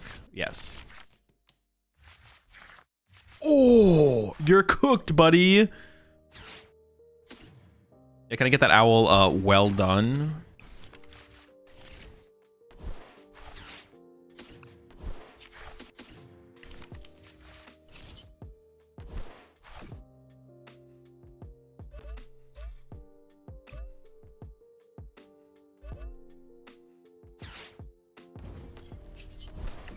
Insane draw. Every time though, every time.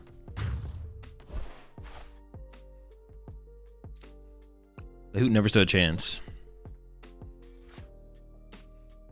Oh, for the Hydreigon EX ability? I don't think Team Diva would work with Hydreigon, no. Because the Hydreigon didn't knock them out, they got knocked out. So no, it shouldn't work with Hydreigon. How soon after the set release are you hoping to lock in a deck for Worlds? No clue. No expectations. The answer is always as soon as possible, but like, yeah. Like if tomorrow I just knew the 60 cards are gonna play at Worlds, that'd be better than if I knew the day after. But yeah, I don't know.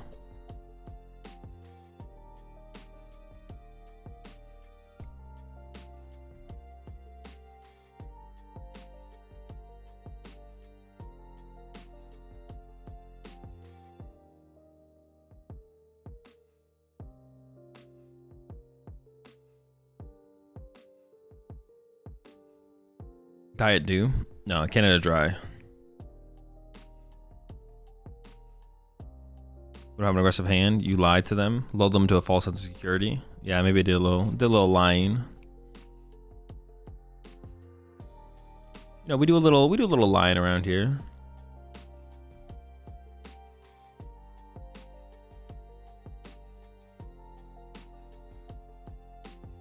Are you playing a tournament today or just streaming? Streaming. If I ever play in a tournament, it'll always be in the stream title or above my head in the tournament widget.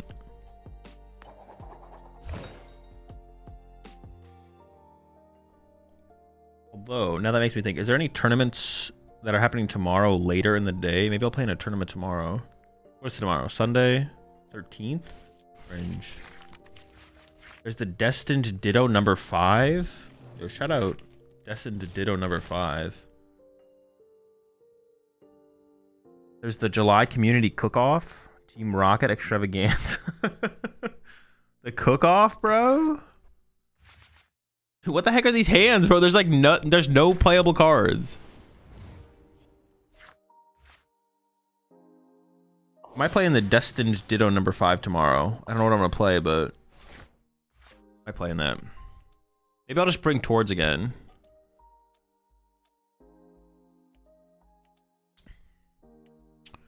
I was only asking because I remember you saying you should have just locked in Grim sooner for an AIC instead of testing other stuff. Well, yeah, I wish I had. That'll definitely probably how NAIC went will probably change. I don't know if it'll change Worlds. Worlds might be different. I don't know, but it'll change how I approach other tournaments moving forward. I'm just gonna lock in a deck way sooner, for sure. Just be like, even if I don't feel like it's that good of a play, like even like if for some reason I'm feeling it's not that good of a play, it's not a reason to not just go ahead and lock. Like it's more valuable to lock the deck in than to worry about that, I guess.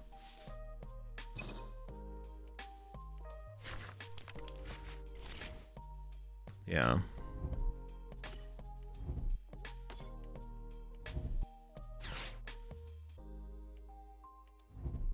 Yeah, I mean, yeah, I don't have there's not a satisfying answer to that question. It's just locking a deck sooner is better than locking a deck later, but I haven't locked in a deck yet.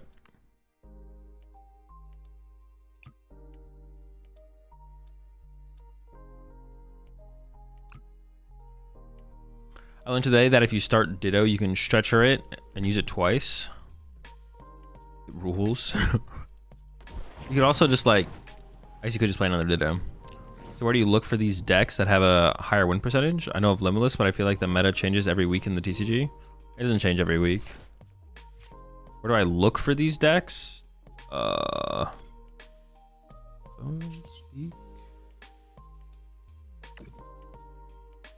mean, that's just good. They're just good decks. Any good deck is fine. Like that's, yeah, just pick a good deck. Yeah, don't overthink it. Just pick a good deck.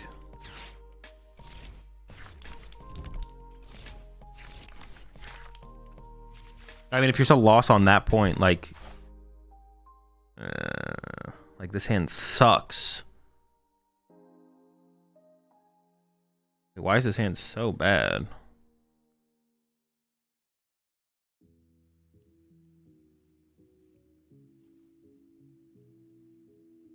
What am I ever attacking with next turn? So where do you look for these decks that have a higher win percentage? I mean, we don't know the deck's true win percentages. Like you can look at the online tournament results, but that's not really what you should be looking at. Like any good deck is fine. And I have to like think now. Okay, I guess not. Yeah, like any good deck is fine. Just pick up a good deck. Yeah, I don't know if I should put energy on the Hoa or not. I just don't even know how it's gonna go now. This draw is just so bad. Pick good deck, play a lot of games with it. Yeah. So like if you're lost on what those decks are, it's like Dragapult, Regibolt, Gardevoir, Grimmsnarl. Those are probably like the top 4, right?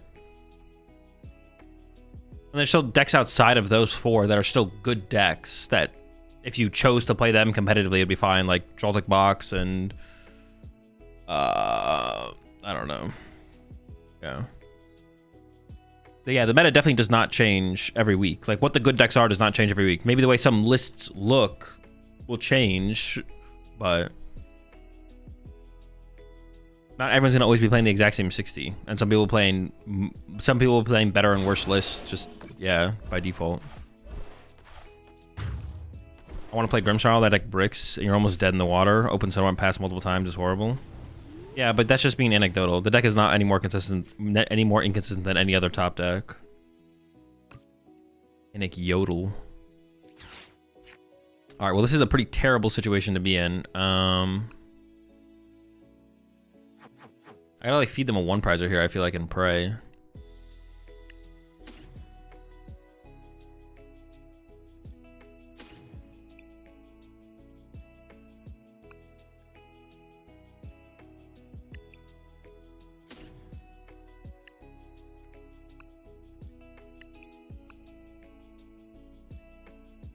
Actually, I kind of just want another one prizer. Give him a slug. The slug army? Or sluggin'?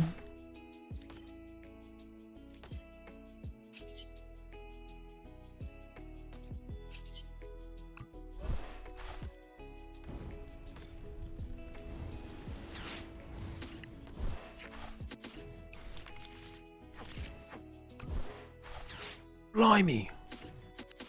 So many slugs.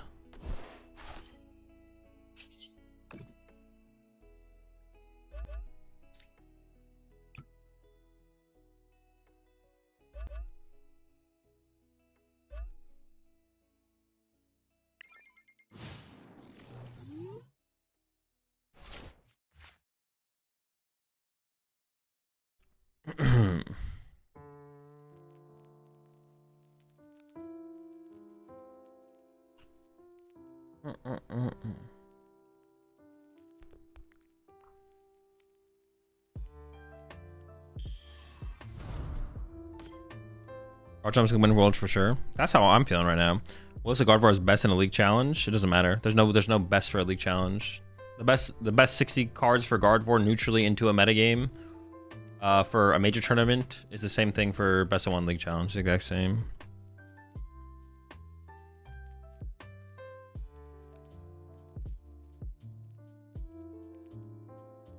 Best of one versus best of three doesn't matter because you just want to win as many games as possible. Have you listened to Bring Me the Horizon new lo-fi album? No, is that a thing?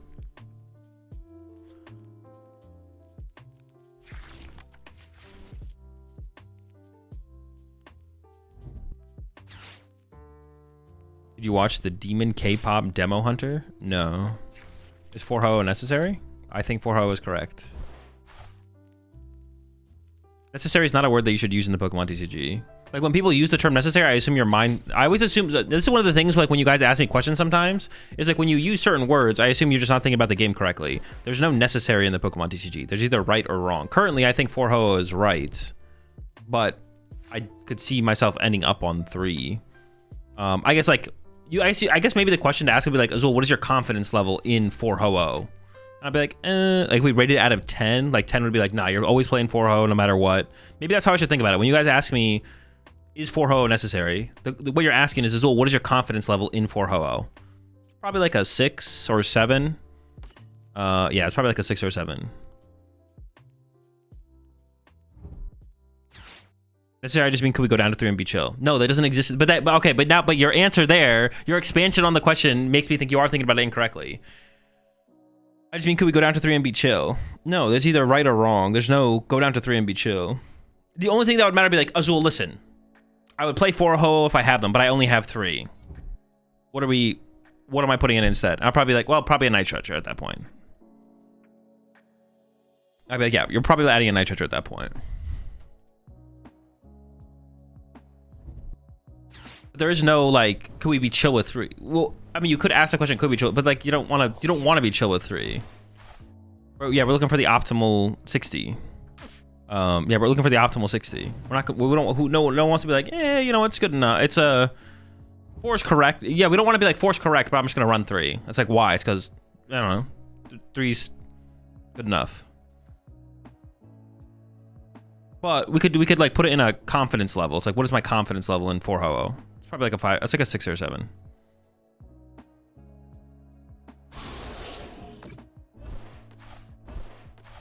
There's no card you cut your 4th ho for that question mark, then play 4.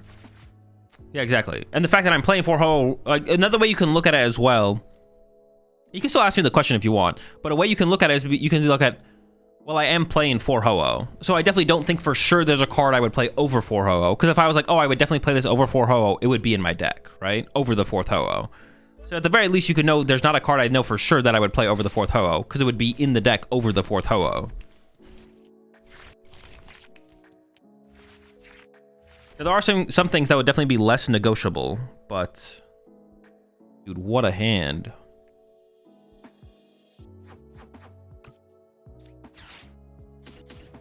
No draw power.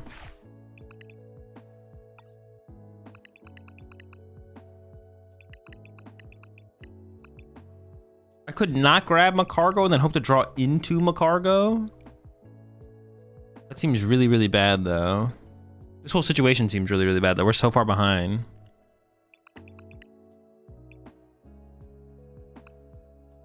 The more I think about it, the more I kind of like it, though.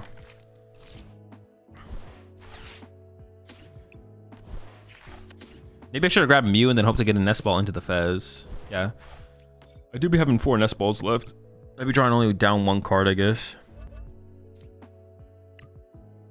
Man, what a terrible situation.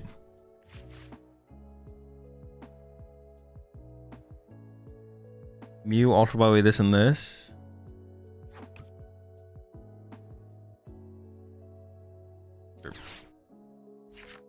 I do have 4 energy and a superior left. I should be able to survive.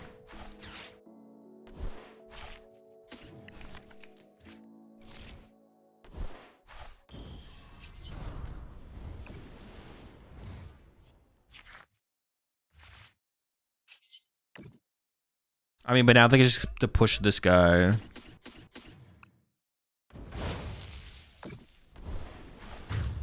So now that you're an ambassador, are you gonna dress like a diplomat?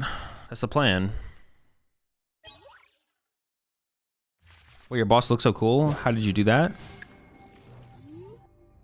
My boss? Not sure what you mean.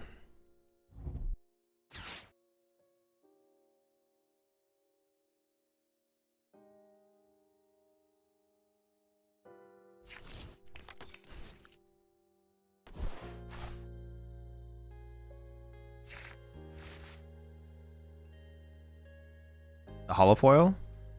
Oh, it's just a hollow boss. I don't think it's anything special outside that.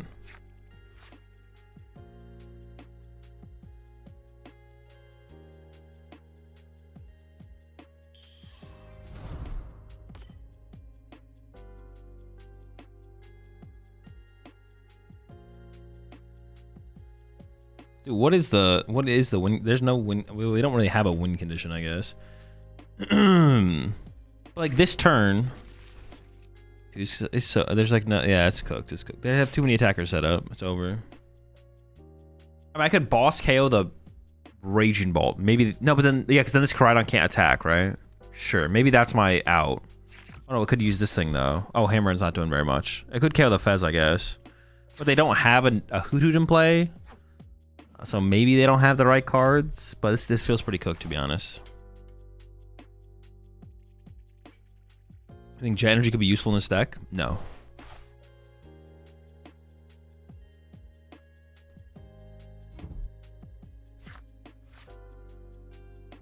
A cop are you in the hollow boss over non-hollow version? Doesn't matter. It's neutral.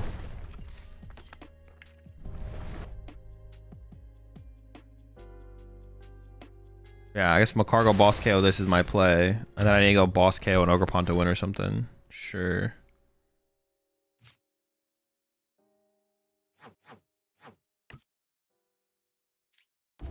Burn the switch. Vessel the slug.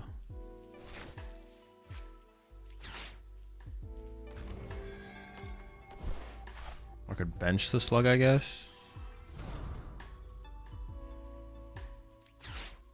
No, let's vessel the slug. Do I have superior left? I do. I guess I could just... I gotta find boss, right? So I could just set up the next Magcargo, actually, instead. But then I have to find the Magcargo. I guess it's find Magcargo or find superior. Or do I have an energy prize, actually? 7, 11, I have 2 energy prize. So I guess I should load up this guy then. Boss?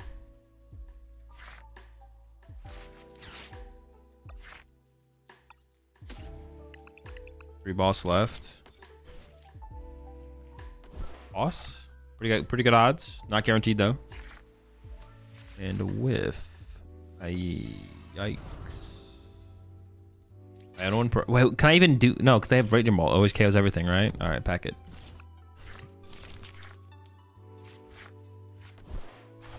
Dude, not even giving me boss there is criminal. At least give me the boss. Like, I'm going to lose anyways, right? You know, I'm going to lose anyways. Just give me the boss. Give me the boss. Let me lose, but give me the boss, you know? Like, come on.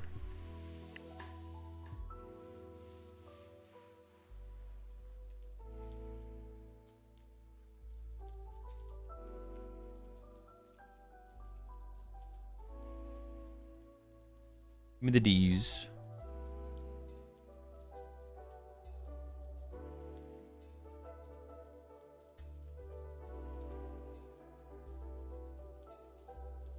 You ever played Roto 6 as Pokegear with the sheer amount of supporters in here? No, playing a lot of supporters doesn't mean you would play Pokegear. It would be if you want to find a specific supporter aggressively. You don't play Pokegear just because you play a lot of supporters. You play Pokegear because you want to find specific supporters specifically, or a specific supporter specifically. Like, the reason you play Pokegears and Gholdengo is because finding Arven turn 1 is so impactful. But then also finding like Cypher Maniac on the follow-up is really impactful as well. So, but you'd prefer the extra Pokegear over like the 4th Cypher Maniac to maximize the odds of the Arven, or to increase the odds of the Arven. Are you a fan of Mozzarella Sticks? Yeah, they're fine.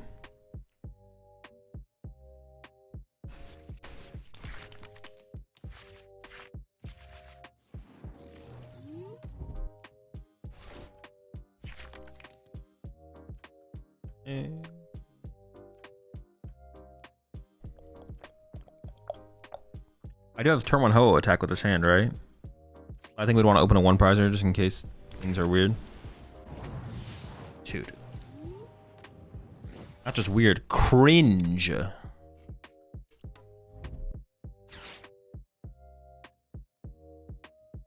More Raging Bingus. How do I tackle this? My hand is just dead is the problem.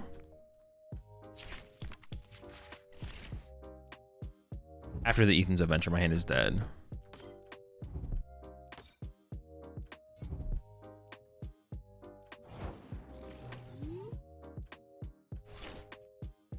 Another Ethan's adventure. That's actually pretty good, though. That's actually not bad. It does keep my hand alive. Like double slug. Fire.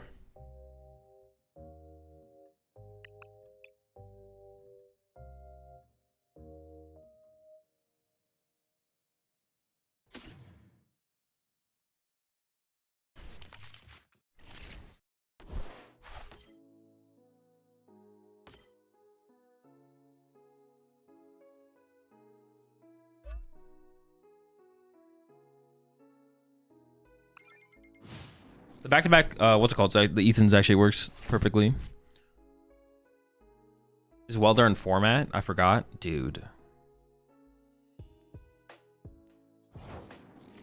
Just delete your own message. I don't know how you do it. Do the command to delete your own message. Did they just pass? Bro, why'd you even show up today, bro? Uninstall, buddy.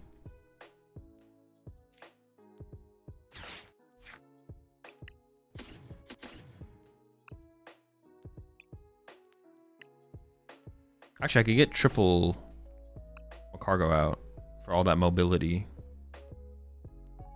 Sure. Paid actor. just delete the message. Just do the command that deletes the message, dude. How was their hand? Wait, didn't they? Oh, but they didn't have a. Wait, dude. I want to say they threw here, but maybe they didn't. They just don't have it like that, I guess.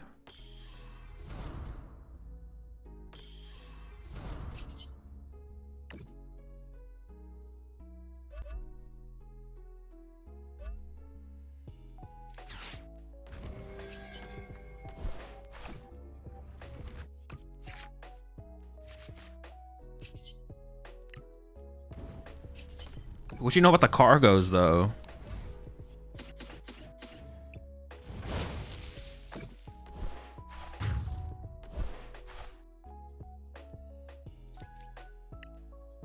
Do you figure what Pokemon to put in active to start match if you have multiple basics in opening hand? Because I feel like after TM Evo, my starting active is most likely getting KO'd.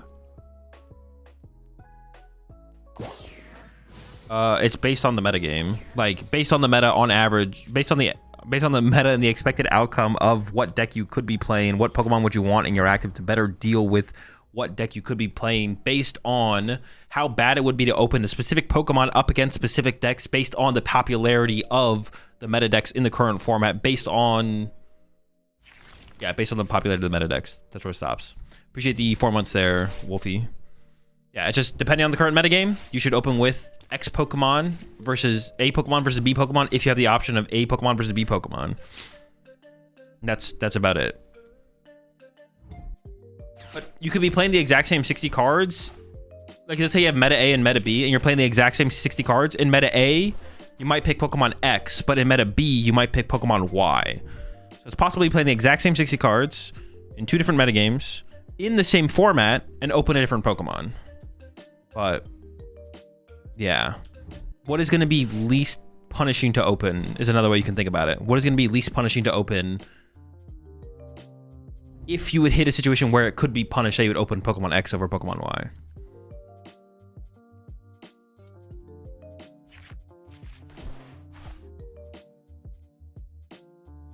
Current meta, we have to consider being donked, which is a big part of it.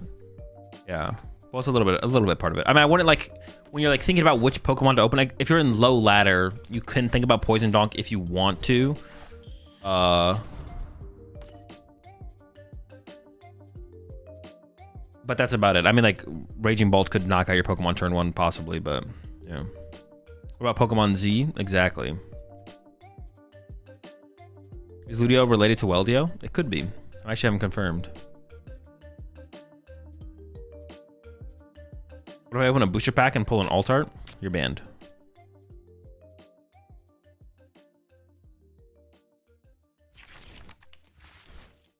Are they just gonna Gust KO my Ho-Oh? That's so cringe.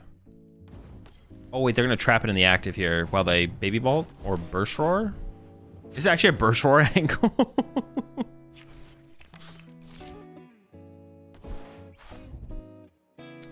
So when you talk about power cards, how do I decide which one is right for my build? Depends what I struggle against. Whatever one gives you the highest win rate. That's just how you think about it. Whatever one gives you the highest win rate. So like a way to, like, another way to think about it, which one feels most impactful in the format or metagame or whatever. That's the one you play.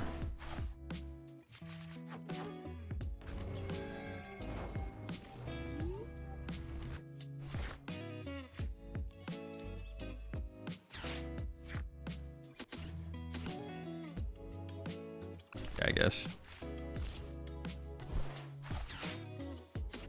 The only thing we're concerned with is win rate. That's it. The only thing that matters is win rate. Nothing else matters.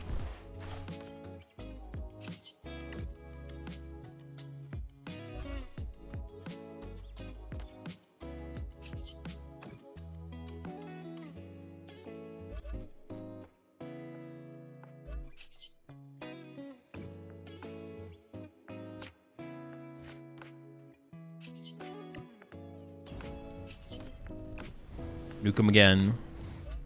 I mean, I guess if they have counter catcher here, they could get around us again. But I would hope that we would win next turn, to be honest.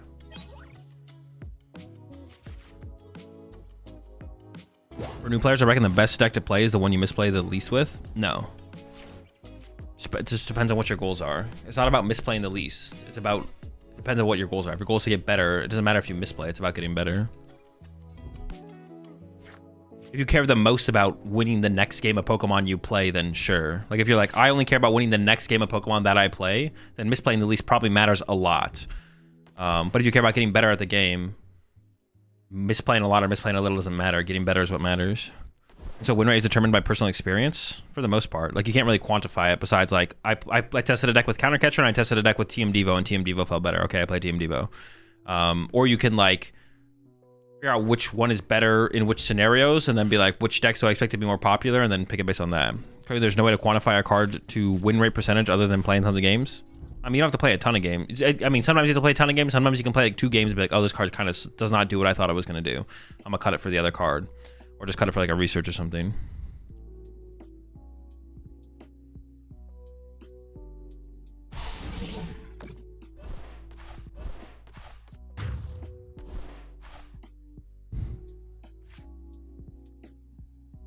What is that emote? Win rate, how Azul describes it, is just experience less vibes. Basically.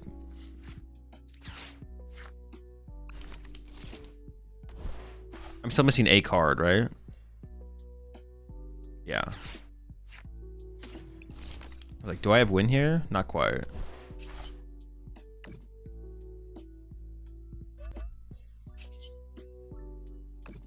I don't want to commit the boss yet. It could win me the game, but not confirmed. What do you think is better or Pulsard? Better is probably better than Pulsard, because better is just like seems unlimited good.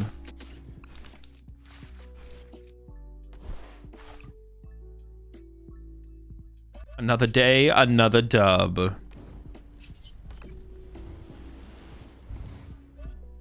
Crazy how you can more or less know how many boss is left in their decks. There's not a huge amount of originality. Not really. People are concerned with, people want to just play Pokemon, but when they find an archetype they like, they just want to play the best way to play it. If the best way to play Raging Bolt, the best way to play Raging Bolt is to play one boss, one Prime Catcher.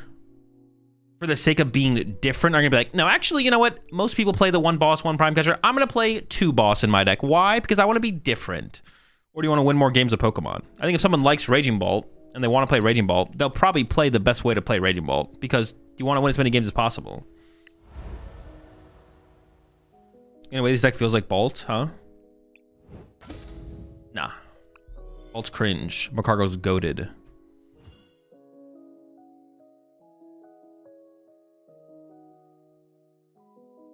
It has nothing to do with not a huge amount of originality. It has to do with people finding an archetype they like playing and then playing it the best way possible. Decks just get refined. The more the game grows and gets more competitive, the faster decks will get refined. Yeah, the more the game gets, the more competitive the game gets, the faster decks will get refined. The more competitive the game gets, the bigger the game gets, the faster decks get refined, the more people will be playing the exact same 60s. But it's not necessarily like a bad thing. It's just kind of the reality of the competition. The reality of competition.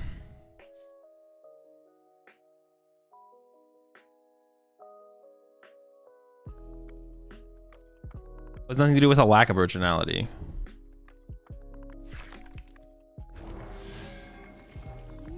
Monkey Dory.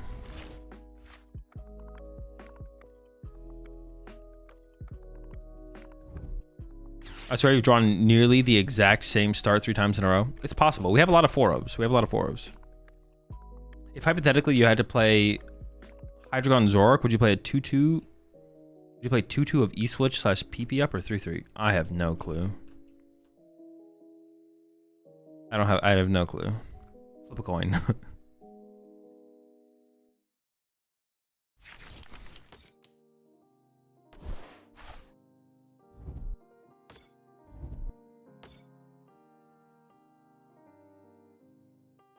Got the goons over there.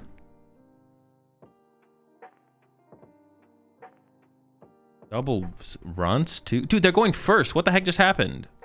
Just have the whole squad like that? Bro, I swear this deck, Grimmsnarl opens their one of Buddy Poffin or one of their 2 Buddy Poffins every single game.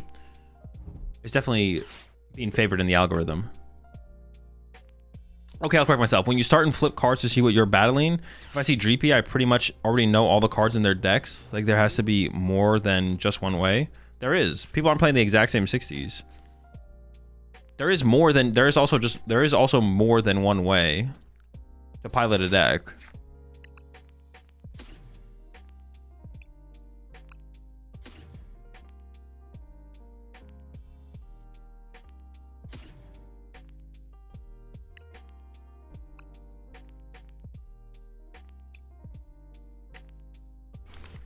But there's the more a deck gets refined, the harder it becomes to refine the deck. The harder it gets to innovate the deck, I should say, actually. The more a deck gets refined, the harder it is to innovate a deck. Also, some people just like playing Pokemon and like playing certain archetypes. So like if people like just playing straight Dragon Ball and then or top 4's NAIC. It's like, you don't, like, not overthinking it isn't like a bad thing. Just taking toward 60 and be like, yo, I like playing straight Dragapult toward just top 4 at NAIC. I'll just take a 60. That's fine. There's nothing wrong with that. And if you're being competitive and want to be competitive, all it does is make it easier for you to succeed. Theoretically, if all people do is copy cards that do well at major tournaments, if you're competitive and want to be competitive and succeed, them copying 60s just makes it easier for you to succeed in tournaments, or it should.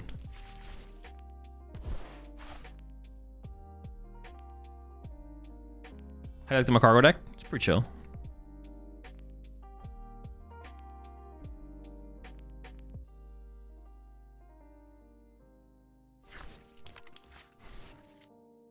Dream example isn't great though, because like half a dozen things are trying out Loke engines, so I was playing some different version of Pult. That is true. The Dreepy example was probably not great, but once like you see the other piece of it, you probably know close to what they're playing. But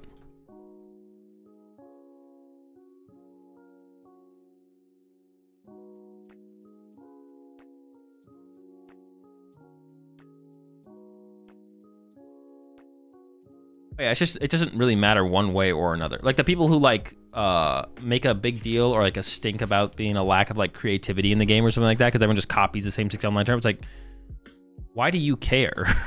Like, who cares? That you should never care what other people are doing. Yeah, you should never care what other people are doing. If you want to play, if you want to be creative and play 4 bosses orders in your Raging Bolt deck, go for it. Creative. People just like playing Pokemon, and whether that be through copy passing towards latest 60 or playing 4 bosses orders in Raging Bolt, who cares? Oh, no one should care what other people are doing.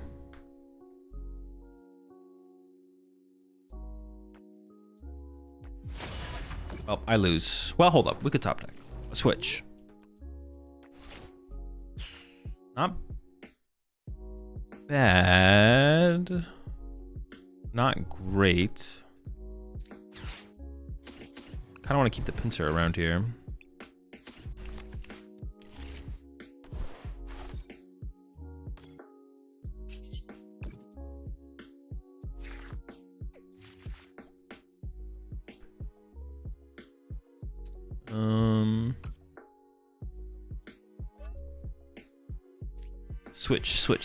Switch.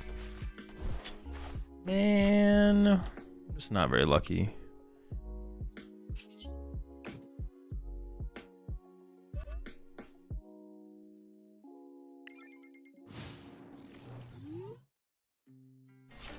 Is there a fear that if you play the predictable amount of bosses in a deck, as soon as you play out your last boss, your opponent will play way more fearless? There's not a fear of it. You should just play what's correct. And that happens literally all the time. Like, people win games literally all the time because their opponent runs out of a certain resource. But there shouldn't be a fear of it. You should just figure out what's correct and then play that. Yeah. Yeah. You don't deck build. Yeah, you don't build decks around the idea of, yeah, you don't build decks that way, basically. Well, this is kind of annoying.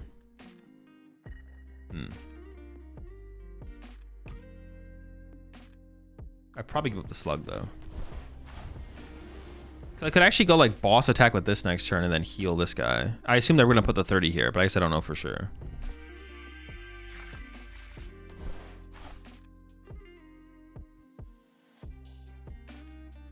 I build decks out of spite. That's another way you could deck build, yeah.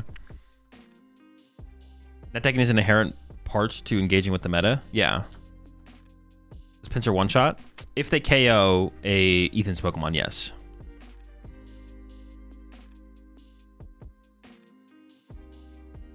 Yeah, research checking is a really good skill. Yeah, picking up your opponent's discard pile and realizing what they do have and don't have, and making assumptions on what they probably have based on what you've seen in their deck so far. is yeah, a pretty big part of the game. I mean, I should just go pincer knockout here though, I guess, right? Yeah.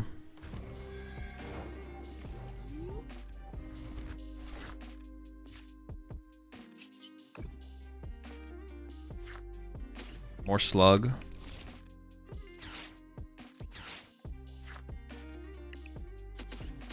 I just take all energy here.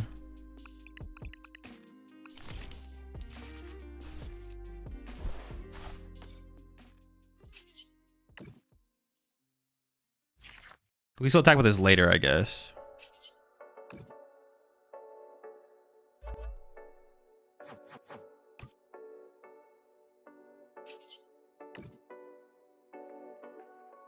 I guess they could KO this if they get double frost. They could like team me with double frost and then this dies, which would actually be pretty bad to be honest. But oh well, here we are.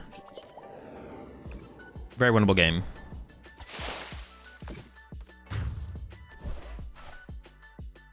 Does somebody have any info on Limitless not working? No. Oh, is the tournament site down? Oh, looks fine to me. Oh, it looks like Limitless is down itself. Yeah, no clue. I'll try and give it a survey on local so I can build my own local meta and build against it. Can't let these little Timmies get any easy dubs. Exactly. Can't let the Timmies get the dubs, bro. Let the Timmies take over. Every day I live in fear of Timmy becoming better at the Pokemon TCG.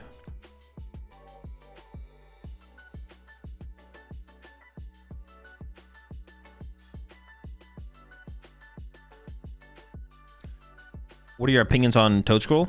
That's fine.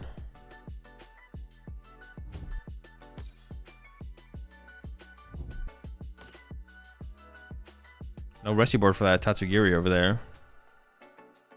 You can always attach the dark. The cool thing about the Tatsugiri though is you can like attach your dark energy for turn to Tatsugiri to retreat it, to be honest, which is nice. Like that.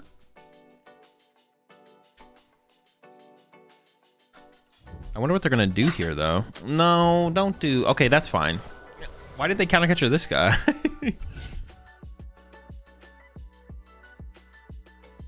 Oh, they're gonna retreat TM Evo. This thing dies. Sure.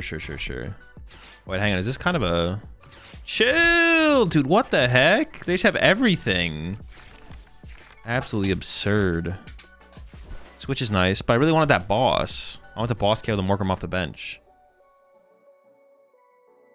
Oh, man, things might change here. What are they doing? Can they evolve this? Okay, they're not going to. They're going to get out, yeah, double Frostlass.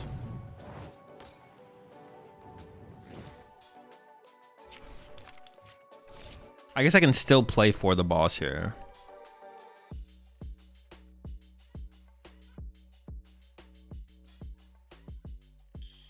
You want versus Genji? No, did it just start, or where are they at? What game are they in? Oh, they did evolve to the Grim here. So now I can't boss KO it, I guess. Simply going switch into Ho-Oh, Iono should be good enough here, to be honest. T1 is up 1. Oof, let's go. So it's a double elimination bracket. Is there no advantage for the higher seed? Like, it's not a bracket reset, right? What is even the advantage of being the higher seed? Nothing? You didn't have to play the loser's bracket to get back to the finals? Double elimination bracket with no advantage, I think, is pretty cringe. I'm not gonna lie.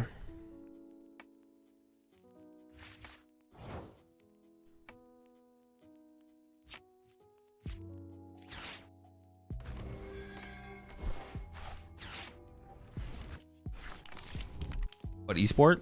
League of Legends. Warning.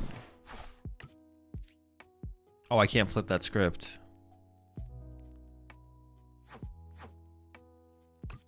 I'm sure I care about that switch. Not very much.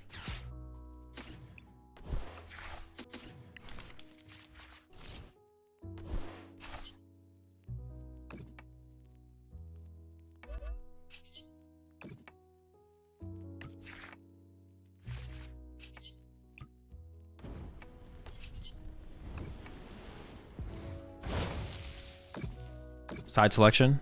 Oh, okay. So they get some advantage, if marginal.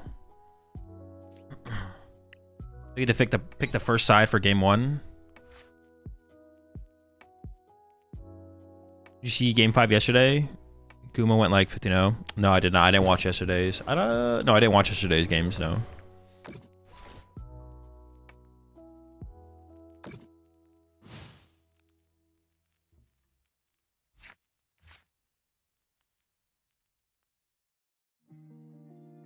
Oh, he went 15-0-12 in game 5 or in the whole series? Also, a lot less info on their games and picks. True, I guess, yeah. Just game 5. Oh, just game 5. Okay.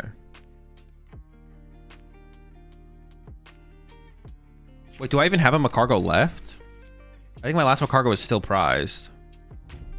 So I need to find the... Oh, it's actually pretty bad.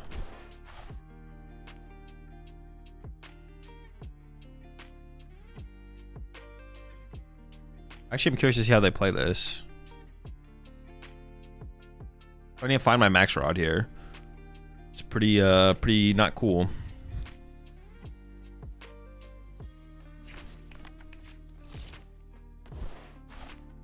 The gym would let you search first. True.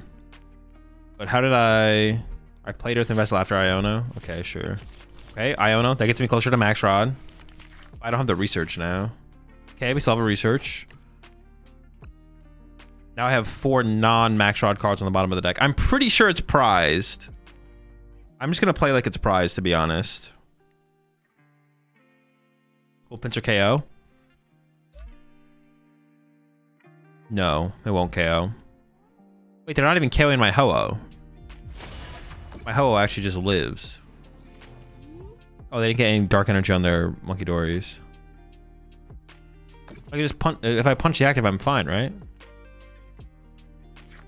Ideally, I want to win. Dubs, dubs, dubs.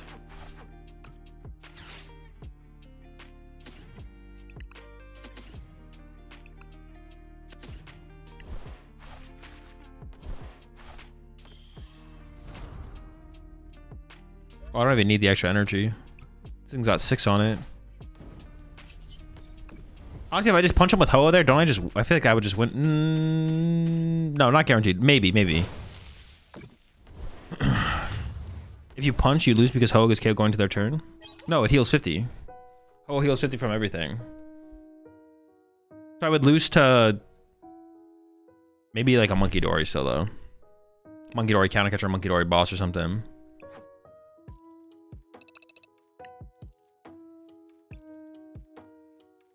All right, we're almost to Arceus with Magcargo. We keep going. I hit the same person. I maybe did. Magcargo to Arceus.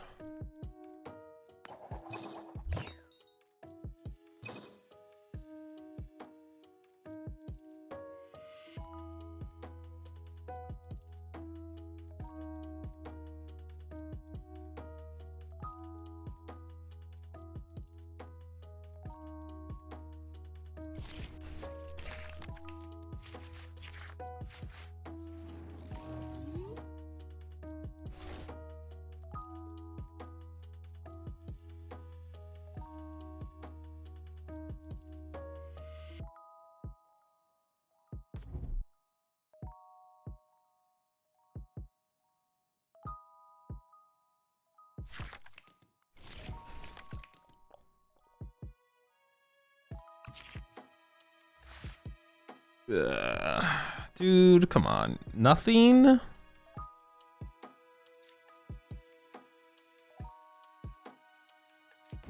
I don't know what I'm up against here, right? Nothing, though? Nothing? Come on, man. Don't give me nothing. What are they playing with Squawky? I hate mulligans because your opponent gets to see what they're in for. Is that just me?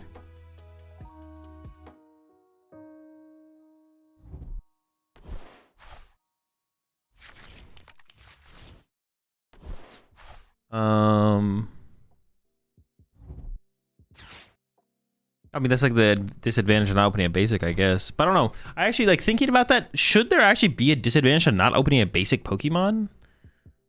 Like, is there some balancing that is actually happening there? Because, like, we've had decks in the past, like Quad, Stone Journer. I don't know, maybe there's a little bit of balancing going on. Or you could play, like, more Pokemon Search and less Pokemon because mulliganing doesn't... But no one would ever build their deck that way. I don't know. I don't think it would happen. Honestly, I wouldn't hate to see Pokemon not have a... Like, you don't draw a card. If your opponent doesn't have a basic, you still show them your hand. Because you have to confirm you have no Pokemon, right? You can't, like, just draw 7 cards and be like... I don't have a basic. And you just shovel it back, right? You obviously can't do that. So you have to show your opponent your hand. Well, should your opponent really be drawing a card if you don't have a basic? Why should there be a penalty for not having a basic Pokemon in your hand?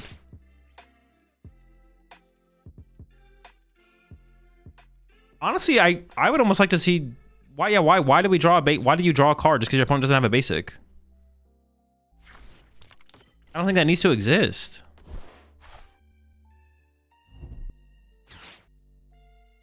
At least as far, like, in my head, I'm like, I don't think this needs to exist. I can't come up with a reason why it should exist. You could build a deck with just one Pokemon, so who cares? Even if that was somehow an advantage, why should you, like, why should that be, like, punished in some way?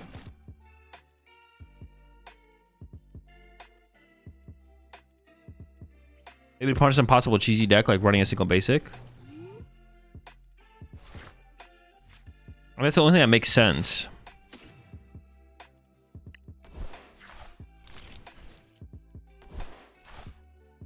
Am I literally about to play Max Rod? Oh no, because it wouldn't do anything for me. I'm not about to play Max Rod for one.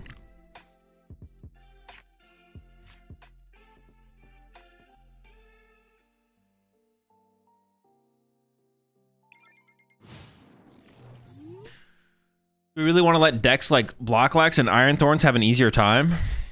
Sure, why not? I don't think, but like, why are we? But why should you draw a card because your opponent doesn't have a basic Pokemon? That's what I'm trying to like figure out. Like, why? Shouldn't maybe the advantage is getting to see your opponent's deck?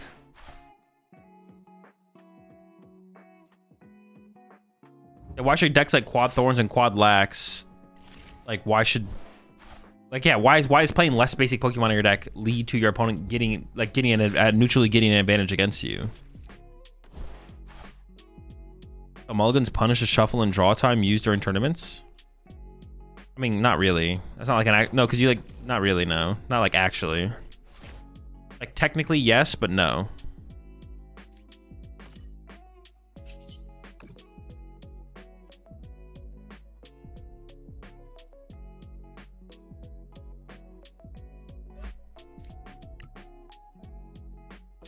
Oh, I could have benched Fez there. Oops. And then drawn one more.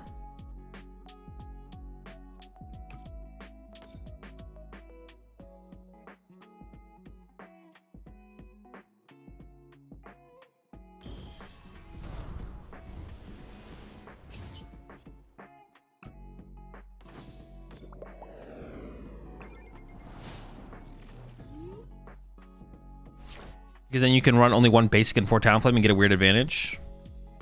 But like, people build decks to get an advantage by being innovative with their decks. Like, so but why are we taking that away?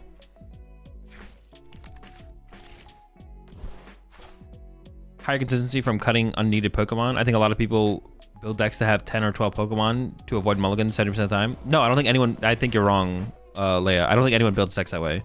No one takes their Dragapult deck and is like if you look at Torch Dragapult list, you would never cut a basic Pokemon just because mulligans didn't exist. You look at all the Guardy lists, no one's cutting basic Pokemon. No one's cutting basic Pokemon from their decks, ever. No one deck builds that way.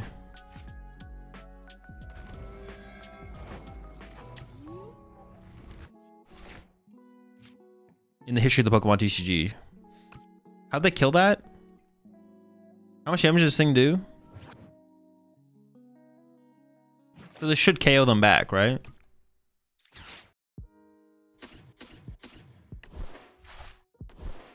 Pretty slow start, but we're here. Yeah, no one deck builds that way. No one plays the game that way.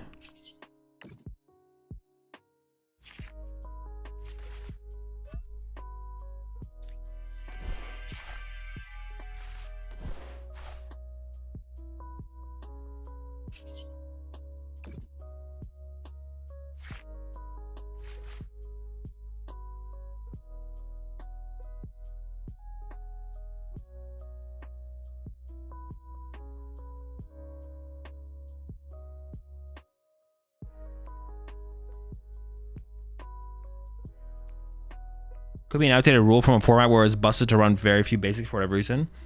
That honestly, like thinking about it now, I've never really thought about this that hard before, but honestly, like thinking about it right now in the moment, that makes the most sense to me. That it's actually just like an outdated rule. I don't really feel like I have to play anything here.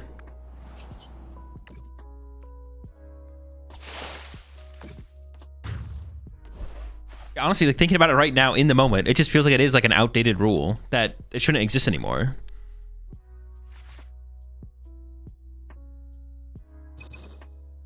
Like maybe you could argue aggro decks generally play less basic Pokemon, so to compensate for the rate at which they draw prize cards, because they'll be playing less basic Pokemon, your opponent will then have more cards on average in their starting hand to combat their aggression. But that's not even like true. I don't think it's like true.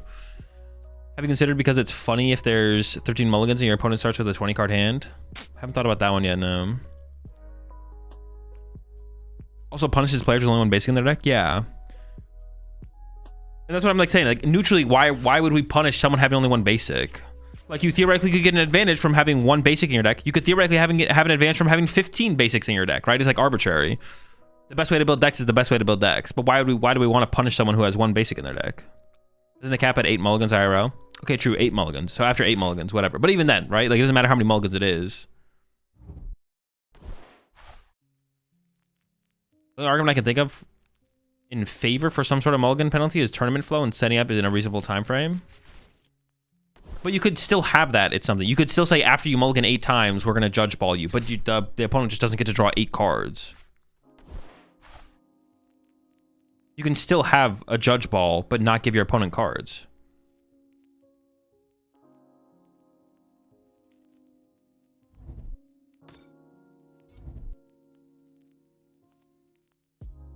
It's got to prevent super aggro basics from running away with the game because you can only guarantee starve for them every game. Yeah. But like you mentioned, I think it was you, Blair and Blue. I think it definitely feels like an outdated rule, though, right? Because like I feel like it doesn't apply to the Pokemon TCG anymore. Why do some Raging Ball decks play the standard energy retrieval when superior energy retrieval seems to help the deck more? Because it's the efficiency of the card. You don't have to discard 2 cards from your hand. So like in the mid game, late game, or when you don't have that many cards in your hand to work with, it's easier to play that than the other one.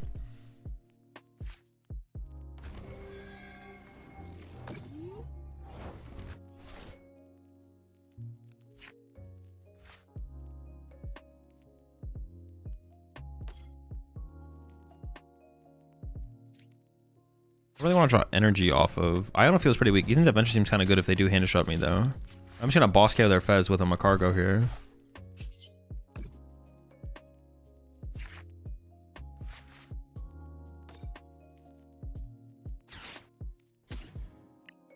I don't think I need those anymore.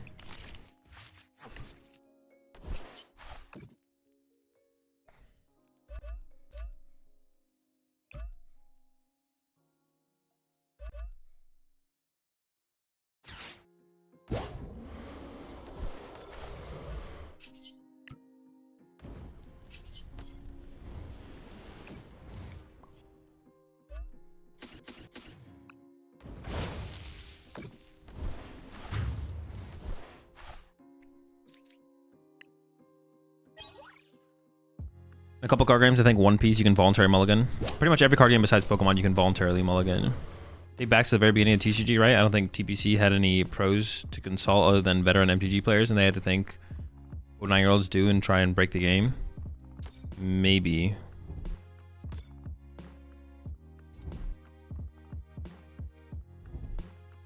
If I hate my hand, can I just say, please, when showing my opponent my hand and ask for a mulligan, even with a basic? Like, come on, bro, this hand sucks. Unfortunately, that does not work, no. If they had self-mulligans, Snorlax Doll will become the best card in setup decks? No. What if it's just Pokemon that... I wonder if it is just Pokemon wants you to have lots of Pokemon in your deck because that is the theme? No, that's definitely not why. That's silly. Yeah, the answer is never something silly just to be silly. Come on. Lock in.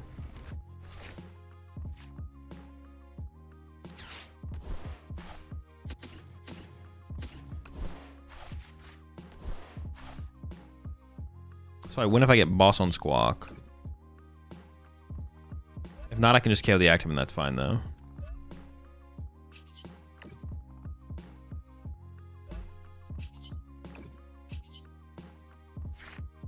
Oh, the boss on the belly.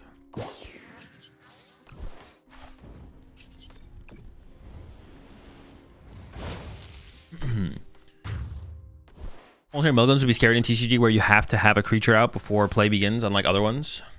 I mean, not overly. No, I don't think so.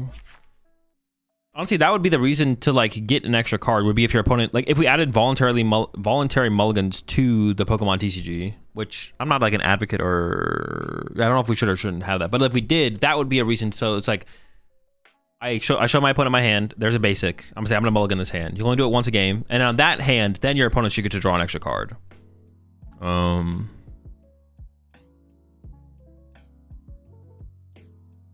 Yeah.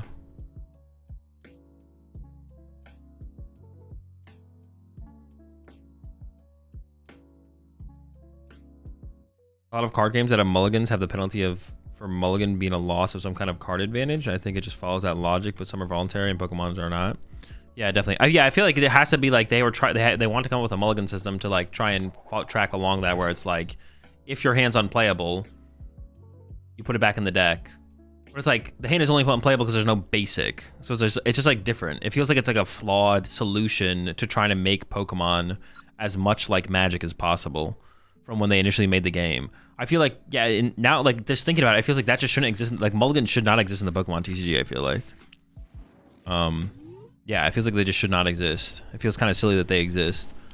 Now, if we have an optional mulligan, that's different, right? Though, like if you have an optional mulligan, then it makes sense. All of a sudden, it's like, okay, yeah, this makes a ton of sense. But if it's not an optional mulligan, then I feel like mulligan I feel just outdated.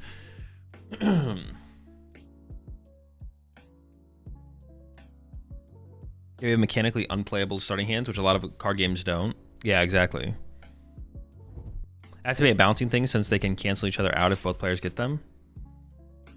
Yeah, but I think it's just flawed and doesn't make any sense. Like, it is maybe a balancing, like, whatever it is, I think it's just flawed and doesn't make any sense. I don't know. Whatever their reasoning might be.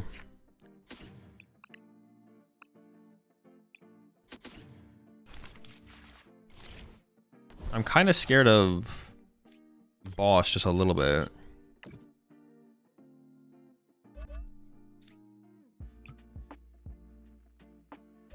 I'm gonna put an extra energy on this Ho-Oh. Start punching.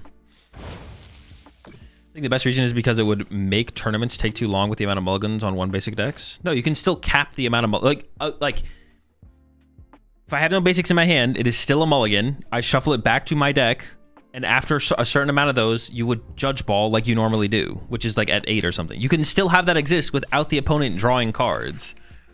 Are they fixing no basic mon problem with no mulligan? Judge ball? Fixed a no basic mon problem. I would just, yeah, you just do it the exact same way. Isn't the cap for mulligan? Isn't 8 the cap for mulligan? Yeah. The mulligans still exist. Mulligans would still exist. But secret box, what the heck? What are they playing? Mulligans would still exist, but you just don't draw cards. If your opponent mulligans, you just don't draw any cards. The disadvantage would be your opponent seeing your deck. Which that is already a big advantage. Like, that's already a big advantage. Knowing what your opponent's playing is huge. The extra card on top of that is, like, kind of crazy. I'm really interested in the draw 13, choose 6 to be your prizes. I don't think that works in the current... The game would have to change. Every deck would be so consistent. Everyone's turn one would be broken. Double Poff in every game. The draw 13, put out 6 is just bad, I think. Every deck would just be... I would just... Oh, double Poffin, quadruple turn 1. Again. Again? Insane.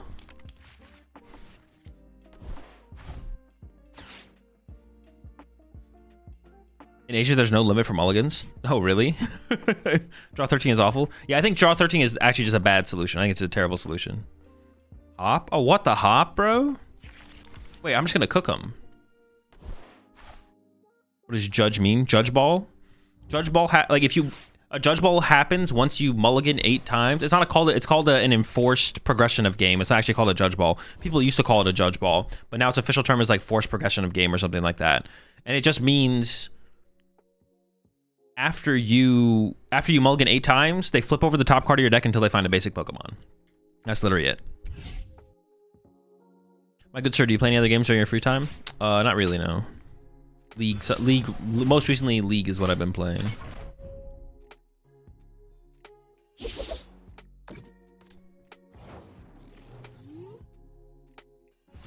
I kind of want to retreat to a fresh Ho-Oh here.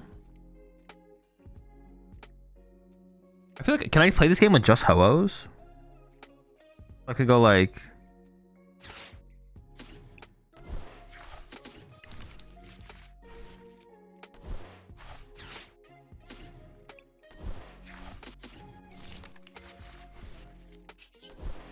Because I don't want the Cram to KO this one, right? Oh, but wait, this thing's gonna come up eventually, but not for a little while.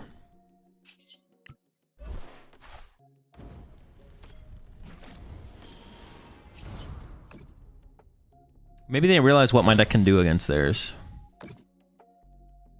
Because this guy could have died to Cram. I don't want that to happen. I do need the potential of Magcargo once Ursaluna can come to the active, but I don't need it like that aggressively or anything.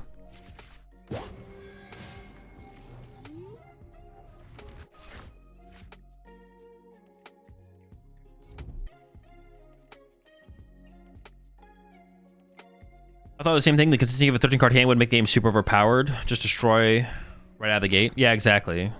There's like the variance in the game would go down so much.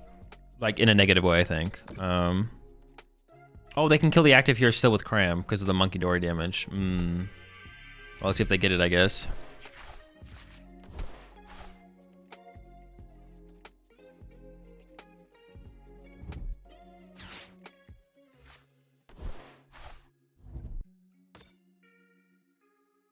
Now, if they change the game, if the power level of everything came down, then I think you could do that.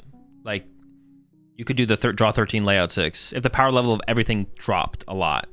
But the game would have to, like, fundamentally change. Yeah, the game would have to fundamentally change. Because then just going first would just be insane. Oh, I went first, double Poffin, you lose. Back it up, buddy.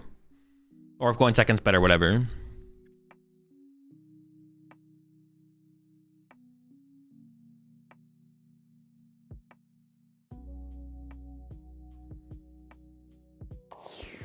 Okay, I've never really thought about the mulligan rule too much, to be honest. Why'd they retreat to Ursaluna here?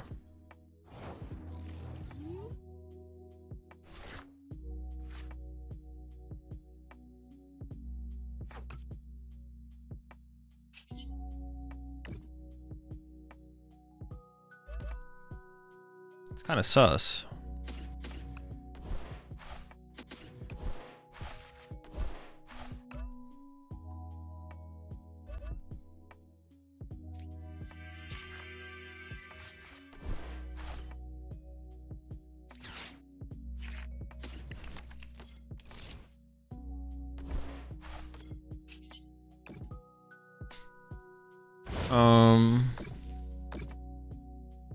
I try to look at my prize cards to start.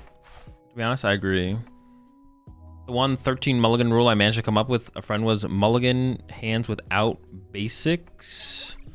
As you do currently, once you find a basic, you can A, keep the other 6 cards in hand. If you do, look at the top 6 cards, shuffle them, and set them as prize cards. Shuffle the other 6 and set them as prize cards. Then draw 6 cards.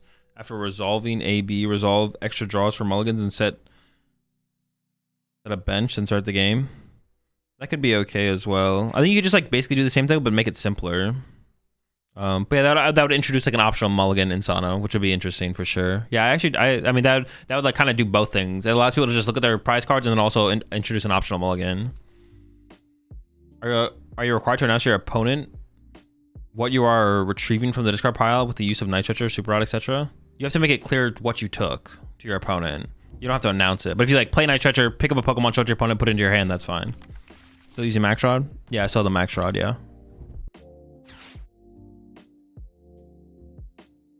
The Arceus game, everyone. True, this is our game to Arceus here. Will the Black Ball White Flare giveaway only be for sub/members? No, it'll be open to everyone. What about a look at 13, choose basic, shuffle, draw 6, then put the 6 as prizes? No.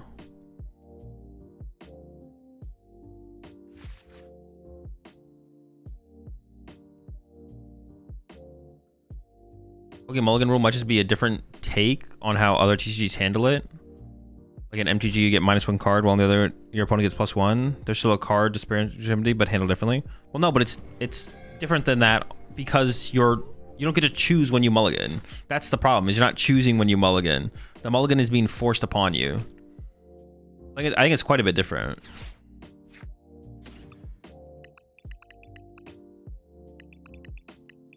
I don't really want another slug on my bench.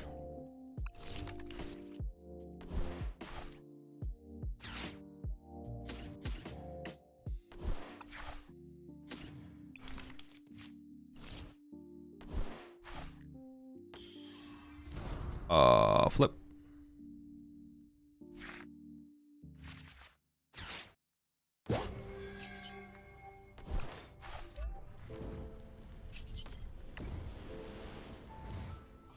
Like, aren't there a few rules that are similar to other TCGs?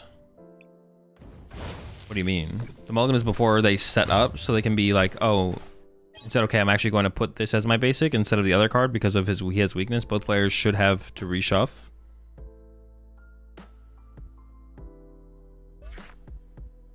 I'm not sure what you mean by that, Corey. Do you feel Magcargo is actually viable? No, the deck's definitely not competitive. I think optional mulligan is annoying. Takes away some of the deck building nuance.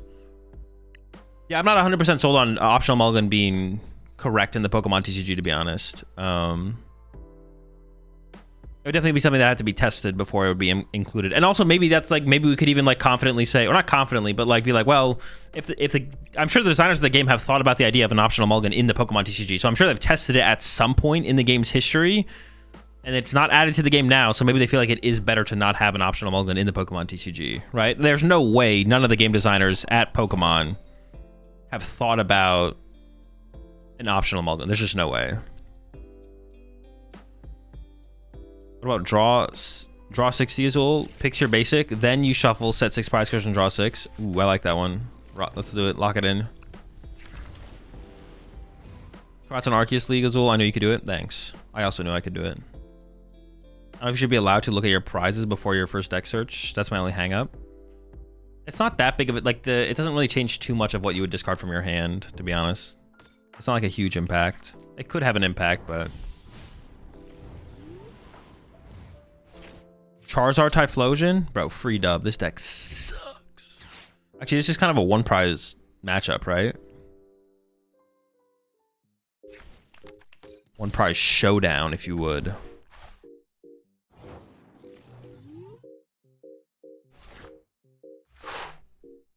No, we whiffed. Wait. No, we're one card short. Can I not do anything off of that? I'm pretty sure I just whiff, right? Circumstances, the second chances.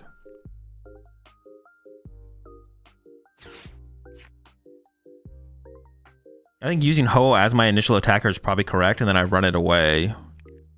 Like, get it in, get it out.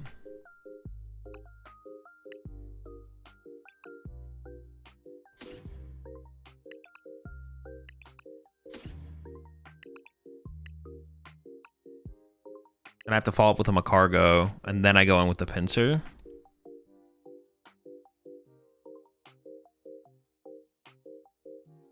Sure. I mean, I think that makes the most sense. I'm assuming they're not having they're not gonna have Candy Charizard next turn, but I guess they could. Can't really stop them from having the nuts, can I?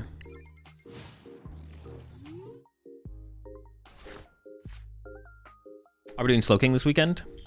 Not today, not tomorrow, maybe Monday. Yeah, I don't know. We'll see. Wait, how many Ethans are they gonna be able to play by? How many Ethans do they have to play to knock me out? Actually, maybe this is a misplay.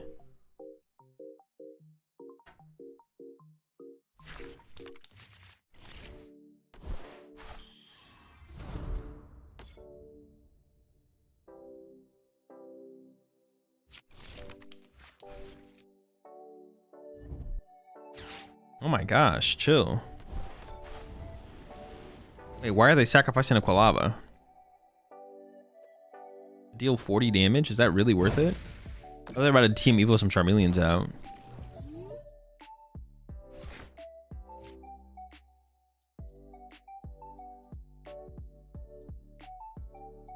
220 for 3 and Victini. So all 4. Wait, I feel like your math is wrong on that.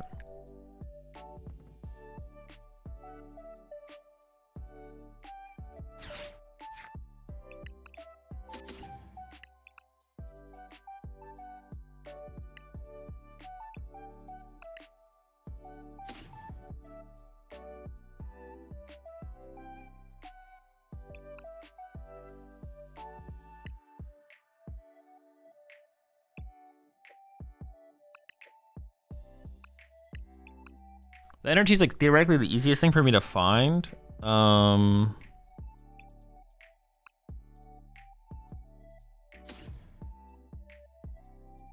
guess pincer's probably it's good to have the pincer option.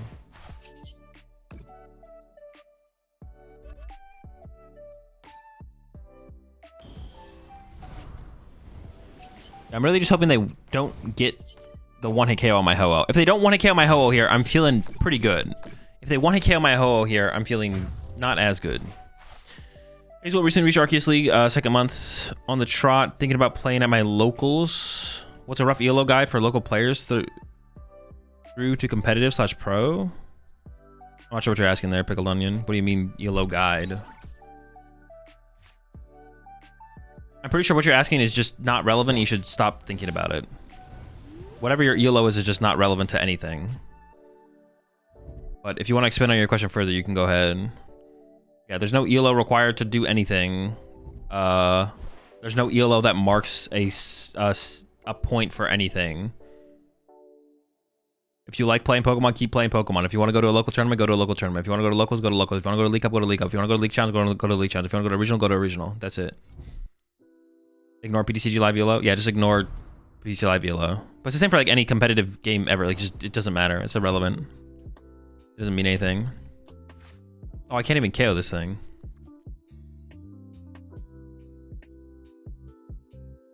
I don't want to Iono them because they're going to draw pass.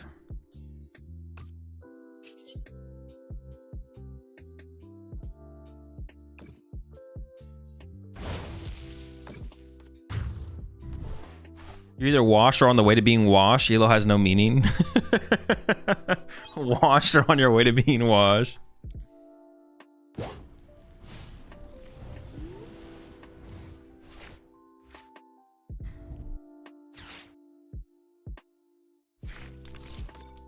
Yeah, ELO is completely irrelevant.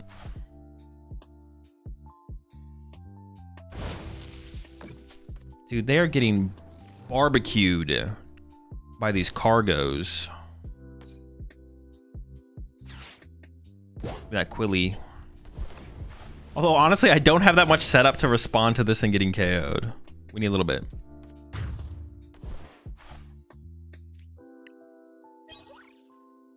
ELO's irrelevant? Are you telling me are you telling the devs to get rid of the ELO system again? Sounds good. No.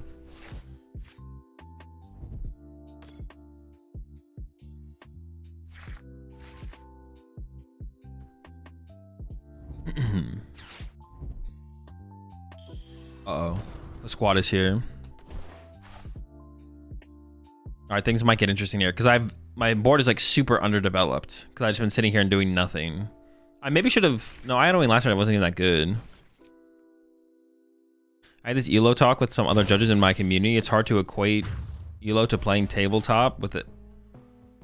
But there's so much more going on in the tabletop interactions to your opponent. I mean, it's... But it just doesn't equate... Yeah, it doesn't equate to anything IRL, but also doesn't equate to anything at all. It doesn't equate to anything besides the number it is. This is not good. It just doesn't matter. Yeah, it literally just doesn't matter. Lying on the floor.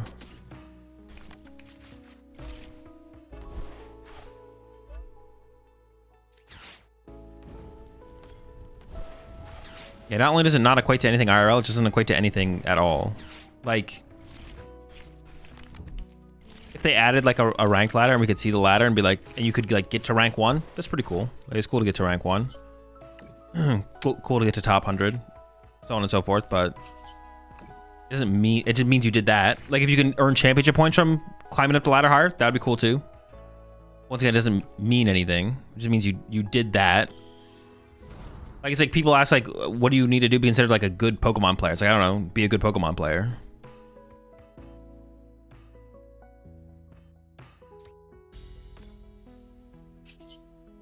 DDs.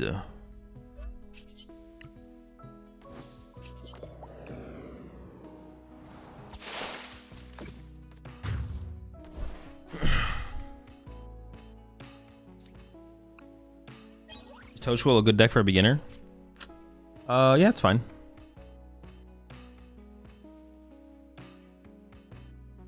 What's the lowest elo you can get before you can't find any more matches?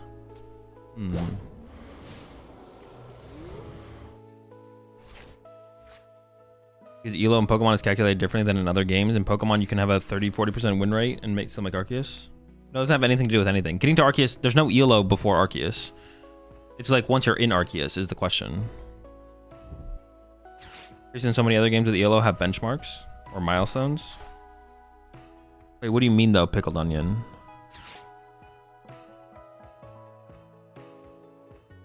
Like, there is no leaderboard in Pokemon. But even if we had a leaderboard, even in other games, it still doesn't mean anything.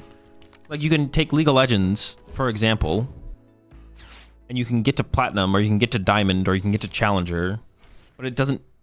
that's all it means, is that you are that. Like, you can get to 1700 or 1800 or 1900 elo on the Pokemon ranked ladder, but it doesn't mean anything. Like, it just means that, like, you did that, you achieved that. Whatever that means to you is what matters. But even if we had like a ranked ladder in Pokemon, like even if in Pokemon, if once you got to Arceus, you could get to like Platinum and Diamond and so on and so forth. It would only mean doing that. It wouldn't mean anything, if that makes sense. Well, it like doesn't not mean anything, but it doesn't. Yeah, I don't. It also just doesn't mean anything, right?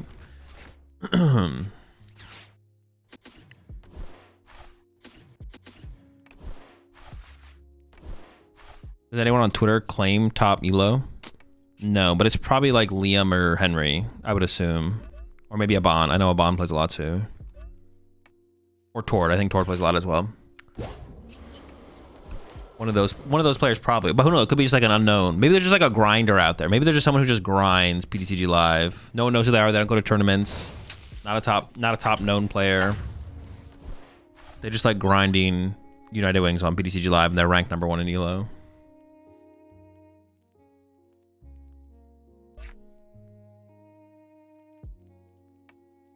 Elo puts you in as a percentage of players. I mean, yes. But it doesn't, like, all right, let's say, so Pickled Onion, let's say, well, let's just say if you make 1800 Elo, you're in top 1% of Pokemon players.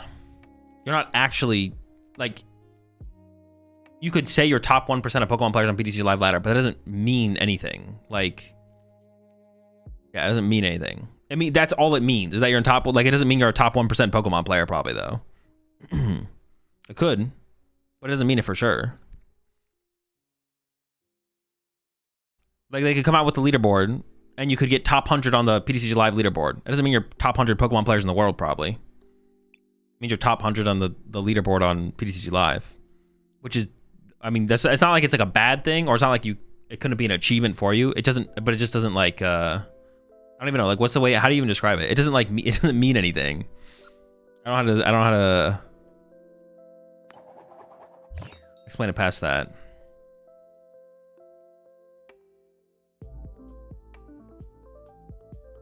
It means what it means. Yeah, basically. Would be interesting if it could lead to some tournaments hosted through the client. I agree. That'd be cool. It'd be cool if ladder placements, just to vibe out if you're any good. Sure. I guess like if the ladder is competitive enough, then you could kind of. I mean, you can't even really tell for sure. Like if it, I guess like in other games that is true to an extent.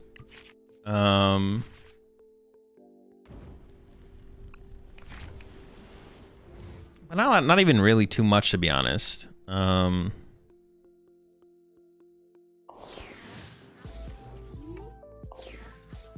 PTCG Live ladder would have to be like super competitive for you to be able to like make that judgment call, to be honest. But the ladder's not competitive enough to do that. But I'm trying to think about other ladders in general if they're competitive enough to do that.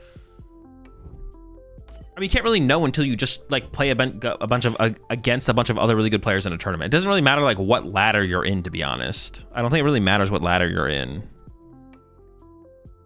any competitive game. Like obviously, like more competitive ladders, if more people are trying really, really hard. Enjoyed PTCG Live. Got to Arceus. Want to know if I'm any good. My best advice is just to not think about it like that, Pickled Onion. Just don't. It doesn't matter. Yeah, it just does not matter. If you enjoy playing Pokemon, keep playing Pokemon. And if you want to go to IRL tournaments, then go to IRL tournaments. That's how you should view it and think about it.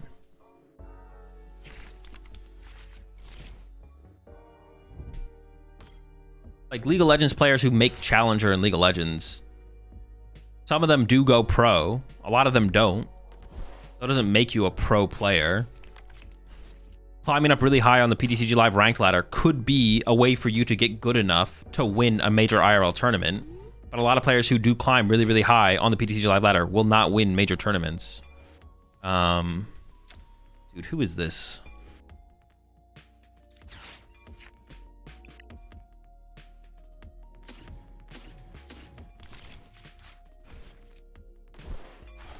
It's kind of like the best way I can think to describe it, or break it down, or think about it. So on and so forth.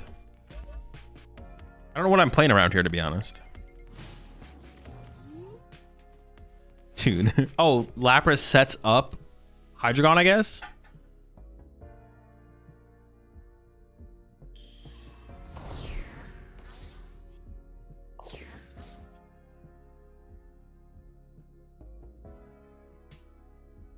Okay, open a can of worms with the ELO question. My bad. I mean, I've just had this conversation so many times where people ask the question, "What ELO? At what ELO am I? Am I good?" And it's like that's just not how it works. If you want to get better, just keep trying to improve. Yeah, if you want to get better, just keep trying to improve. And that's all you need to worry about.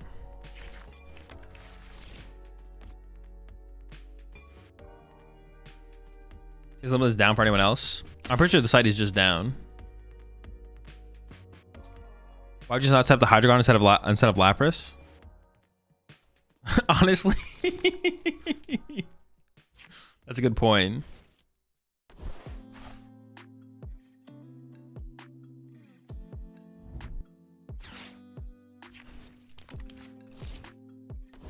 They could just not set up the Lapras, and instead they could set up the Hydreigon.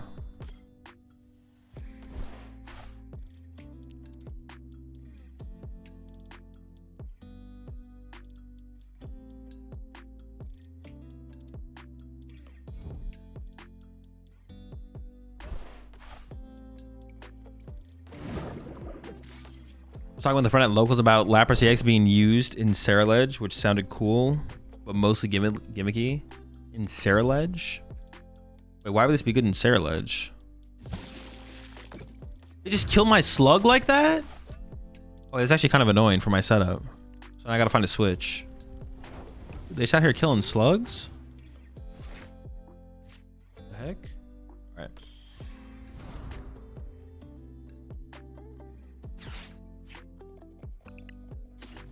If I KO this turn, the game is just like over, I feel like.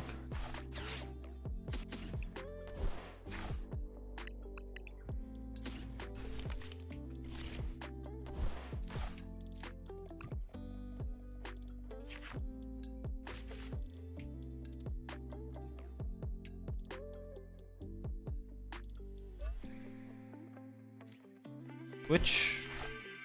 Okay, we got there. Basic Pokemon, Ho-Ohs, Slugs. Okay. Very cool.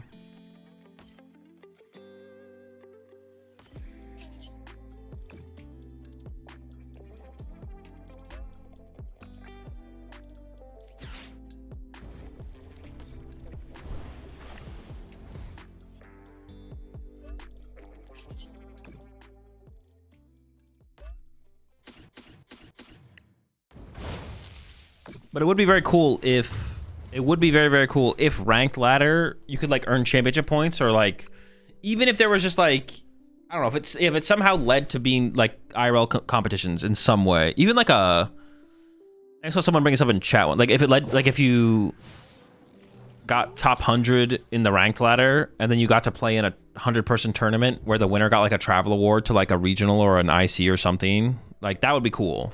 Just like anything to connect the online ladder to IRL competitions would be cool. We don't have anything like that.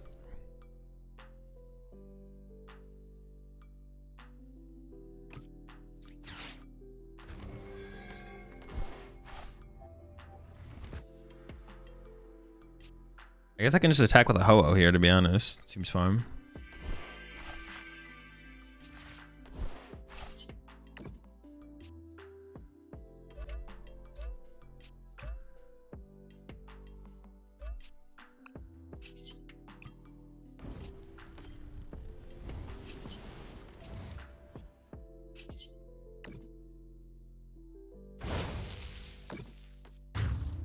I don't know how much grinding online should be rewarded outside of just getting better at the game. It should be a lot. There should be something for sure. 100%. It doesn't have to be huge, but there definitely should be something. It's just wasted potential to not do that. It's just backwards to not incentivize people to want to grind, play competitively online to lead towards some kind of reward at IRL competitions. You don't even have to get your you don't have to get your worlds invite. You don't have to be able to like get your worlds invite from playing online, but there's something in some form is optimal for sure. Like VGC has global challenges, but that's separate from ladder. I mean, it can be separate from ladder. It just should be something. But making it based around the ladder would definitely be best. Like leading towards getting top X in ladder, because getting something would be good.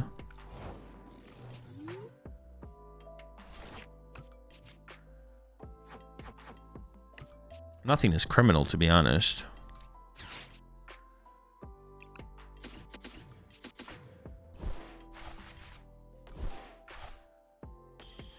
Like MTG has online tourists where the winner gets invited to majors. Yeah, exactly. Like literally anything. Just put something in there. Give us something on the ladder to play for. Like connected to IRL tournaments. Something connected to IRL tournaments would be really, really good.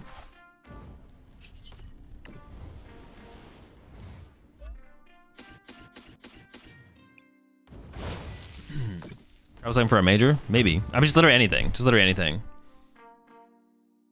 A ladder with quarterly Players Cup for top X players would be cool. Yeah.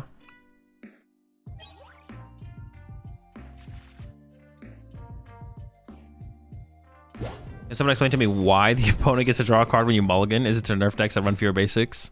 We literally just had this conversation, Surskit.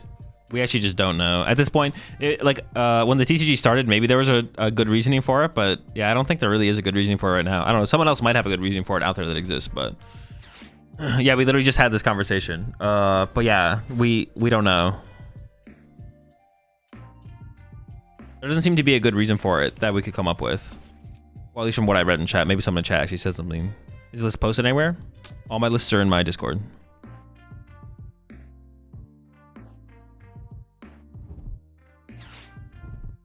A ladder with quarterly Players Cup for top X players would be cool. Yeah, that'd be cool. You're still rewarding in-person play. They aren't only rewarding online play. Incentives to play the game are always a plus. Yeah, exactly.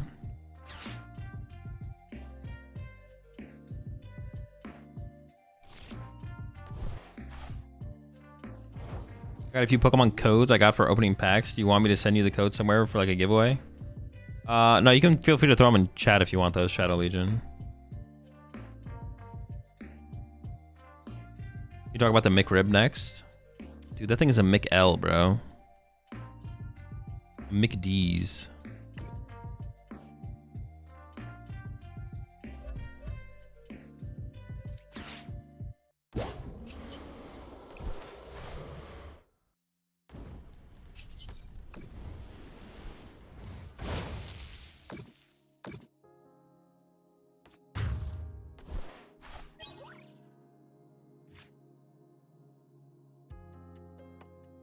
Lapras put in work.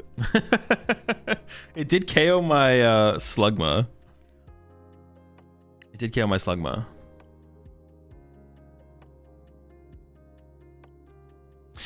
Pokemon actually incentivize doing well in ladder. The quality of matches would across the board would increase as well. Yeah, definitely.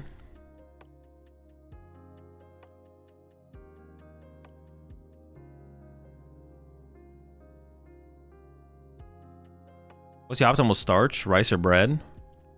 I mean, optimal probably rice, but bread's pretty good as well. But yeah, optimal is probably rice. Potato. I would definitely give potatoes the edge, but if we're having to pick between rice and bread,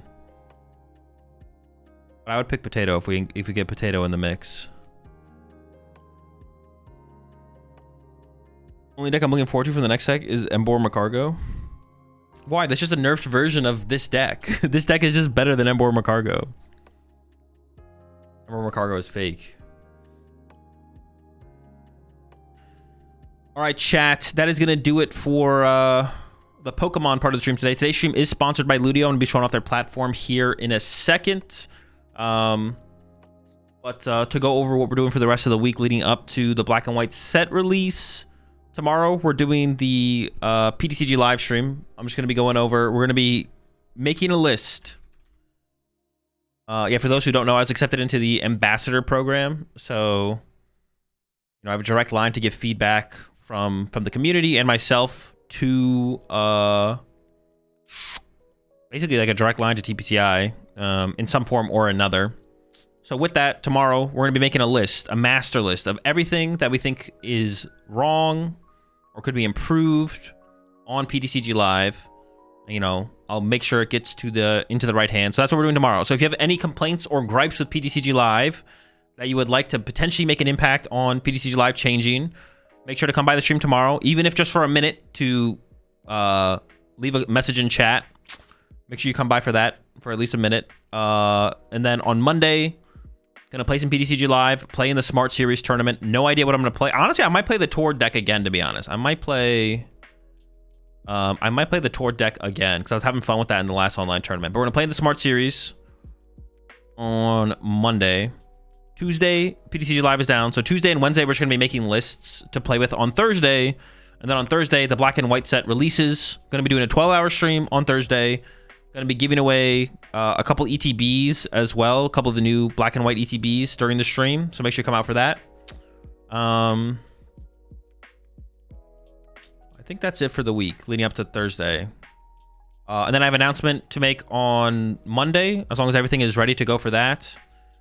Announcement for a competition. I'm gonna be running a tournament on Saturday next week of some top players playing in the new format, and I should be announcing all the players and everything on Monday. Whenever Omar's done with the graphic, he said he'd be able to get it to me by Monday, so I'll make an announcement, post on Twitter about that. I'm gonna do an 8-person invitational, top players, new set, legal, on Saturday. We're gonna do that on Saturday, and then also, yeah, I'm also actually, I don't even know when I'm gonna release the video. I'll probably release it on Monday, to be honest. Also on Monday, yeah, probably Monday evening after the stream. Monday evening after the stream, I'm gonna release a pretty big video. The first time I've ever done a video like this. It was pretty fun to do. Shout out to Pablo Meza Tablemon for coming to me with the idea and then doing all the editing and stuff. So shout out to Pablo for that. But I'll be releasing that on Monday after the stream as well. So that'll be cool. All right, that's everything coming this week. But like I said, today's stream was sponsored by Ludio, so that's what we're gonna be checking out next. I'm gonna showing you all their platform. With this as well, I am gonna be running a competition of sorts in the chat. If you click on the link, if you put !Ludio in chat and you click on that link and you go check out that game, that Ludio, we're going to be running a competition, and the person who gets the highest score on that demo will get a $50 gift card. So if y'all want to get in on the competition, go click the link right now in chat. You can go over there, play through it a couple times, try and get the high score, and then when I'm done with the stream, at the end of the stream here, we'll see who's the highest on the leaderboard, and they'll be getting a $50 gift card. So put !Ludio in chat, click the link, play the game. That's all you have to do. Nothing else. That's all you have to do. It's really simple. I'm gonna show off Ludio here as well on my screen, and then I'm gonna go play the one that y'all are gonna be competing for as well. Azul says on, like he's from Long Island. On. Yeah, so Ludio is a game demo slash game experience sharing platform. So basically, players, people who have played video games can share their moments in video games for other people to check out and play. And it really is that simple. Ludio.com, you just click on a game right here. So we'll start with this one. I showed off this one the other day, but I'll show this one off as well. So this comes from the game Redacted. And look at here, you got the controls laid out, so you know what you're doing. And then all you have to do is go down to click Start Game. Here's like the general leaderboard as well. I'm turning this down because it actually is kind of loud. Like the general leaderboard, so you can try and beat people's score. I've already played this one before, so I'm rank 80. You know, I'm up there, top 100. My score was 12,371. Actually, I'm pretty close to first. Can I get first? I could try and get first in this one. We'll give this one a couple tries. Now that I actually know all the controls.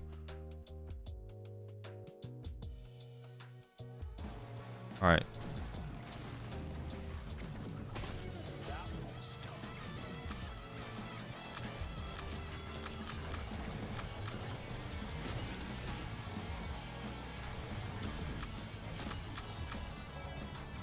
Okay, I'm not sure about how to do this. All right, that did not go. I'll give this one more try here. Let's see if I can go for first. Like I said, click the link in the chat if you want to join the competition. Like I said, there is a $50 gift card to whoever ends up with the highest score on that one. I'll take a look at the one that y'all will be competing for here in a second, but I'm going to play through a couple different other ones here. Oh, I actually got a new high score. Where did I end up on the leaderboard now? All right, I moved to 4 places. I'm not going to try and get first place on that one. We'll do the slime boss again. I did this one yesterday. Or not yesterday, a couple days ago. The slime boss. So once again, another game.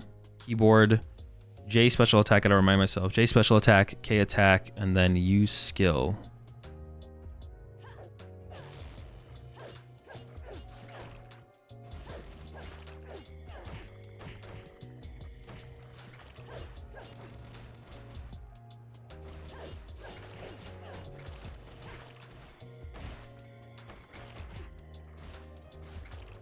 Oh, I did it the wrong way.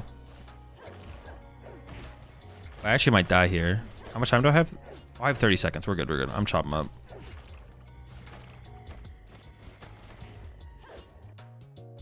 You win. Not my high score. I'm going to try this one again. I'm going to try and go for a high score on this one.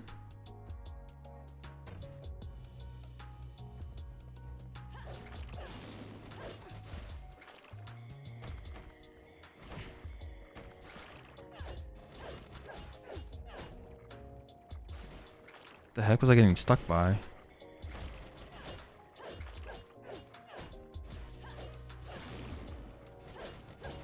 Oh, that's got to be for sure my high score. Yep. How'd I end up on this one? We'll see. 41. Not bad. Not bad on that one. All right, we're going to try another one here. Another redacted level. Same thing. Honestly, when I was doing these the other day, I didn't realize you could do... The Q is super powerful. That's the one that I missed, to be honest. Boston accent seeping through. Maybe a little bit. Sometimes people say that I have a Boston accent. More often than not, people say that I don't have a Boston accent. Rarely people will actually say that I have a Boston accent. I don't think I definitely don't have a strong Boston accent, that's for sure. If I have any Boston accent, it's definitely not that strong.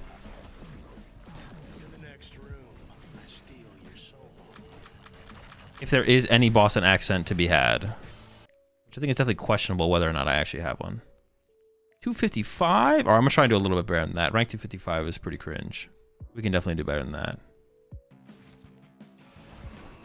There's probably a way I could be a little bit more strategic. I'm doing quite a bit of button mashing. Oh yeah, wait, this is the one with the gun, but this guy's gun sucks. It's almost time for combat between mortals. Only there was a catchier way to say that.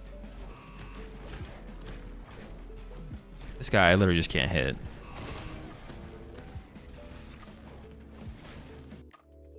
I didn't even get all the ones that... Alright, we're going to the next one. We're going to the next one. 6 people walk into a bazooka. What is this one? Shoot melee. Okay, let's see what this one is. Dead Link is this game. I didn't do any of this one last time we played. Let's see what this one's got.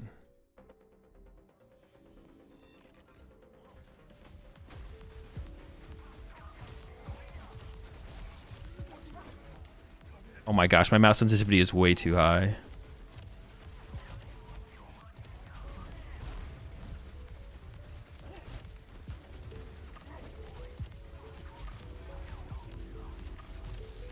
Dude.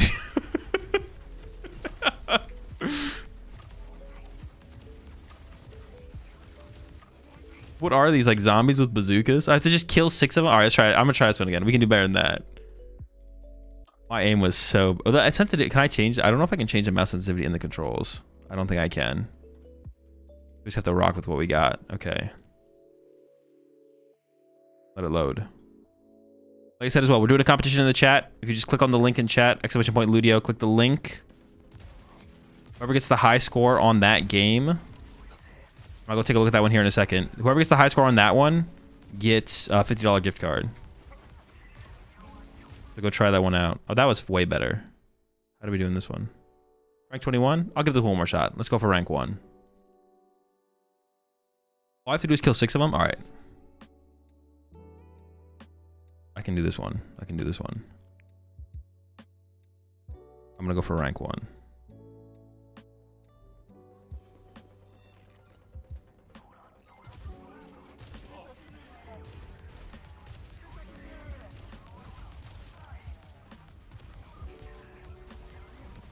One reload. Oh no, hitting that thing is gonna slow down my time.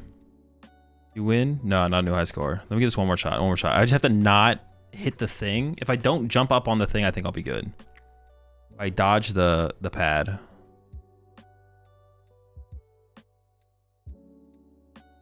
Load him up.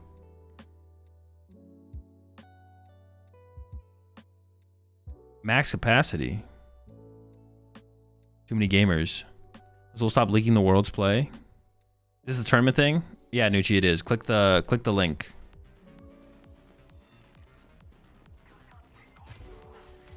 It's a different game than the one I'm showing right now.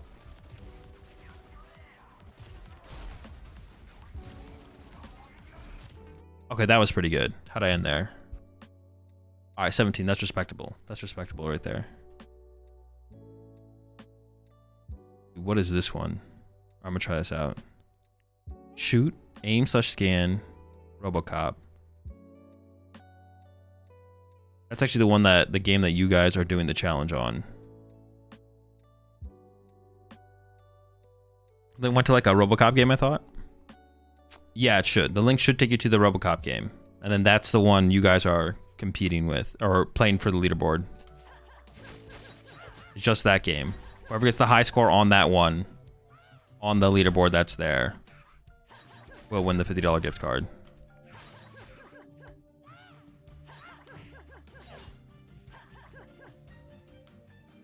What happened to PTCG Live? I'm done with PTCG Live for the day. I'm showing off the platform from today's sponsor now at the end of the stream.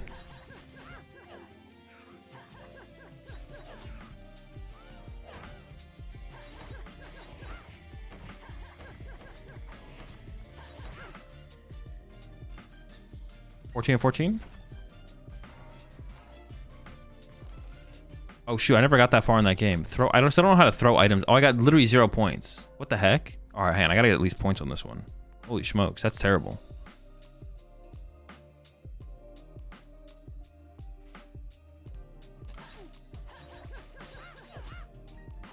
I can't end it with 0 points. I don't know if I'll ever know how to figure out how to throw items, but...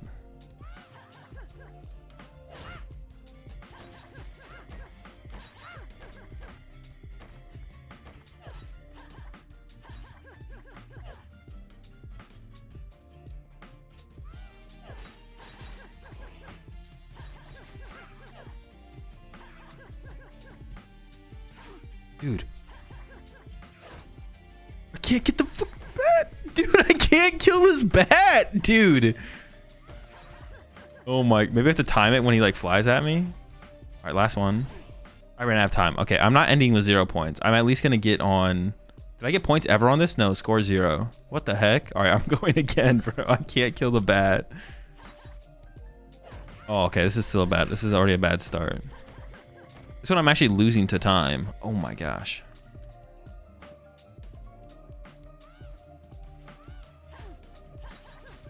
There's got to be a button to throw the items. I see the items in my inventory.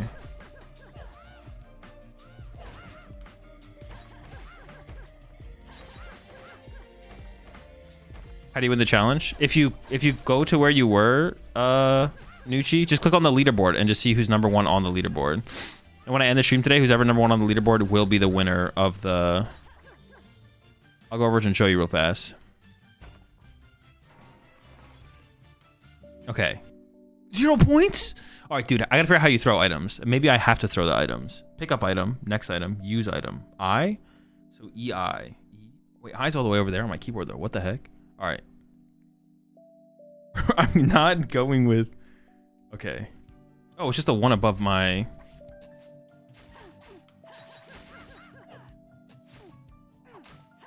Oh, I threw an item. There we go. There we go. Threw 2 items. Let's go.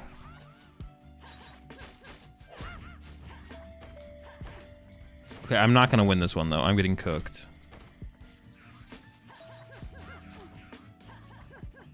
I have 20 seconds. Getting beat up by a painting. There's a leaderboard for all games combined. Yeah. Everyone who played... Well, no, it's like that. The leaderboard you're looking at for that is just... for that one specifically. Okay. All right. 10,000 points. That's quite an improvement. That's definitely an improvement. We take those. I honestly kind of want to play another level of this game. I'll do one more of this, and I'll show y'all the level that y'all are competing on. It's not letting me play again. I think it should let you play again. Maybe you can only play through it once.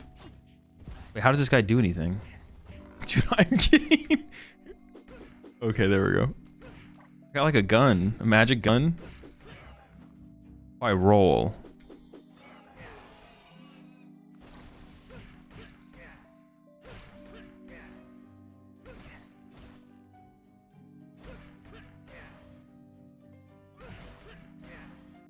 How much, dude? I have 25 seconds to kill 15 of them?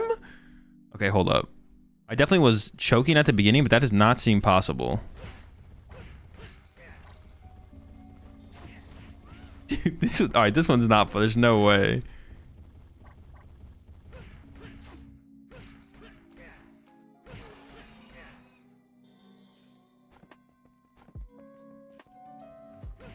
Let me out. There's no way. Yeah, there's no way. I'm not even going to try that one. All right. I'm going to go over to the one that y'all are competing for. This is the one. We'll see who's in the lead right now.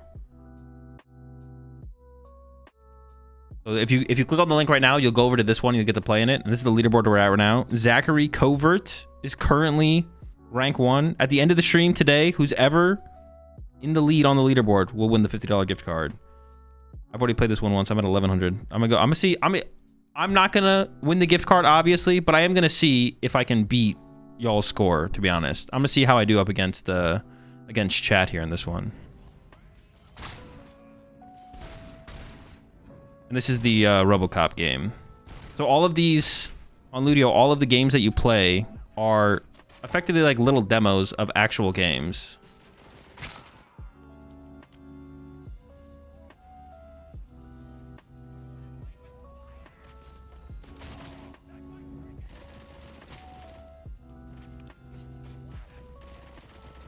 There are moments in games shared by other gamers. Currently, that's like the moments that you play through on Ludio, and eventually you'll be able to share your own moments in games on Ludio as well for other people to play and compete in.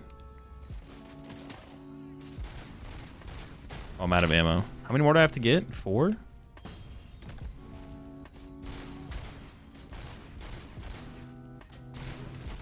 much HP do I have? Oh, I still have a minute. We're good. 18. 1124. Oh, I actually got the... Well, that's my new top score. Where am I ranked on it against you guys? 6th. Number 1 is still Zachary. All right, I'm gonna try and beat Zachary's score here. I'm sure I'm gonna be streaming. Probably about 5 more minutes or so. You post a clip from a game Ludio's partnered with, and Ludio allows you to play the game in the moment in progression as the clip. Yeah, exactly. Like you post the clip of a game, a moment, and then other people can play that moment in a game.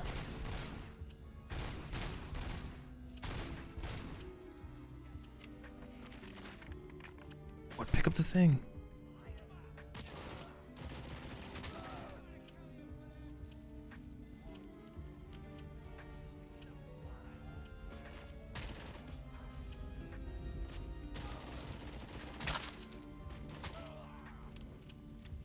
Okay, I'm doing. We have to get 9 more. I feel like I ran past some for sure. Maybe not.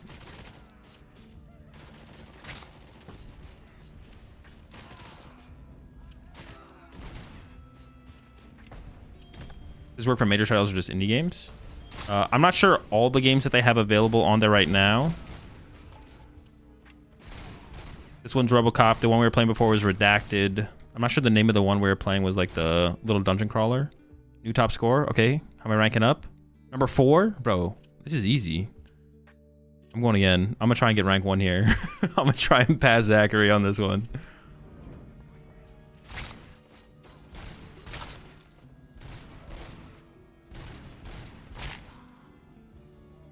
Wait, pick it up. I have to hold it.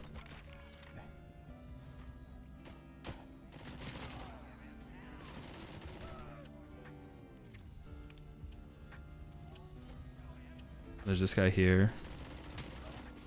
And they're over here.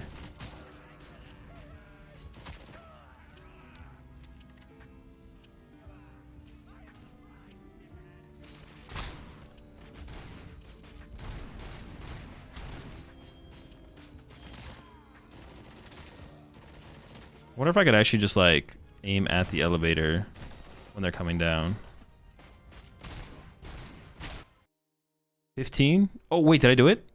No. Dude, how'd you get to 700, 11, 700, 11, 714? I'm never going to be able to pass that.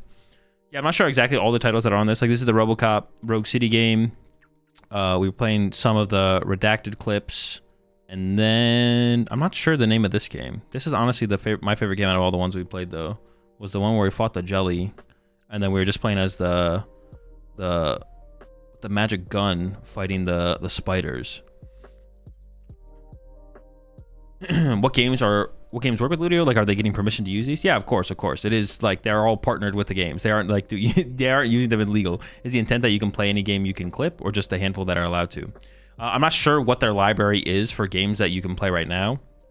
I don't think it's a ton right now, but I'm sure the goal is to try and expand to as many games as possible to give players the experience of playing the games for free in the clipped experiences from other players' games that they share on Ludio for other players to play the games, try them out, and play through the exact situations that they had previously played. I don't know, they don't have a ton of games right now, but I'm sure the goal is to expand to probably as many games as possible. It's not letting me start the game, Sag. If you give it another try, I'd give it another try. It should be. You should be able to. Honestly, I might just be easier with the pistol. Yeah, honestly, I maybe was just messing up by picking up the submachine gun. Oh, now we're kind of cooking. Oh, this is definitely my best run yet. Where did he come from? Right here on the right first, and then on the left. Then on the left. Oh, that's not good.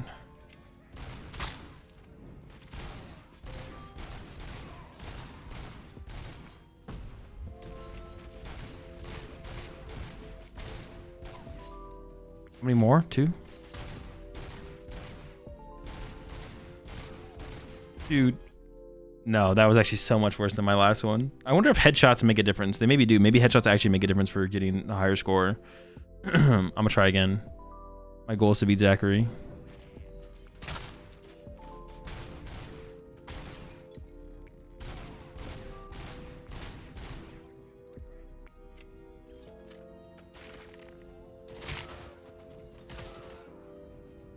Okay, so then there's the guy behind.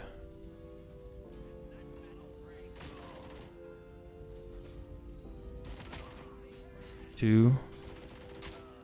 And there's the guy to the right of the pillar immediately.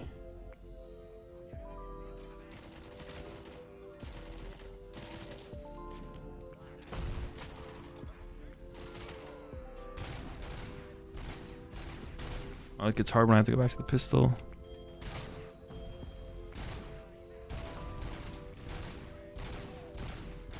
I mean, what do I have to get this one? Oh, just one? If I just headshot him immediately. Wow, that's... Oh, it's actually not that much worse than my last score. Oh, I'm gonna try it again. I'm trying again. What's going on right now? I'm showing off the platform from the sponsor of the stream today, Ludio. And we're having a competition in chat. If you want to join in, just click the link in the chat.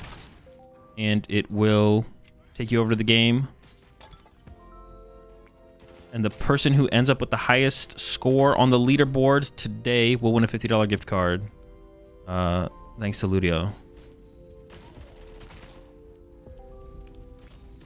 Currently, Zachary is number 1 on the leaderboard. Now, I can't win the gift card myself. But I'm going to try and beat Zachary still.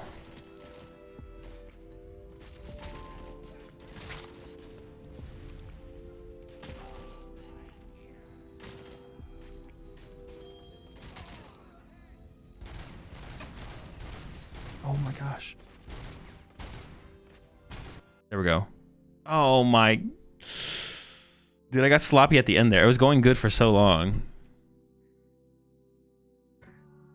This Pokemon update goes crazy. It's pretty insane. I just upped the score to 11,755. Who's number 1 now? Oh wait, you keep upping it? Wait, LT Dan, are you Zachary on here? Dude, I got passed up too. What the heck? Now I'm number 6. I was at number 4. Haven't been in the stream in weeks. Thought you might have switched content. No. I'll be back to PTCG Live tomorrow.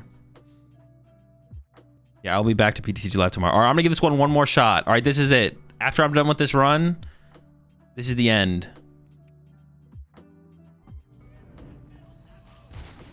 So if anyone wants to try, I'm gonna... Yeah, who's ever at the end of the leaderboard when I'm done here after this last run is going to be the winner. So this is your last chance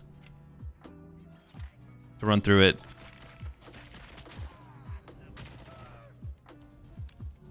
We'll stream some League, please. Maybe one day. I know Jesse was talking about how he played League. Maybe doing some League with Jesse. I might be down to do that, to be honest. That could be fun. Duo queue with Jesse Parker.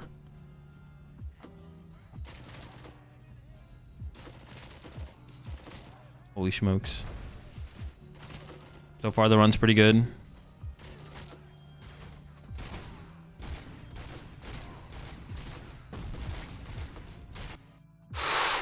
Oh! Alright, best performance yet? I didn't even move up a spot though. I'm still behind. I'm still stuck behind. Alright, chat. That's gonna do it. Once again, shout out to Ludio.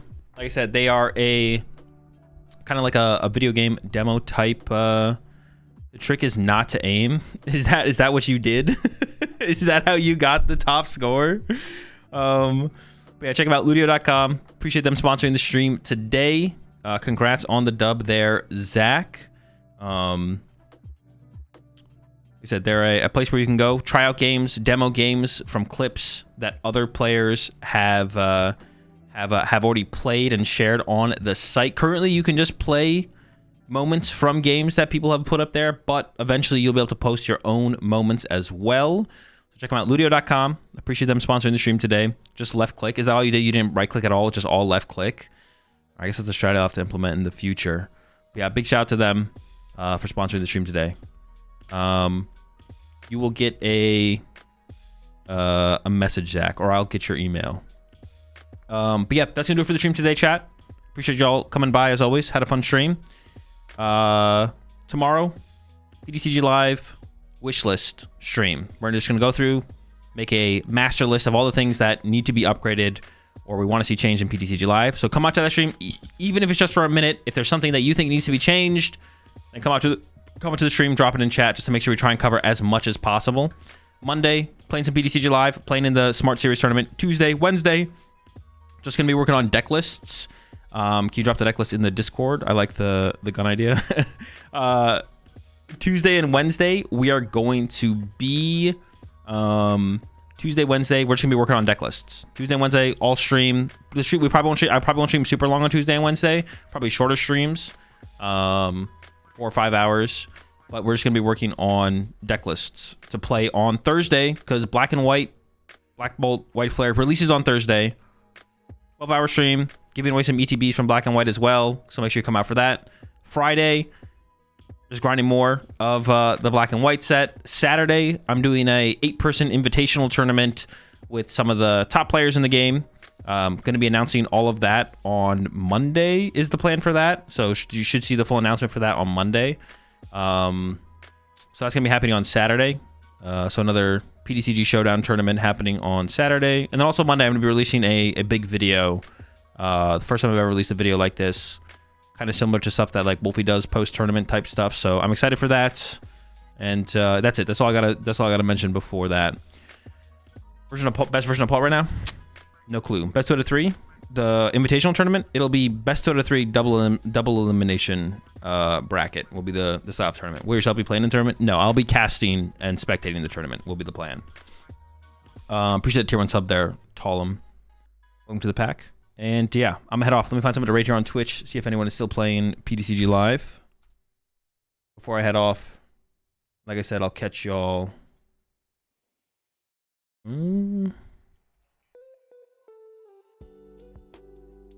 I'll catch y'all tomorrow.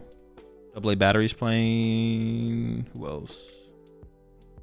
Yeah, we can raid AA Battery.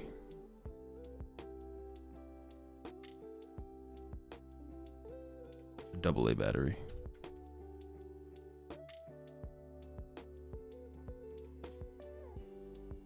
All right, yeah, I think I saw everything I wanted to mention that I'm going to be doing this week. So that's the plan this week up until Black and White releases. See y'all tomorrow. We can complain about what's it called, PTCG Live together then. Peace.